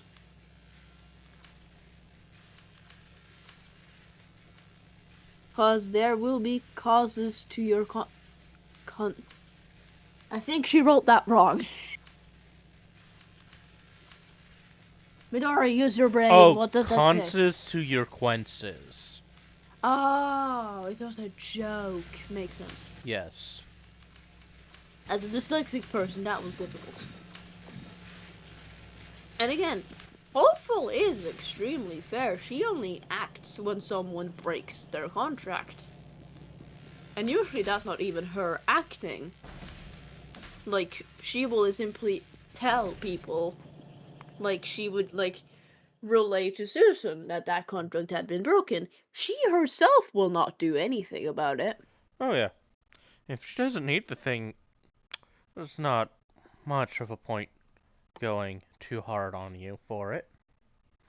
And of course, if it is a problem, again, she will tell people. Especially other Fae. Meaning she herself has done nothing. She just told someone about it. She couldn't perceive what they did. No, of course she didn't. She was just annoyed by the fact that the contract was broken. If they didn't want to have that bad reputation, then they shouldn't have broken a contract. It doesn't matter that she specifically told an unseelie fae about this specific bad rule break. Like they were just a friend of hers. Of course she would have told them.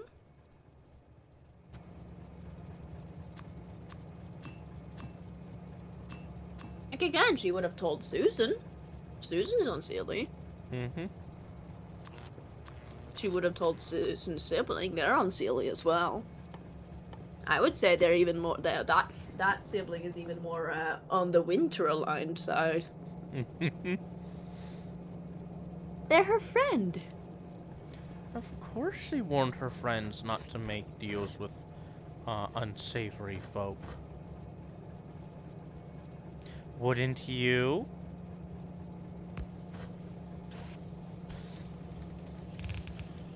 That is the way Hopeful does things. She's not doing anything outright. She's just warning a friend. Yep. They could not have perceived the consequences of this. She simply warned. How they took that information is up to them. Mm-hmm.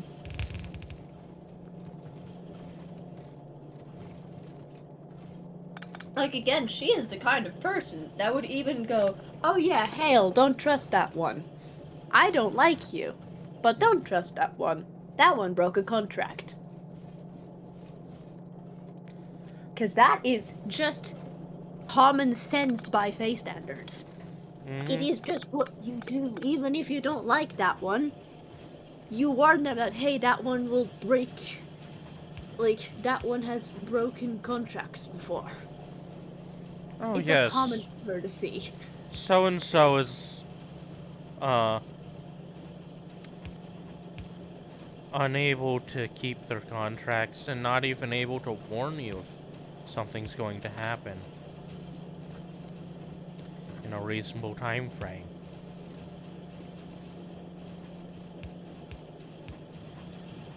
Like, that is the way that, in quote, Hopeful is the nicest version of a Fae you'll meet. And she can still be a bitch at the drop of a hat. Yep. Because that is Fae for you.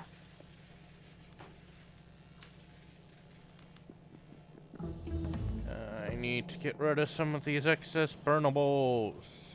And that's not even her being sneaky, that's just her being, like...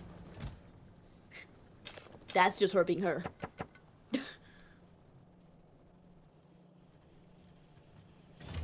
Again, Susan, for example, would have seen that as, like, even... Oh, what's the word? The same word you used just a bit ago.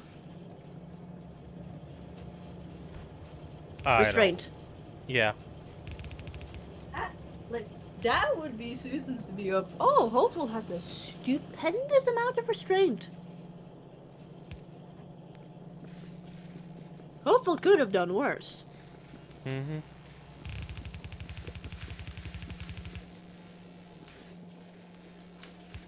As I've said before, her main go-to is to warn people when someone breaks a contract. That ruins their reputation, yes, but that is the natural response to that situation. Yeah. It's not Hopeful's fault that you didn't keep your side of the deal.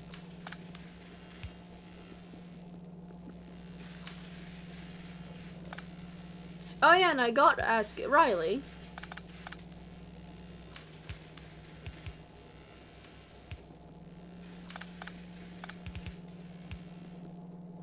Hello, Riley. Hello, darkness, my old friend. Riley. Okay, that's not gonna have any more pipes. So I can just throw. As I've said before, Hopeful is someone who is, like, specifically focused on, like, what's the word? Yeah, no, that was the, like, Riley, I'm gonna ask, is the Earth Kingdom still contract-based? Uh,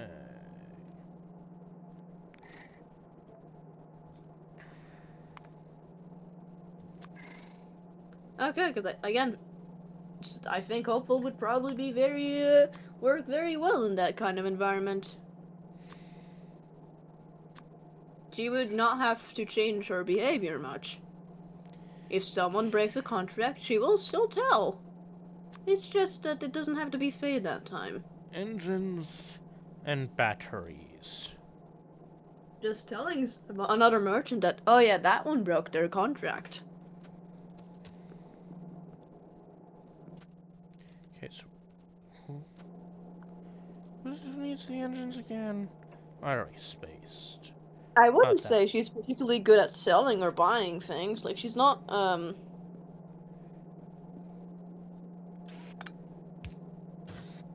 If you're... Riley. Riley. You know I can barely remember my own name.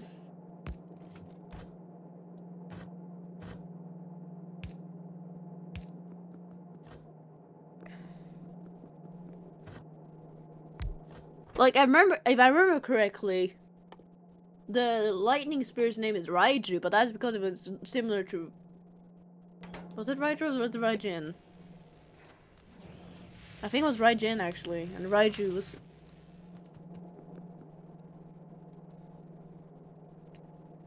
So, yep. Raito, yes. I was close. You can't say I wasn't close. I mean, I can, but Yeah. I'd be wrong. Yeah. Like, I can barely remember my own name. I'm fucking proud of myself.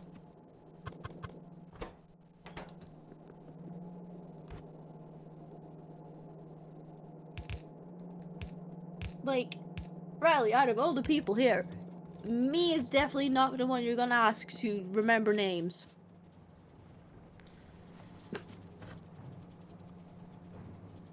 And I have, not to mention, I have to be the one to remind Midori about things. Yeah. I have reminded Midori about things multiple times. Specifically today, I've reminded her about multiple things. Okay, Like the fact that there's a camp. That. Like the fact that. Batteries, steel, and circuits? Like the fact that there was a campaign tomorrow. Yeah. She forgot about that. Okay. Like, I would say I have a bad memory, but like it's okay as long as it's not names or specifically numbers. I'm usually somewhat useful in that situation. Midori is good with numbers. I'm not sure if Midori is good with names, but names are a crapshoot. okay, so it's numbers. That's it. That's it. There's nothing more. Okay. You know we love you, Riley. It's just that this is specifically the thing you got to keep in mind when you specifically deal with us, too. Like, I may not remember the names of the cities or the names of the deities or the NPCs or sometimes the player characters. I try my best. It took me like half a year to get all the names of my classmates in my middle school, and when I started university, I did not learn all their names. Yeah. Okay, so that I just need steel. So disclosure, good Gearlick is not responsible for trauma. What does that word mean, Midori? Good Gearlick? It's Good Girl Inc. Just no spaces.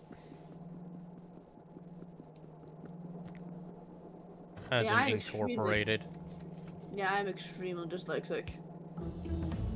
Have fun. I will just read it as one singular word if there's no space.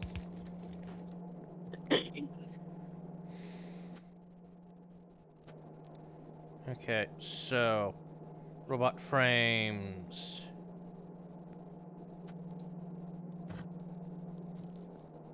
go here, I guess.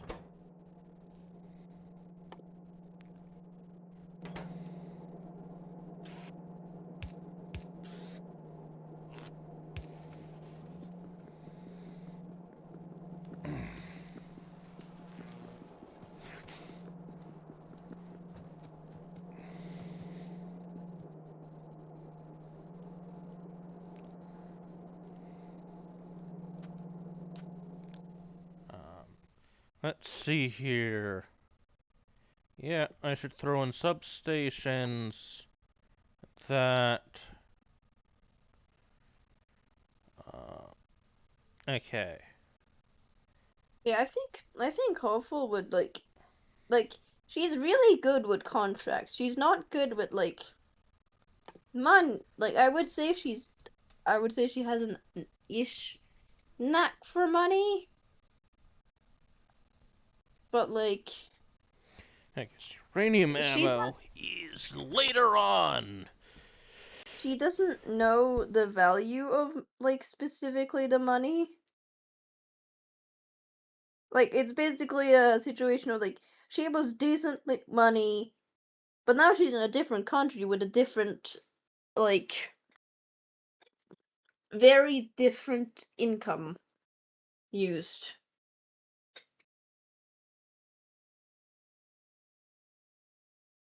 And she doesn't know what is like what like it's basically like if someone from a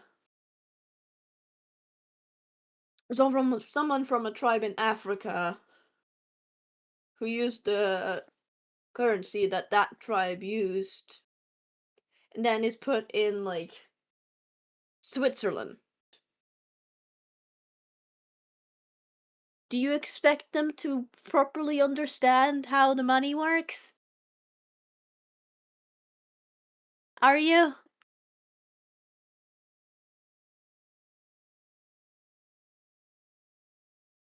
What about you, Midori? Would you consider that?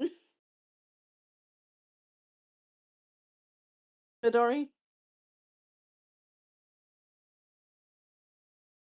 Midori. Sorry, I took an emergency bathroom run. Money! Okay. And Money.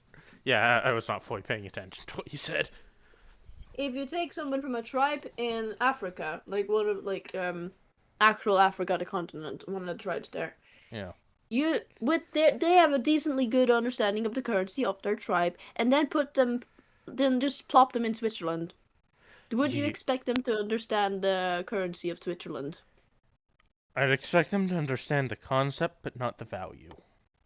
Yep, that is hopeful situation.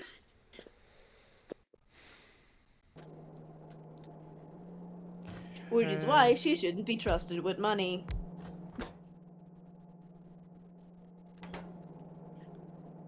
So, I think she and the barbarian would be similar there.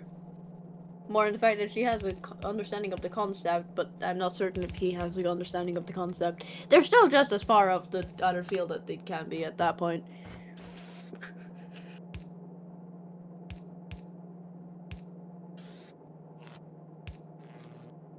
What do you think, Riley?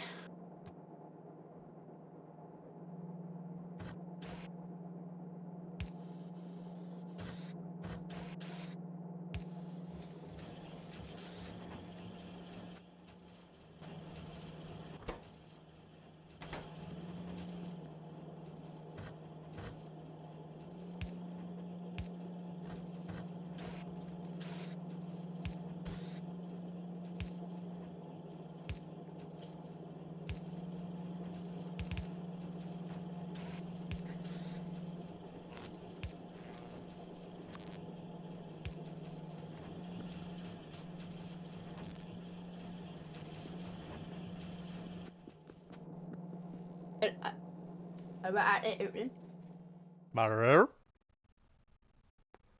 My brain just tried to word and it did not work. Huh. Okay, I need to go grab some gears.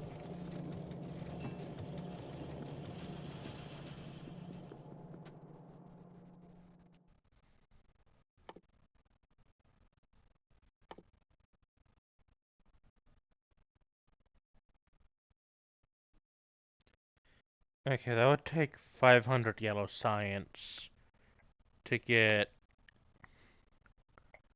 requester chests. Is it worth it? No. No, it's not. It would not be worth it. At least not yet. Probably. This yellow science. I always forget this fucking comic exists, but it's Oh, you basically cost like a 2 and. comic. Oh. There's a comic where basically there's like this eldritch creature that's being stuck into like different bodies, and they're not fucking like made for that. So it's just like it's this ancient creature inside a child's body, and no one particularly knows what to do with it. Hmm. Well, their Right. family is fine. Their family's fine with them. Their family's completely fine with them. Because I don't think they even remotely realize something is kinda up with them. I think they might just think they're autistic. Which is fucking hilarious in retrospect. Like, no, it's not autism. They are quite literally possessed by a demon.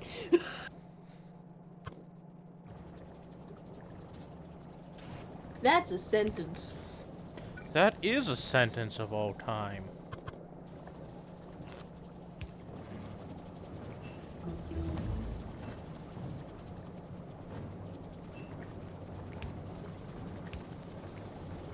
I honestly find it really funny.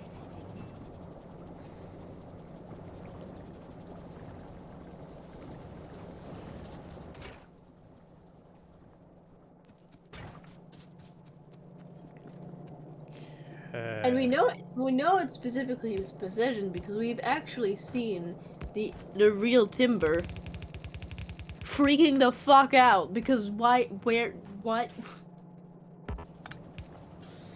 Yeah, that's their response basically.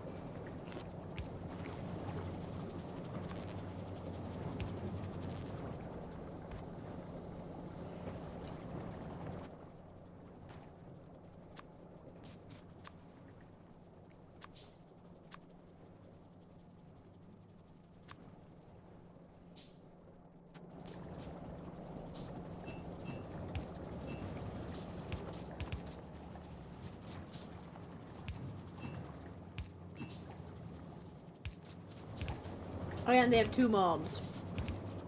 Of I love them course. very much. There's just a picture of them with the thinking bubble going up 1,000 maggots. 1,000 maggots? That's a lot of maggots. And there's a lot of maggots.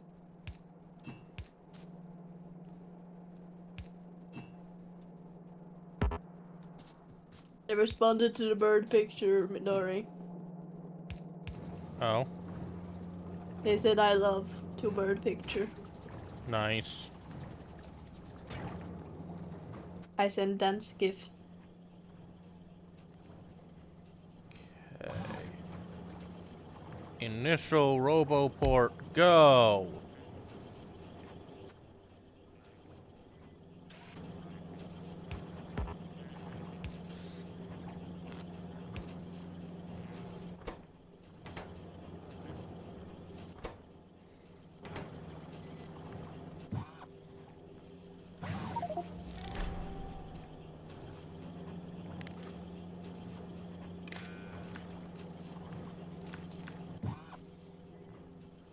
Oh, there's the moth is back.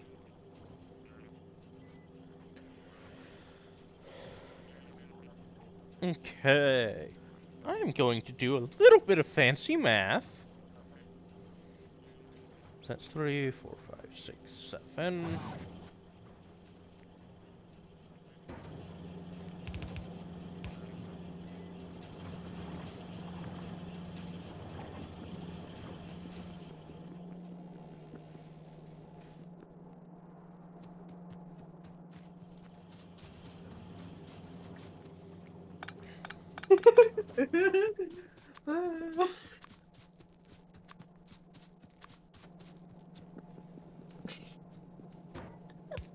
You stared at me menacingly. I'm just going for little comic slips again. And the fucking nurse going, they were born with their eyes open. They didn't even cry, and they were just staring at me menacingly.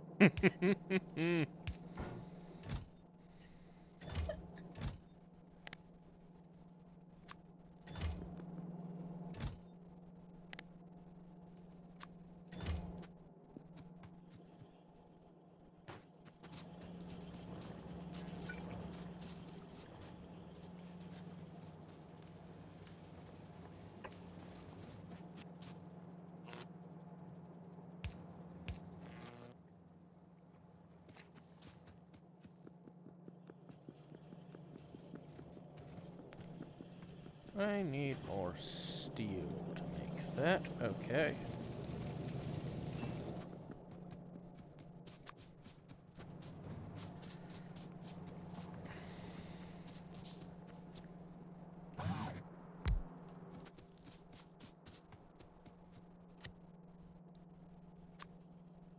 Oh, that's hilarious. Midori. Yeah. Because the little baby can't close their demon possessed eyes. Their mom just made them a sleep mask. Hmm.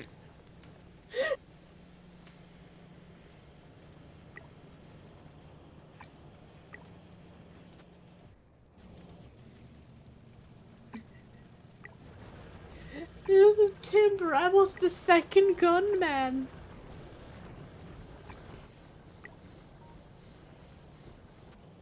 Timber, I was the second gunman. Good job, Munch. Good job. I don't know what you mean by that, but good job, Munch. Okay. So I need an arithmetic combinator.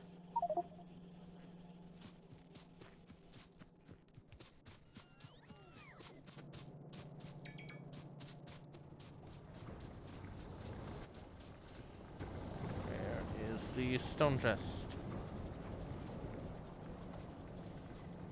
It is.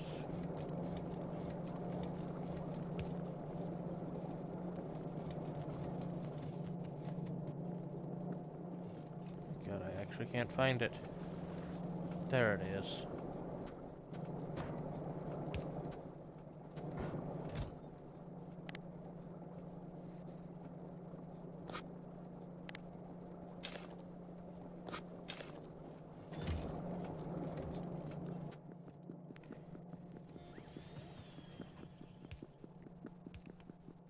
That's gonna take a while for it to upgrade.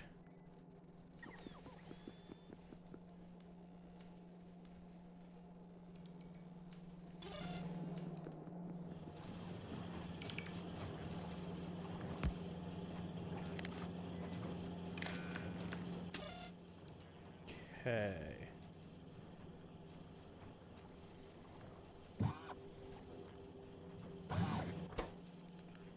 How high do you stack? 50 times 3, 4, 5, 6, 7.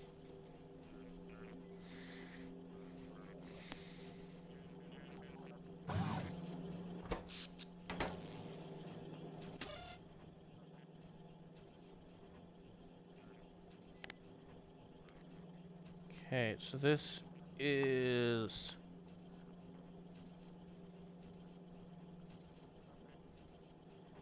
R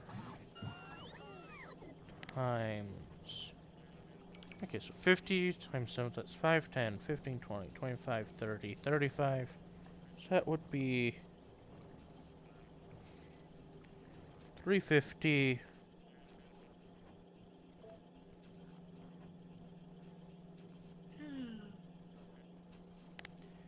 Output S for space.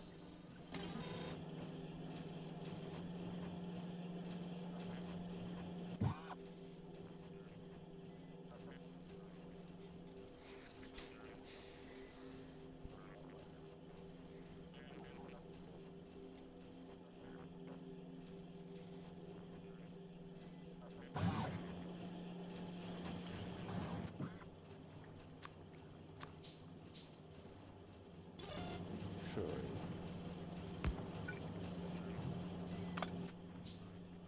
Let's throw in a constant combinator for r minus 1.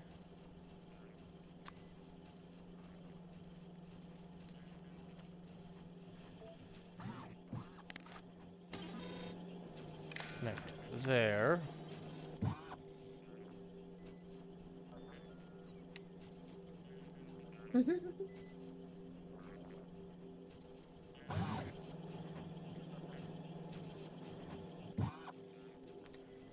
Okay.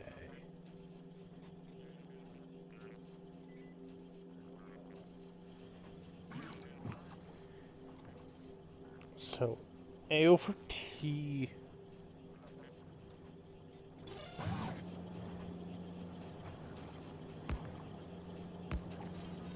I like cheese.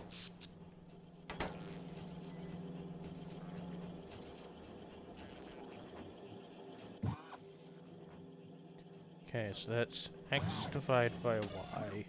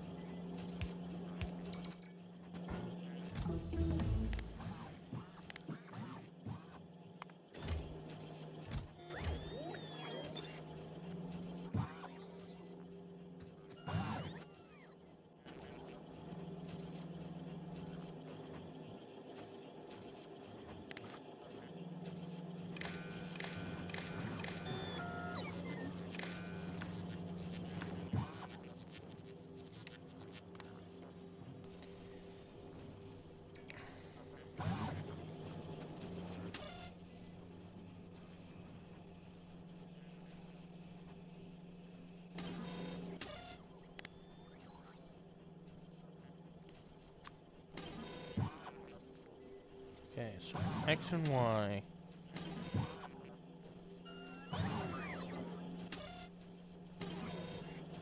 Oh, I should swap that actually. This is y over x. L. That's z over t. Look at that. That's a lot of that's a lot of smart thing. I'm not pretty concerned what you're doing. I don't think I'm gonna particularly understand even if you explain it to me. But like, it looks like a smart thing. Yeah. It is. I'm basically I need to swap that. That's t over z. And then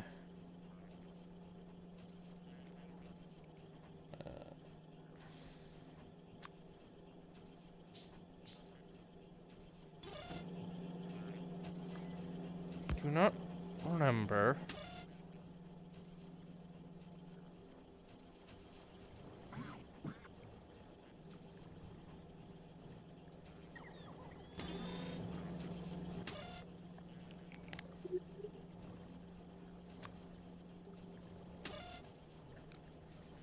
This is C is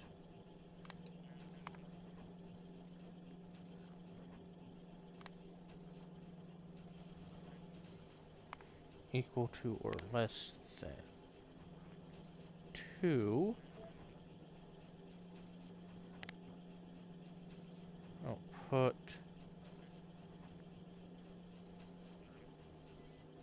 check.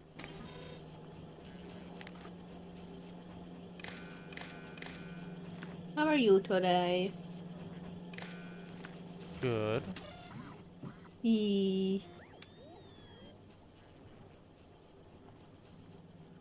I'm gonna listen to Hopeful's playlist and see if it still fits.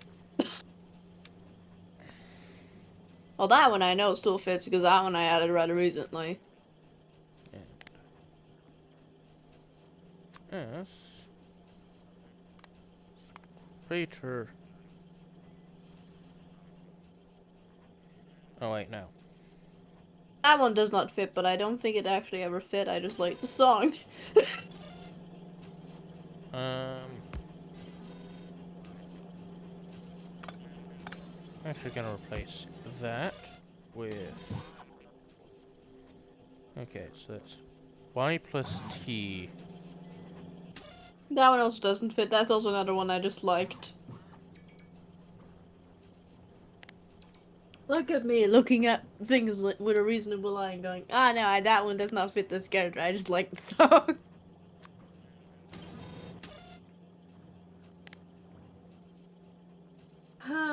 Look at me go, Midori. I'm figuring things out. Have fun! Woo. That one still fits. Theseus. It's been a while since I heard this song. It's really fun because I tend to. The thing that I've noticed with Hopeful's music, like Hopeful when I look for music for her, a lot of the songs that I find is kind of alternative in a rather unique way. Like many of the genres that. Yeah. Oh, give me a second.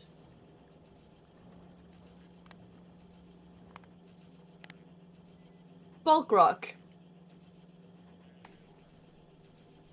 All of it is folk rock.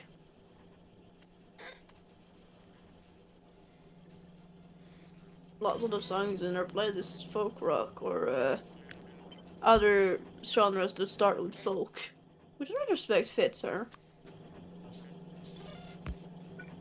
Even though I'm more and like I am more to listen to what they're saying and the vibe of the song usually. This is something I'm good at. You're good at the technology game. I'm good at the music. Mm-hmm.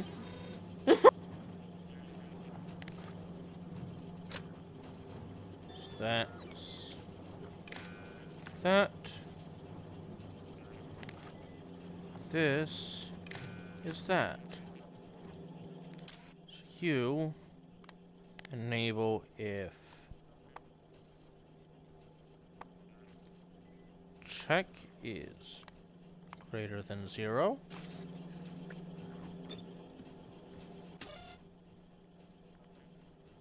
Input count 1.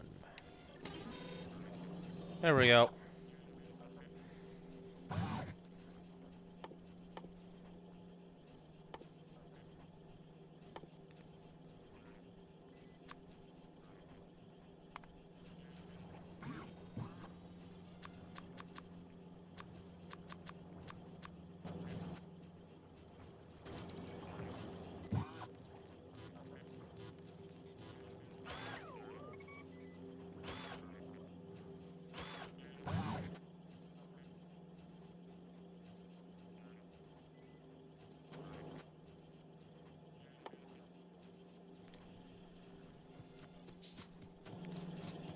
And up next, Roboport.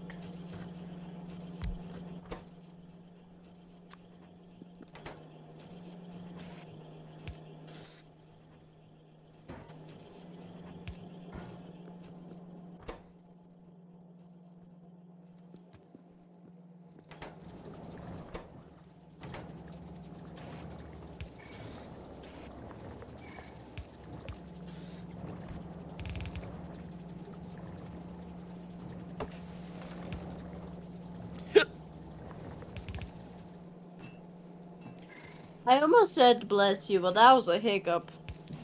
Yep.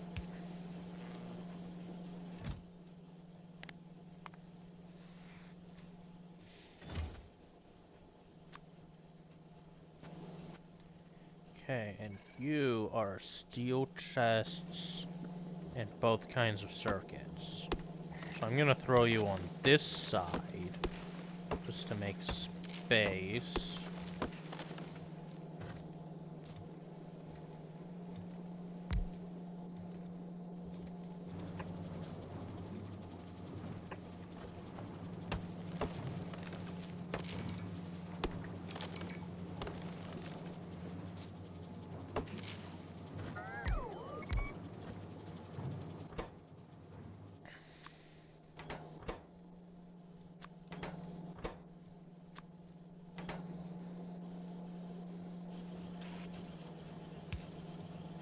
Oh, I found a really fitting meme.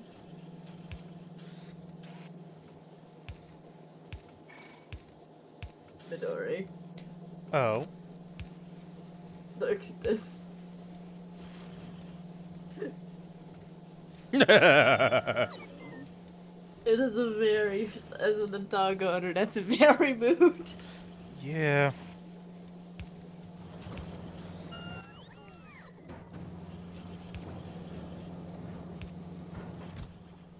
Sometimes the answer is because why not? Yeah. The dog does not understand why the human does not like that answer. Yep.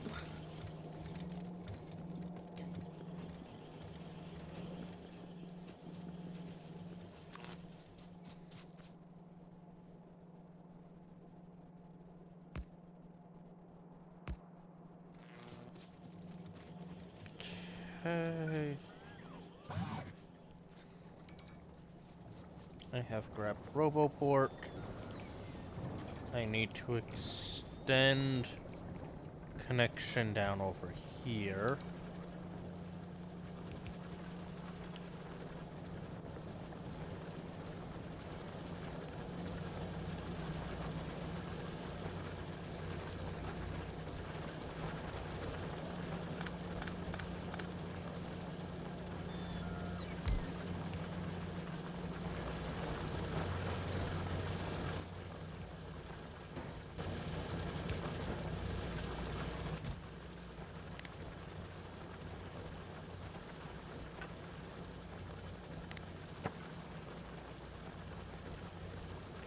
Wait, can this only have one logistics filter? Okay.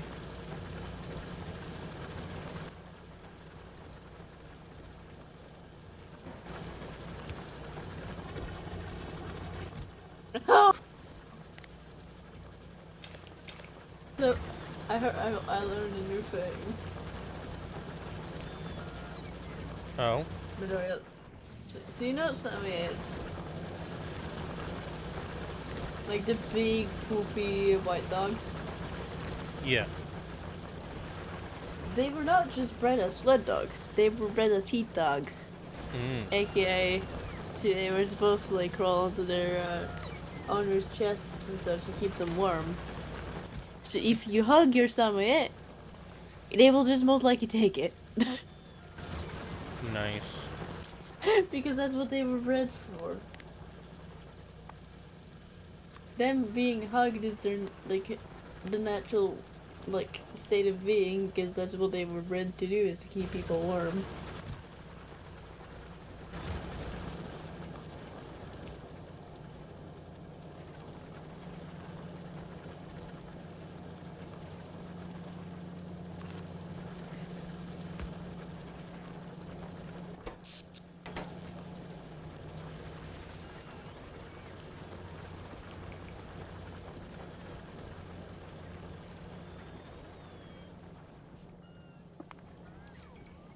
Oh my god, I now seen a sea. I've now seen a sea dragon without the dragon part. It's just. It's just a worm. It's just a worm. like a the zebra, you know, like the type of seahorse. It's just a worm. It's just a worm.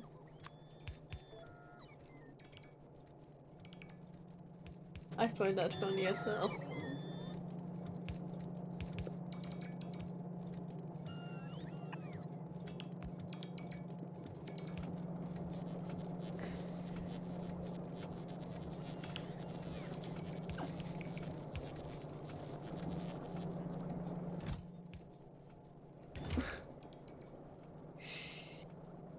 This picture here is what I have to deal with on a regular basis, specifically the more those eyes. Those eyes is very accurate. Oh. Midori, guess what? What? You've been streaming for 5 hours. Again? Yes. Oh my.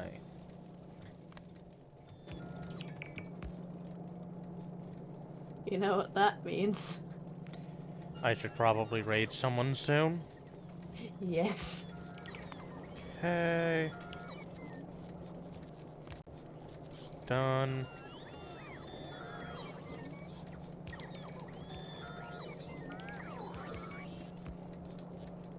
Aren't I a good mod?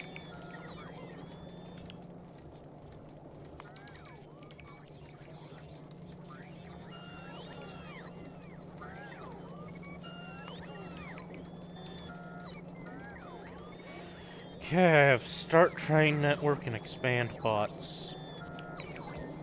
Set up as requests.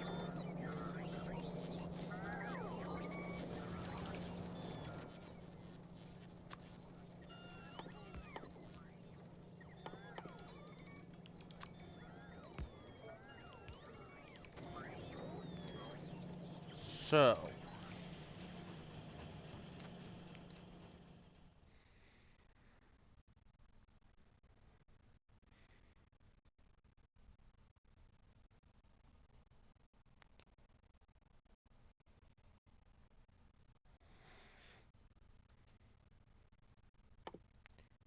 There.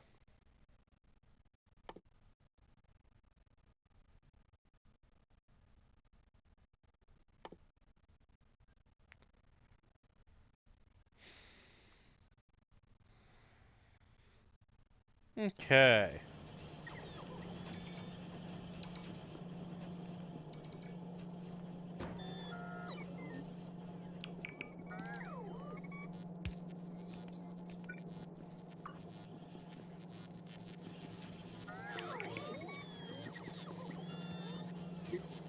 God, that was hilarious. I found a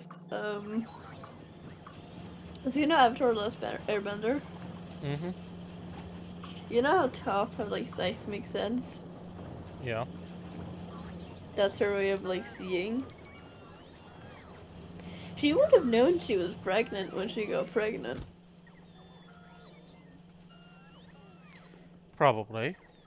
Yeah, because she would have sensed the baby using seismic sense. So one day, this woman just basically used her ability for whatever and like, ah, fuck, I'm pregnant. Isn't she like always using it because she's fucking blind? Yes. But when she specifically, then it's usually like, think of it like she's always using it to see basic, but see, yes, but she's not actively using it on everything unless she has a reason to. More like, basically, she's using so it makes sense to see what we see. Ah. She will not see anything else unless she specifically is looking.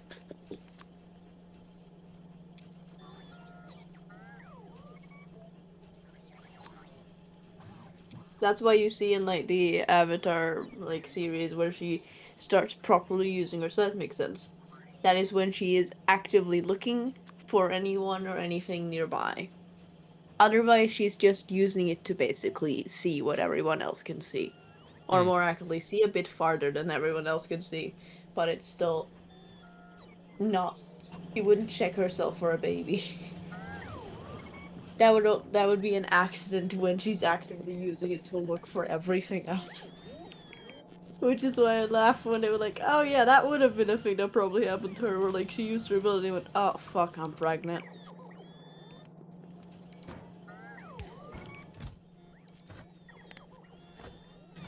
Like, I always at least saw that's that way, because like using the more the in-depth side makes sense, looked like it was an active thing she was doing. While the other one was just a thing that she learned to do automatically. Like, she actively put her feet, like, really steady on the ground when using that level. Does that make sense? And to me, at least, that means that she is specifically focusing on something. And that's when we saw her use it properly. Which means that that is when what she does when she's actively focusing and using more of it than the basic one she does all the time. Ah. Because why would they show that if she was always using it to that extent? Oh. You know? Mm-hmm.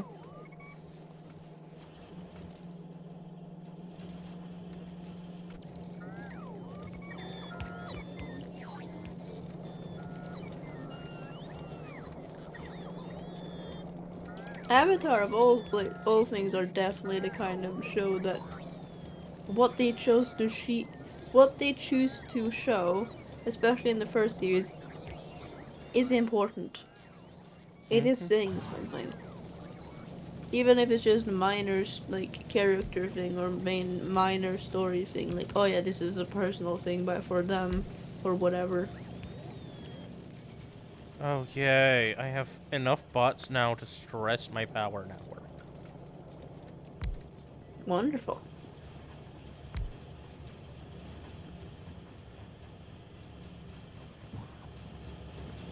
Can the bots defend themselves? No. Oh. Okay.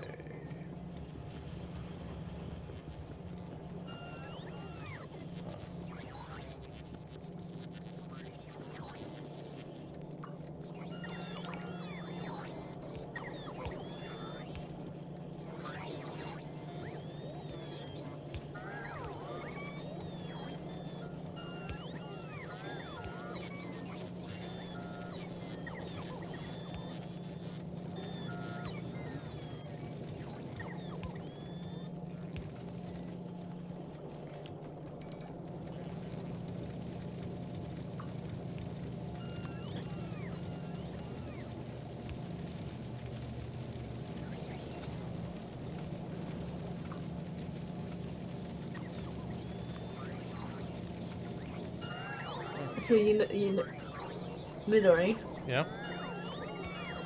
Something happened yesterday. I was playing.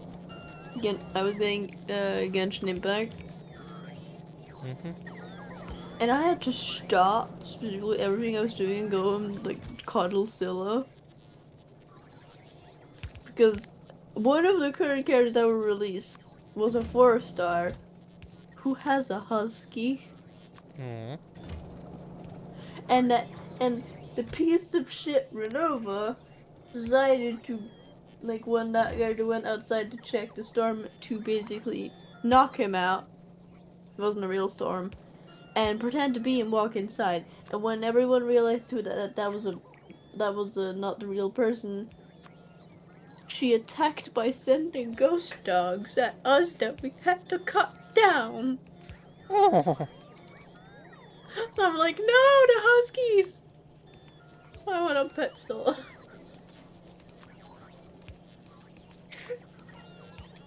My immediate response to go pet my dog. I guess they succeeded in that then. It also made me genuinely dislike Renova at that point. Like, how dare you send puppies at us that we have to actively cut down or die? You're an asshole. Specifically puppies that look like the dog that he has. That is a sweetheart. How dare you?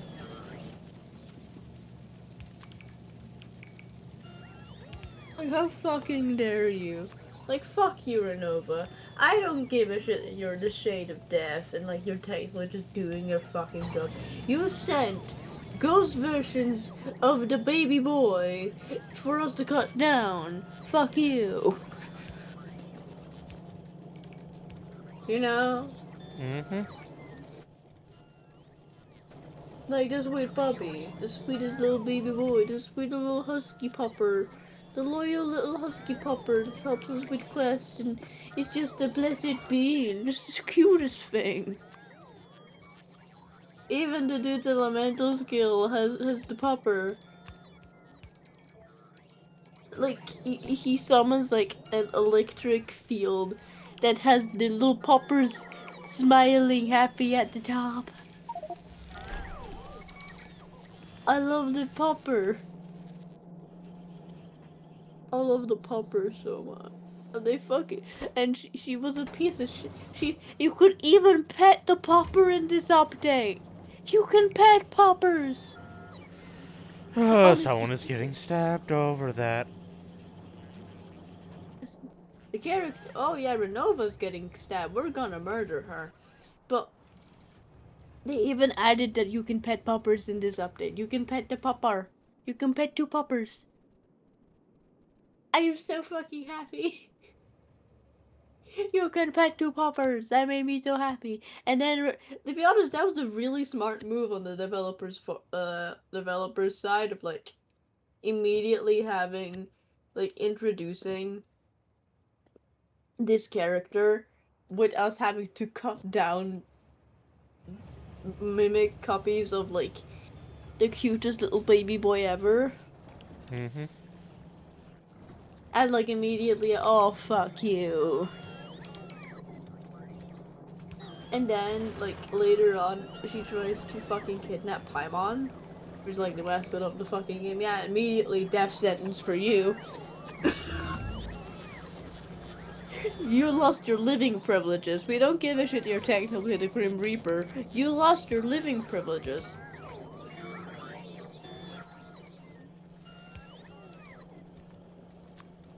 Time to commit murder on a god. Isn't that deicide? I think that's deicide. Probably. Time to commit deicide.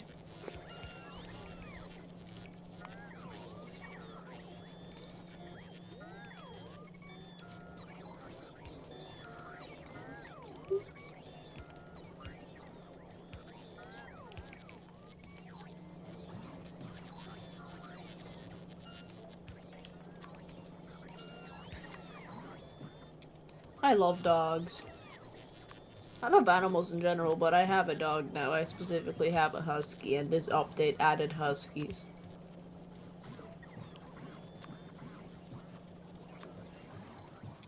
So it's very specific here. Hmm. I got a husky before this update released that added huskies.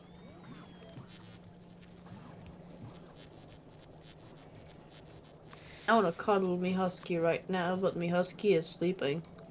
Hmm. My sweet baby girl is sleeping.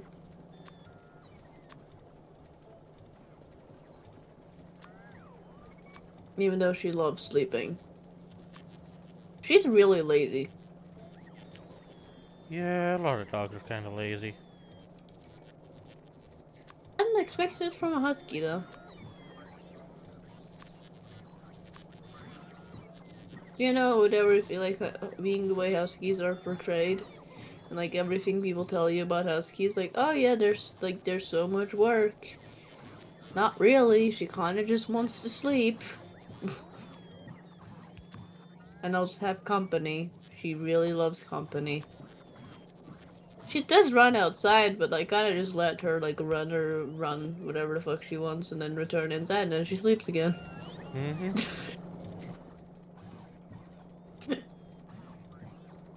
Like, she just sleeps for the most part. Yeah, that's very dog-like. Yeah. My sweet bubbly girl.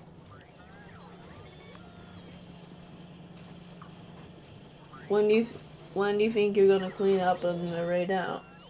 I'm gonna do it in about 30 seconds, I think.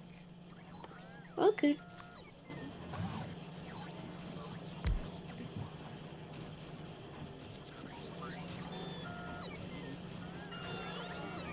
Uh,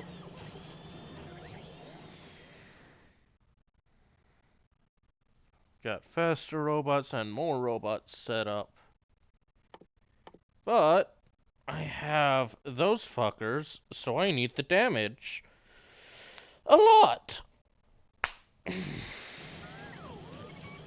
What fuckers? Medium biters. Oh.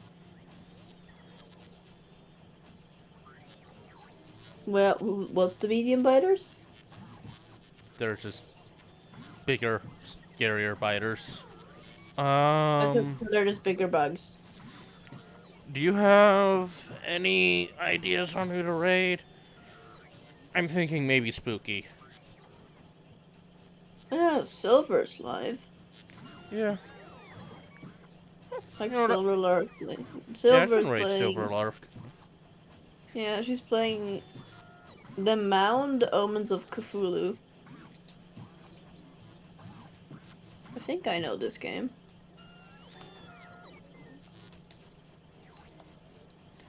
Ah, yes, it's the community. Yeah, that's your friend, not a zombie. Don't stab them, you're just hallucinating game. Yep. I am going to raid Silver Lark then. Give me a second, I'm gonna give you the name. Like the I full I name. just typed it in. Oh, you knew Earl, okay. Yeah. Yeah. And I'm gonna hit the raid button. Let's go.